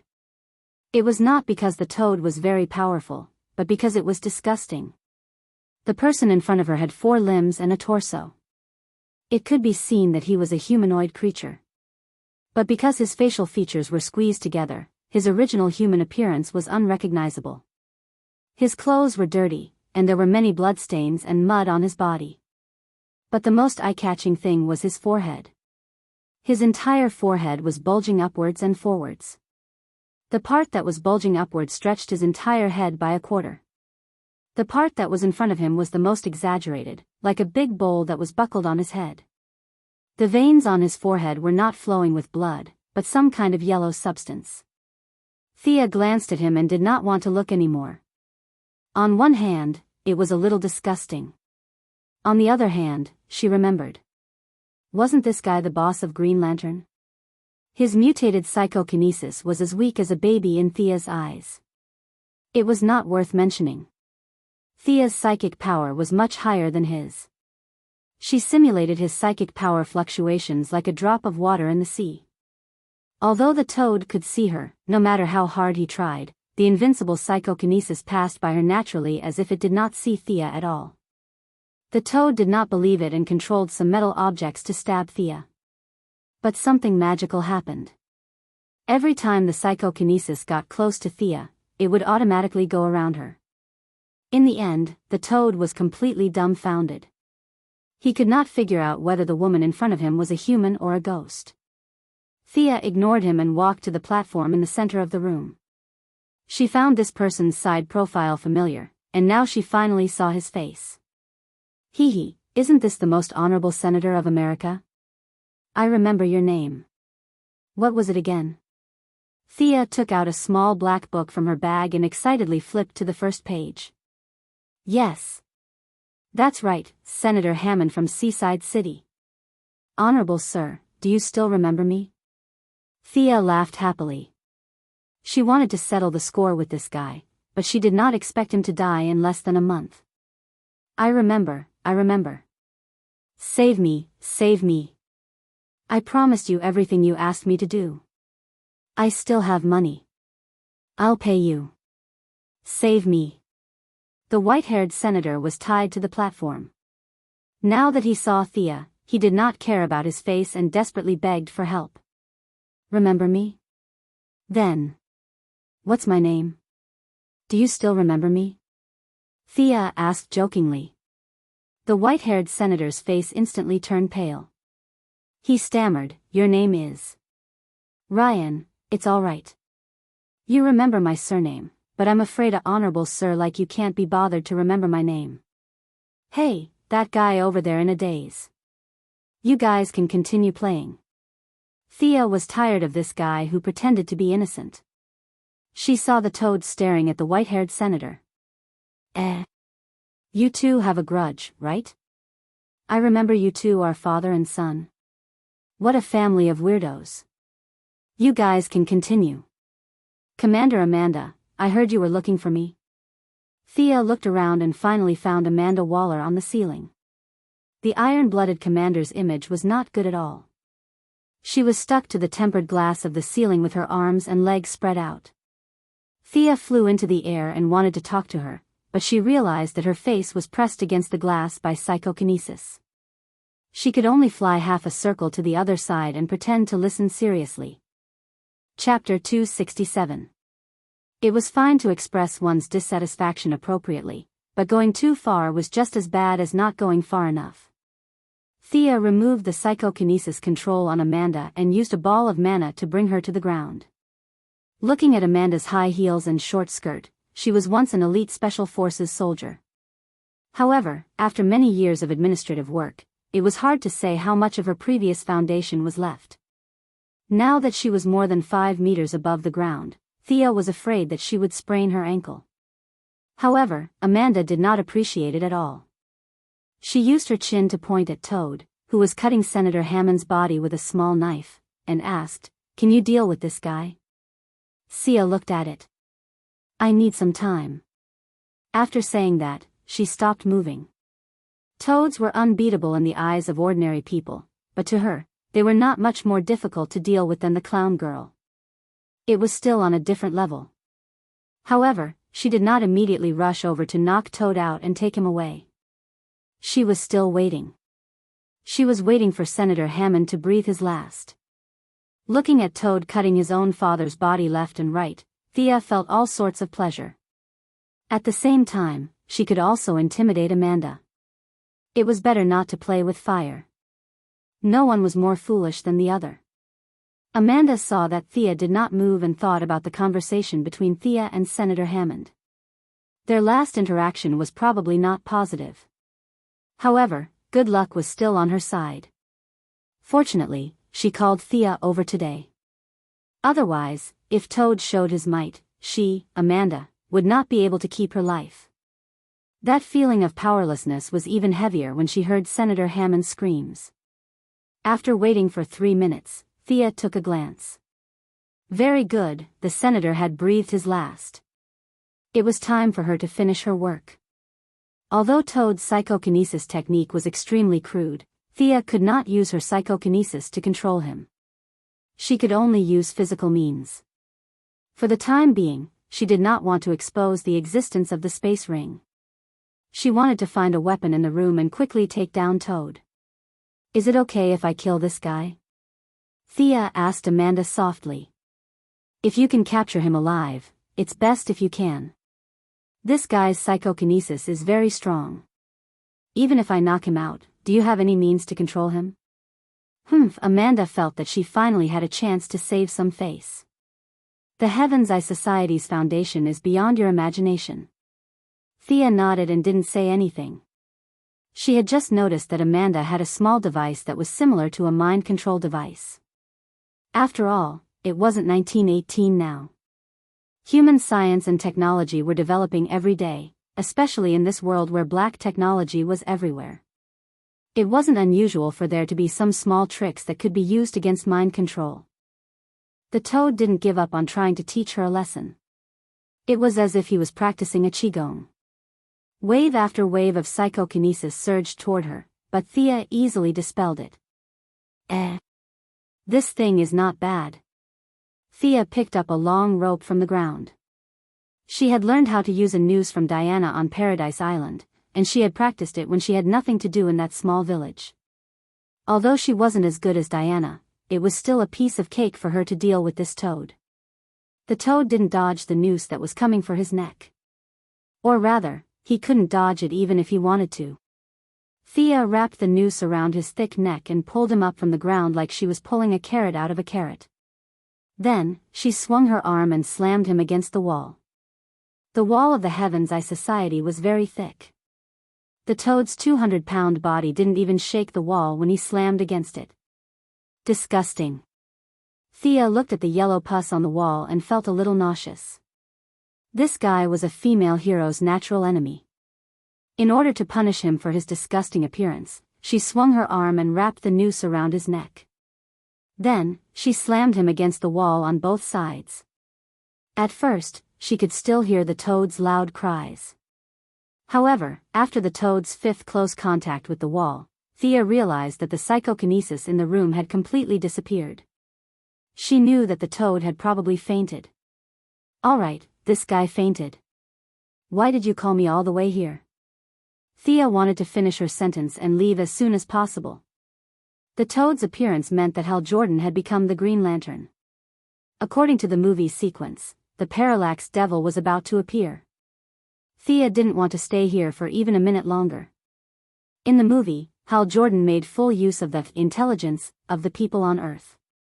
No matter what kind of monster was thrown into the sun didn't disappoint the people on Earth.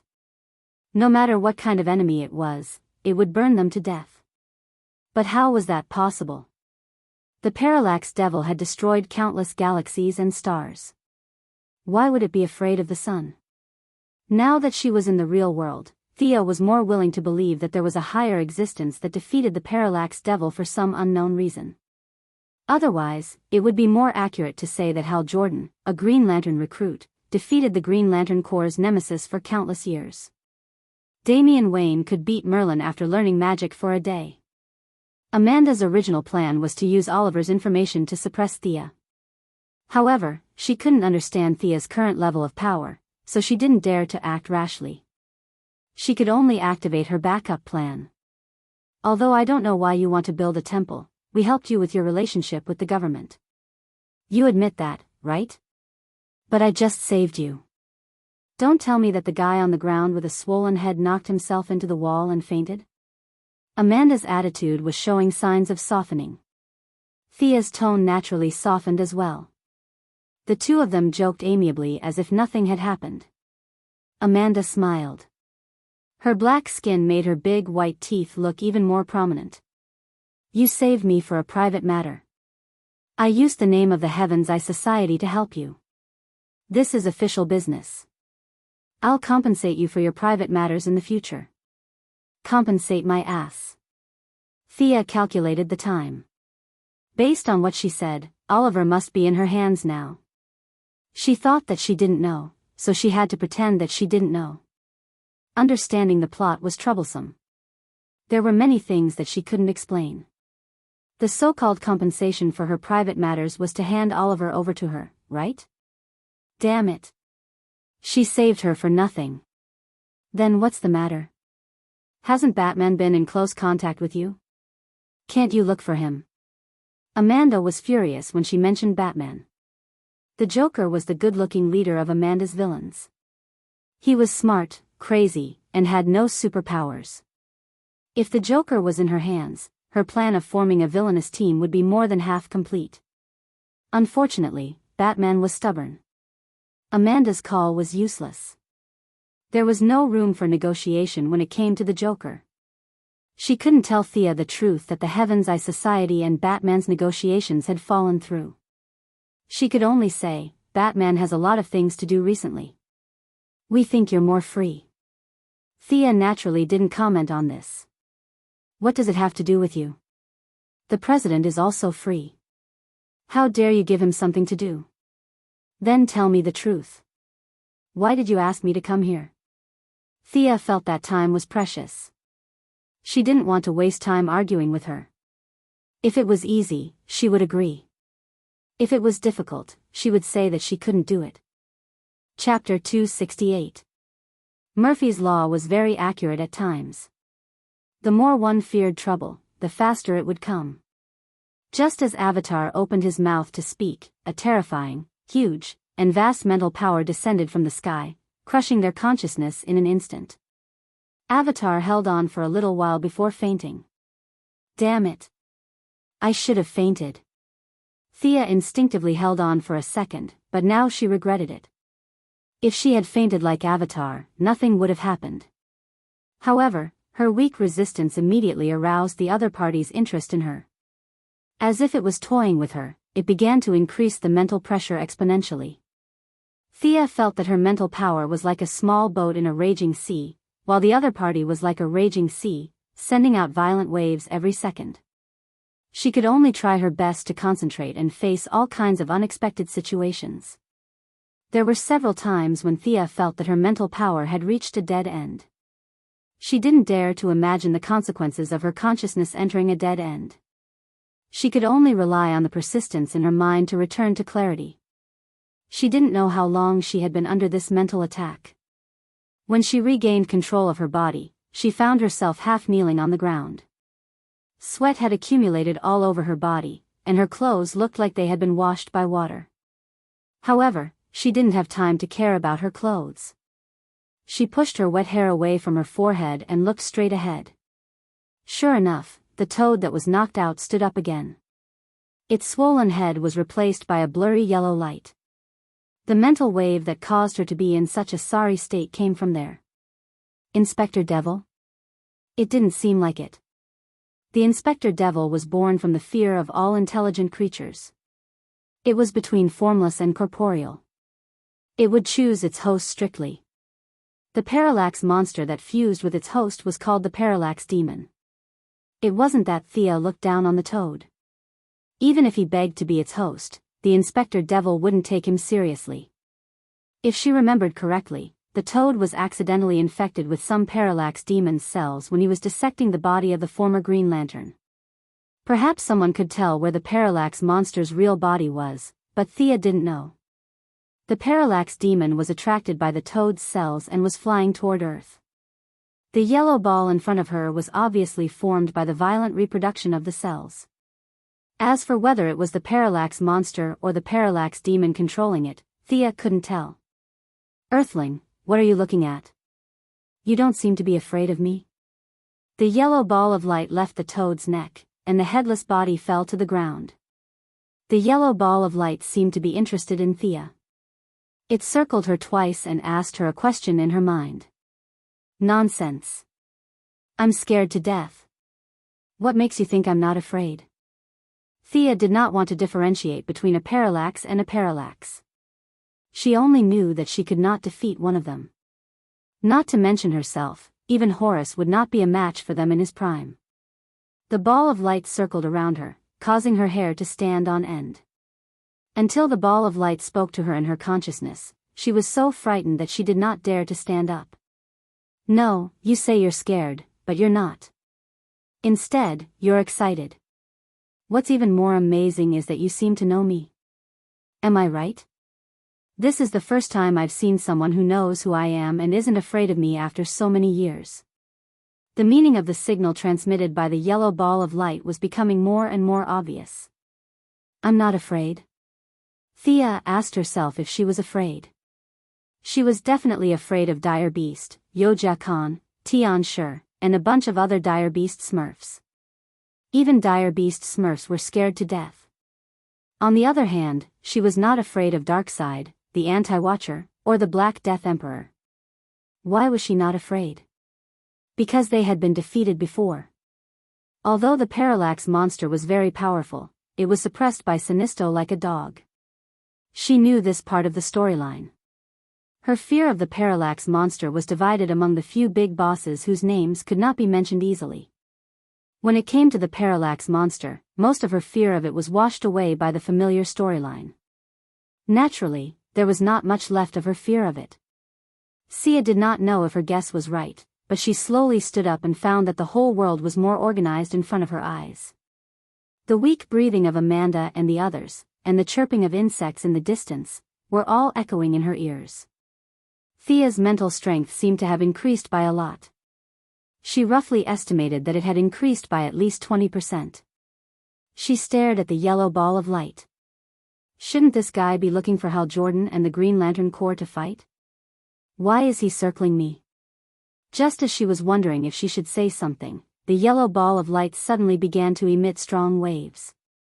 This time, it was not a mental attack, but some kind of halo. Before Thea could say anything, the yellow ball of light wrapped her in the halo, opened a passage out of thin air, and disappeared from the secret base. Thea watched herself enter the passage in the yellow halo. The thing was too fast, and she did not have time to react. It dragged her into a strange world. Her original worldview was abandoned here. The mountains were moving, and the sea was still. There was no gravity, and many strange creatures that only appeared in dreams were floating in the air. A few giant trees that were as black as ink were chasing after a three-headed rabbit. The whole world felt chaotic and disorderly. There was no hope here, and there was no reason to speak of. This is the antimatter world, one of the negative synchronized universes at the bottom of the universe, the yellow halo explained to Thea for some reason. Thea's mind was not as fast as the halo, and they quickly left the antimatter world. The halo completed 7 warps at an extremely fast speed, and in the end, it made a very exaggerated emergency stop and threw Thea out of the halo. With a dexterous somersault, Thea landed on the ground. It felt so good to be on solid ground. There was gravity here. This meant that this was the material world. She did not have plans to live in nothingness for 180 years. Where was this? She looked at the sky first. Very good, very strong. The light was provided by dark gray clouds dotted with dots of green light. Occasionally, there would be gaps in the clouds, and there would be a deep red light behind them. Thea looked at it and felt that it was not a star, but a celestial phenomenon caused by a special gravitational force of a planet. This was definitely not Earth. The oxygen content in the air was very low. Although it was modified by divine power, Thea still felt uncomfortable running into this oxygen-deficient environment. Compared to the nearby buildings, it was obvious that she was at the highest point. She was on top of a mountain. The mountain was very tall and thin, and it stood straight in the center of this city. Earthling, welcome to Oa. Your body is very strong. You have not been transformed by any ring, but you can breathe freely here. It is hard to imagine that you are an Earthling. A voice sounded from the right. The voice was not loud, but it was clear and powerful. Thea looked over. A blue-skinned dwarf with the face of an old man was floating not far from her side. Chapter 269. Before she could finish her sentence, a few short blue-skinned aliens appeared around her. Thea counted 7 of them. Welcome to Ura, Earthling. We are the guardians of the universe. The leader of the blue-skinned alien seemed to be afraid that she was still in shock, so he calmly repeated himself. These guys were the guardians? They claimed to have lived for countless years, but there didn't seem to be anything special about them. Thea didn't use the Eye of Horus, but she took the opportunity to observe them while they were talking. There was no trace of magic, no divine power, and they were less than a meter tall, not to mention physical attack power. These guys only had a unique life form, but other than that, she couldn't see how strong they were. Were you the ones who pulled me here? Before Thea could finish her sentence, she was interrupted by a green light flying from afar. A purple alien wearing traditional Green Lantern tights walked out of the green light. He didn't even look at Thea, but shouted at the guardians floating in the air, "You want to recruit another Earthling? Wasn't Hal Jordan's lesson enough? Earthlings have weak wills, they're not suitable for the Green Lantern Corps." The dwarves calmly waited for the newcomer to vent his dissatisfaction. It was only when the purple alien was done that they slowly began to explain, Sinisto, she wasn't recruited by us. She was pulled here by the yellow energy. We just found out about it. Yellow energy, yellow light? The purple-skinned alien named Sinisto was shocked by the news for a few seconds, but he immediately realized something. He turned to the guardians and asked, "You've already made the yellow light ring? My will is enough to control fear. Give me the light ring, and I'll destroy the parallax demons." However, his bold words didn't get a response from the guardians, because another green light came to the top of the mountain, and the newcomer revealed herself. "I won't allow you to sacrifice Earth. Although Earth is young, but..." Huh? Hal Jordan, who had hurriedly flown over from Earth, was stunned by the scene in front of him. Who was this young lady dressed like an Earthling? He wanted to finish his sentence, but he realized that he had forgotten what to say. He opened his mouth wide and looked at Thea in a daze. No wonder Hal Jordan was nicknamed Husky. How could he be so silly? Thea did not feel the joy of seeing a fellow villager. She only felt that she was involved in a huge trouble. "You're from Earth? No lamp ring? Without modification, how could you adapt to the oxygen and gravity of this planet?" Hal Jordan also forgot his purpose. He took out his light ring and scanned Thea. He found that she was not an alien who looked like an Earthling, but an Earthling. But how could this be? This caused the worldview that he had just rebuilt to collapse again. Could it be that the physical fitness of the people on Earth was so good? Could it be that I am a fake Earthling? Sinisto, Hal Jordan. This Earthling's name is Thea Quinn. She was summoned by the yellow light ring. We just completed the yellow light ring 3 minutes ago, so... The leader of the dwarves hesitated for a moment before deciding to tell the truth. Hal Jordan was still immersed in the question of whether he was an Earthling or not. If he was not an Earthling, would he still need to risk his life to protect Earth? You must be joking. How could this Earthling be recognized by the yellow light ring?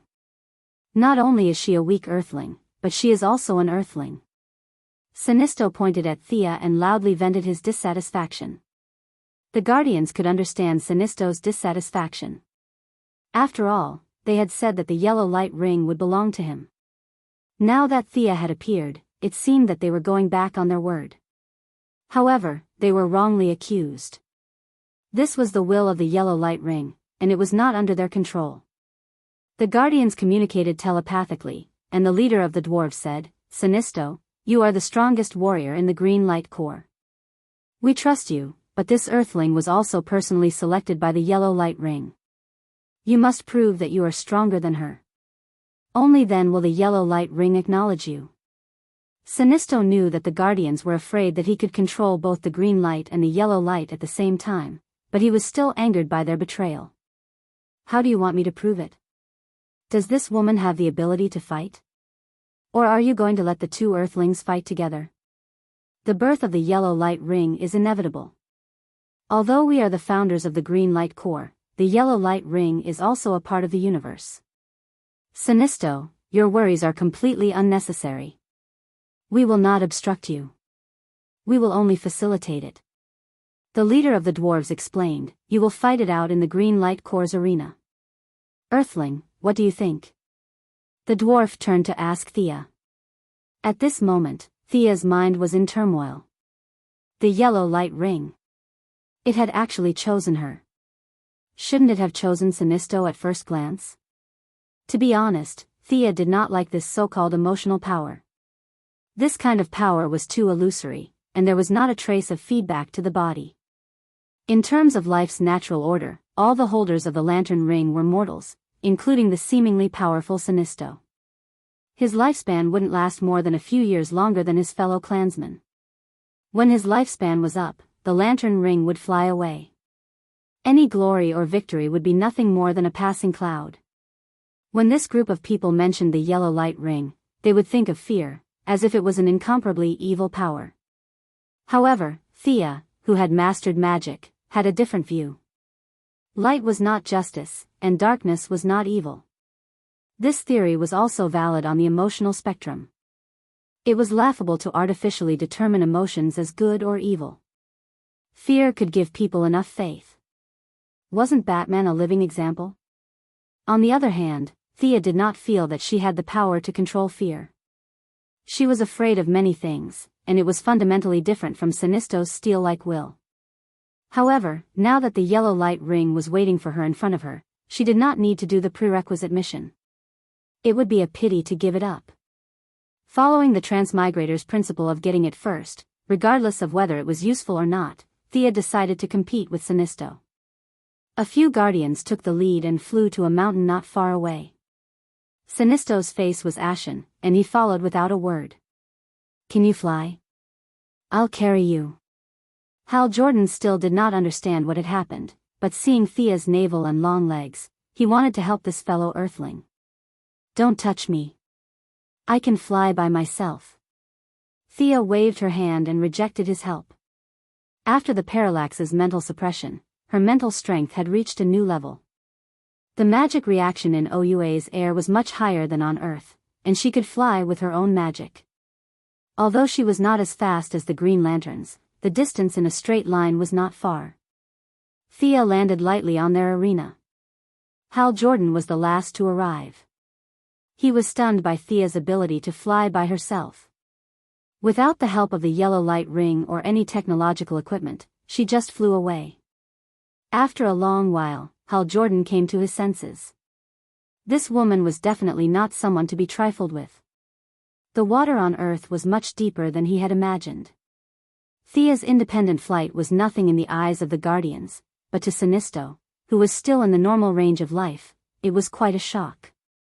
Having traveled to countless galaxies, he had seen some planets with life forms that were far beyond the local ordinary level. Although he still said it with disdain, he was already on high alert. Chapter 270. In Sinisto's eyes, Thea was a special species in the local food chain. After some mutations, she had abilities that far exceeded those of the same species. He could tell from Hal Jordan's dull eyes that this was definitely not the average level of an Earthling. With this in mind, Sinisto wasn't that angry about Huang Jie's choice. He had previously thought that it was a trick of the Guardians, but if it was an expert, he wasn't afraid of competing with him. "No, this is the War of the Lantern Rings. What's the point of taking off the ring? I reject this proposal." After a discussion, the Guardian suggested that Sinisto take off the Green Lantern ring and fight Thea. If Thea was just an ordinary Earthling like Hal Jordan, Sinisto wouldn't be afraid if she took off the ring. However, now that Thea could fly by herself, this made his heart pound. There were many races in the universe that could fly, but there were very few humanoid creatures that could fly by themselves. At the very least, if Sinisto took off his ring, he wouldn't be able to fly. Therefore, he rejected this proposal without thinking. Sinisto insisted that this was the War of the Lantern Rings. After another round of silent communication, the Guardians finally made a concession. "Miss Thea, do you have any objections to using the Green Lantern ring in battle?" Thea's ability to fly had also caused their attitude to change a little. They no longer addressed her as an Earthling. "Can't the Green Lantern Corps use it too?" Thea didn't want to work for these old farts who had lived for hundreds of millions of years. "You can use a temporary ring." A light green ring appeared in front of Thea in the void. After receiving her nod, the ring automatically slipped onto her right middle finger. A massive amount of information entered her mind. Only then did Thea realize that she had been a little narrow-minded. The power of the lantern ring was very similar to magic power. Magic power existed forever, and the power of emotions had the same characteristics. As long as there was life, these emotions would exist forever. The power of the lantern ring didn't repel magic power. The two tested each other and discovered each other's characteristics at the same time. The two ancient and eternal powers miraculously merged together temporarily. The Green Lantern ring required willpower and courage. Thea's willpower had been tempered by magic to surpass most intelligent life, but what about courage? Did Thea have the courage to ask herself? With the power of the lantern ring, she saw the heart that she had never faced before. Malcolm had said that she was a natural warrior, and that wasn't a lie. The spectrum of emotions reflected a green ocean in her heart. This was the true portrayal of her heart. Regardless of whether she was facing Horus or Ares, she would bravely rush forward. She had a courage that she did not even realize. Ah! With her as the center, the green light swelled in all directions. In the center of the vortex, Thea raised her right hand and completed the transformation. Fortunately, it was only a temporary ring, and she didn't need to recite the oaths that she thought were shameful. However, the green and black tights were automatically put on without any discussion. Amazing courage. This is the first time I've seen someone who can produce such power after wearing the Green Lantern ring. I admit that you are a great warrior. The complaint on Sinisto's lips had disappeared. That was the truth. His pride wasn't to the extent that he would ignore Thea and spout nonsense. But it's strange. Why did the Green Lantern ring choose that Earthling over there and not you? Strength won respect.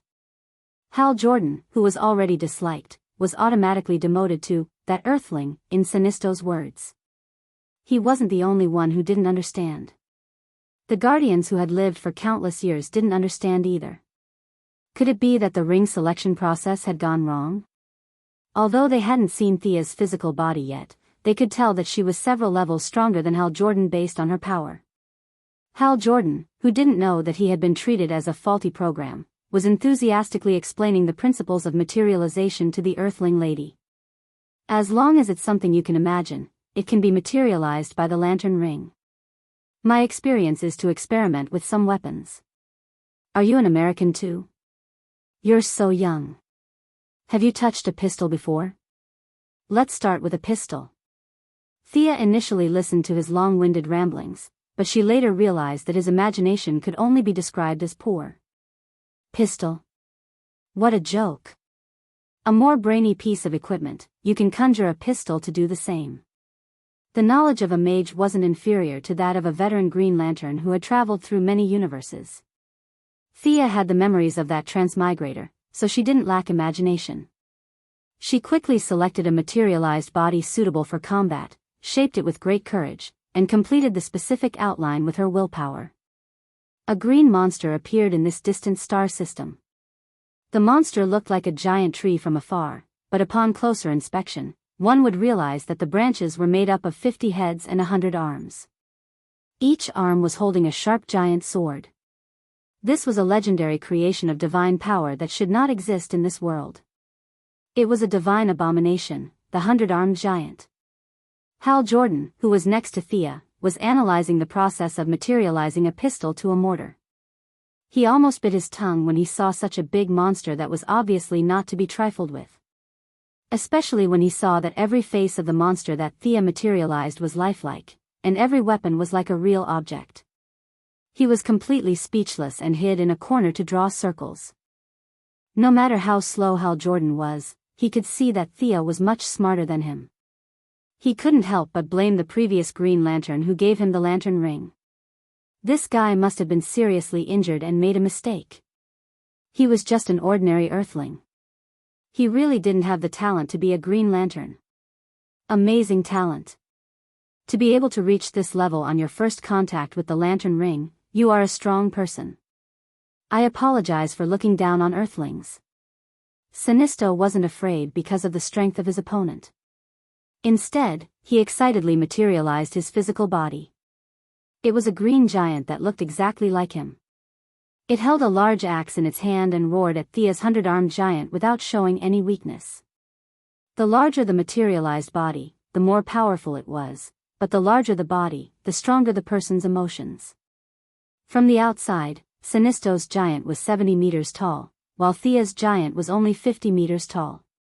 It seemed that Sinisto had won by quite a bit, but considering the length of time that both sides had been in contact with the lantern ring, and the fact that Thea's ring was temporary, it could be said that the difference between the two sides wasn't that big.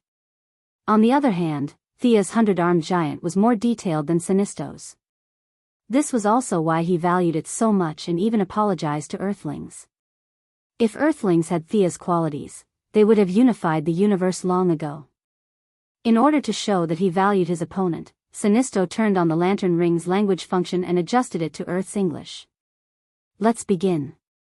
As he spoke, he materialized 2 long swords.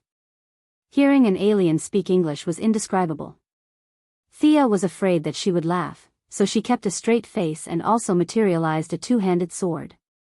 Chapter 271. The 2 of them first controlled the giants behind them to begin the battle. Controlling so many hands at the same time was a little taxing even for Thea with her mental strength. This was the first time Sinisto's giants had seen such an offensive situation, so the 2 of them fought extremely conservatively in the first round. The 100-armed giants' attacks were endless, but the damage it caused was minimal.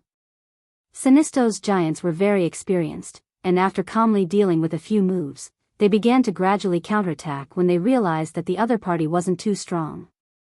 As Sinisto's main body slashed at Thea with 2 long sabers, Thea, who had expended a lot of energy on conjuring, couldn't take it anymore. She sent Sinisto retreating with a dart and cancelled the 100-armed giant, replacing it with a burly man holding a spear and wearing a horned helmet.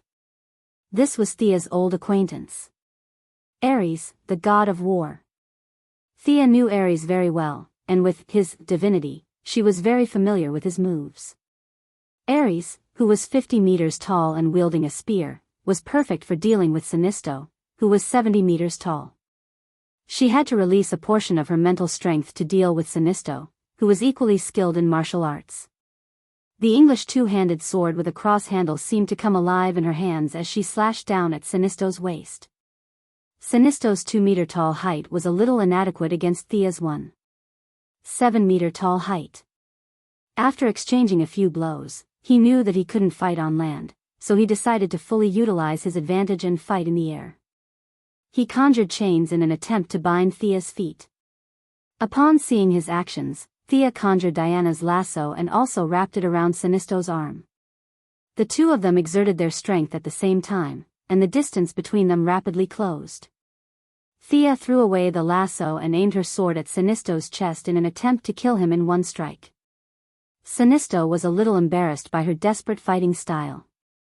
He could only control the green light energy to float in the air to dodge this heart-piercing strike, but before he could rise too high, he realized that he had been caught in a net. Not far away, Green Ares, who was fighting, threw a huge green net of light at Sinisto at the risk of being struck by his opponent's axe. Sinisto's ascent was stopped, and Thea had already risen into the air to attack. With a crisp clang, Thea's 2-handed sword stabbed into the green shield conjured by Sinisto, and the 2 weapons shattered at the same time. When Sinisto returned to the sky, he didn't plan on engaging in a ground battle. He stretched out his arm and aimed his light ring at Thea. A green beam of light shot out. Thea imitated his actions and conjured a green shield of light to offset the damage. Then, she took out 2 sabers and faced Sinisto, who was wielding a gigantic axe. The intense battle between the 2 naturally attracted the attention of the nearby Green Lantern Corps. There was a constant stream of free Green Lanterns flying outside the arena to spectate. At first, they thought that she was a new companion, but the result of the scanning function of the light ring surprised them. This woman was an Earthling. "Do you know her?" A few people who had a good relationship with Hal Jordan asked. Thea was the boss of a listed company. It was too easy for the light ring to search for her information. Hal Jordan didn't recognize her at first, but as time passed, he finally matched her with the information on Earth. Although he matched the person, he wasn't happy at all. Hal Jordan felt that his knowledge of Earth was too shallow. This was the daughter of the chairman of a listed company, yet she was able to fight Sinisto, the greatest warrior in the history of the Green Lantern Corps. These 2 identities didn't match at all. Was this because the aliens were too weak, or the Earthlings were too strong? He couldn't figure it out.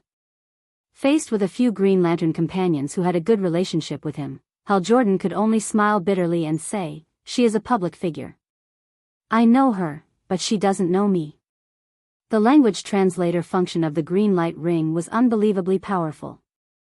The Green Lanterns from several different planets actually understood the meaning of the word public figure. They were a little stunned. What Hal Jordan could think of, they could naturally think of as well. This random person on Earth was able to fight to a draw with their greatest warrior. How high was this Earthling's strength? Sinisto naturally saw a large number of Green Lantern Corps members converging here. He didn't want his subordinates to see that he hadn't taken down a newcomer after so long. The energy of the light ring began to operate at full force. Relying on his rich experience, he tried to suppress Thea with his strength. A large amount of emotional energy was materialized by him. Swords, giant axes, energy bullets, and they bombarded Thea like raindrops. Although Thea was slightly suppressed, she wasn't dispirited. This battle was unfair from the beginning. How many years had the opponent used his light ring? How many minutes had it taken her? If she could win against this group of people, she would have slit her own throat. She responded to Sinisto's attacks with a learning attitude. Thea absorbed Sinisto's combat experience like a sponge. A lot of knowledge and magic mutually verified each other, which made her a little impulsive. The battle entered a stalemate. Sinisto used all his skills. He felt that he had never been so serious in the training field before. He brought out the determination to fight to the death. He had to suppress Thea. However, as he continued to exert his strength, Thea's various uses of the light ring became more and more proficient under his demonstration. The situation on the battlefield had been maintained at 60% for a long time, while Thea was at 40%. Neither of them had the ability to break the stalemate. Of course, if this continued, Sinisto would definitely win, but he disdained such a victory. Under the watchful eyes of everyone, to rely on a prolonged battle to defeat a newcomer who had used her light ring for a few minutes? He still wanted to save face. In contrast to Sinisto's anxiety, Thea became more and more confident as the battle went on. What, greatest warrior? Bah! That was all there was to it. The light ring's main source of energy was emotional conviction. Her confidence increased, and without her noticing, her attacks became stronger. As members of the Green Lantern Corps who had dealt with the green light ring for most of their lives, other than the newcomer Hal Jordan, all of them noticed that Thea's confidence was steadily increasing. What did this mean? It meant that she was confident that she could win. The few of them didn't dare to interrupt the battle. They could only exchange looks of surprise. A few of them even prayed to the gods of their own planets. Lord Sinisto, you must hold on. If you lose, we will all be embarrassed. Sinisto naturally saw Thea's slow but steady increase in conviction. This made him feel a little incredulous. I, the great Sinisto, will not be defeated by you. His hands gathered a huge amount of emotional energy. His arms were like clockwork, tirelessly shooting large amounts of energy balls at Thea. Thea began to constantly dodge in the air. When she couldn't dodge, she used her shield to block. In the end, Thea conjured a pair of wings for herself to increase her mobility in the air. Sinisto's outburst lasted for a full minute before he stopped attacking and focused on the results of his battle.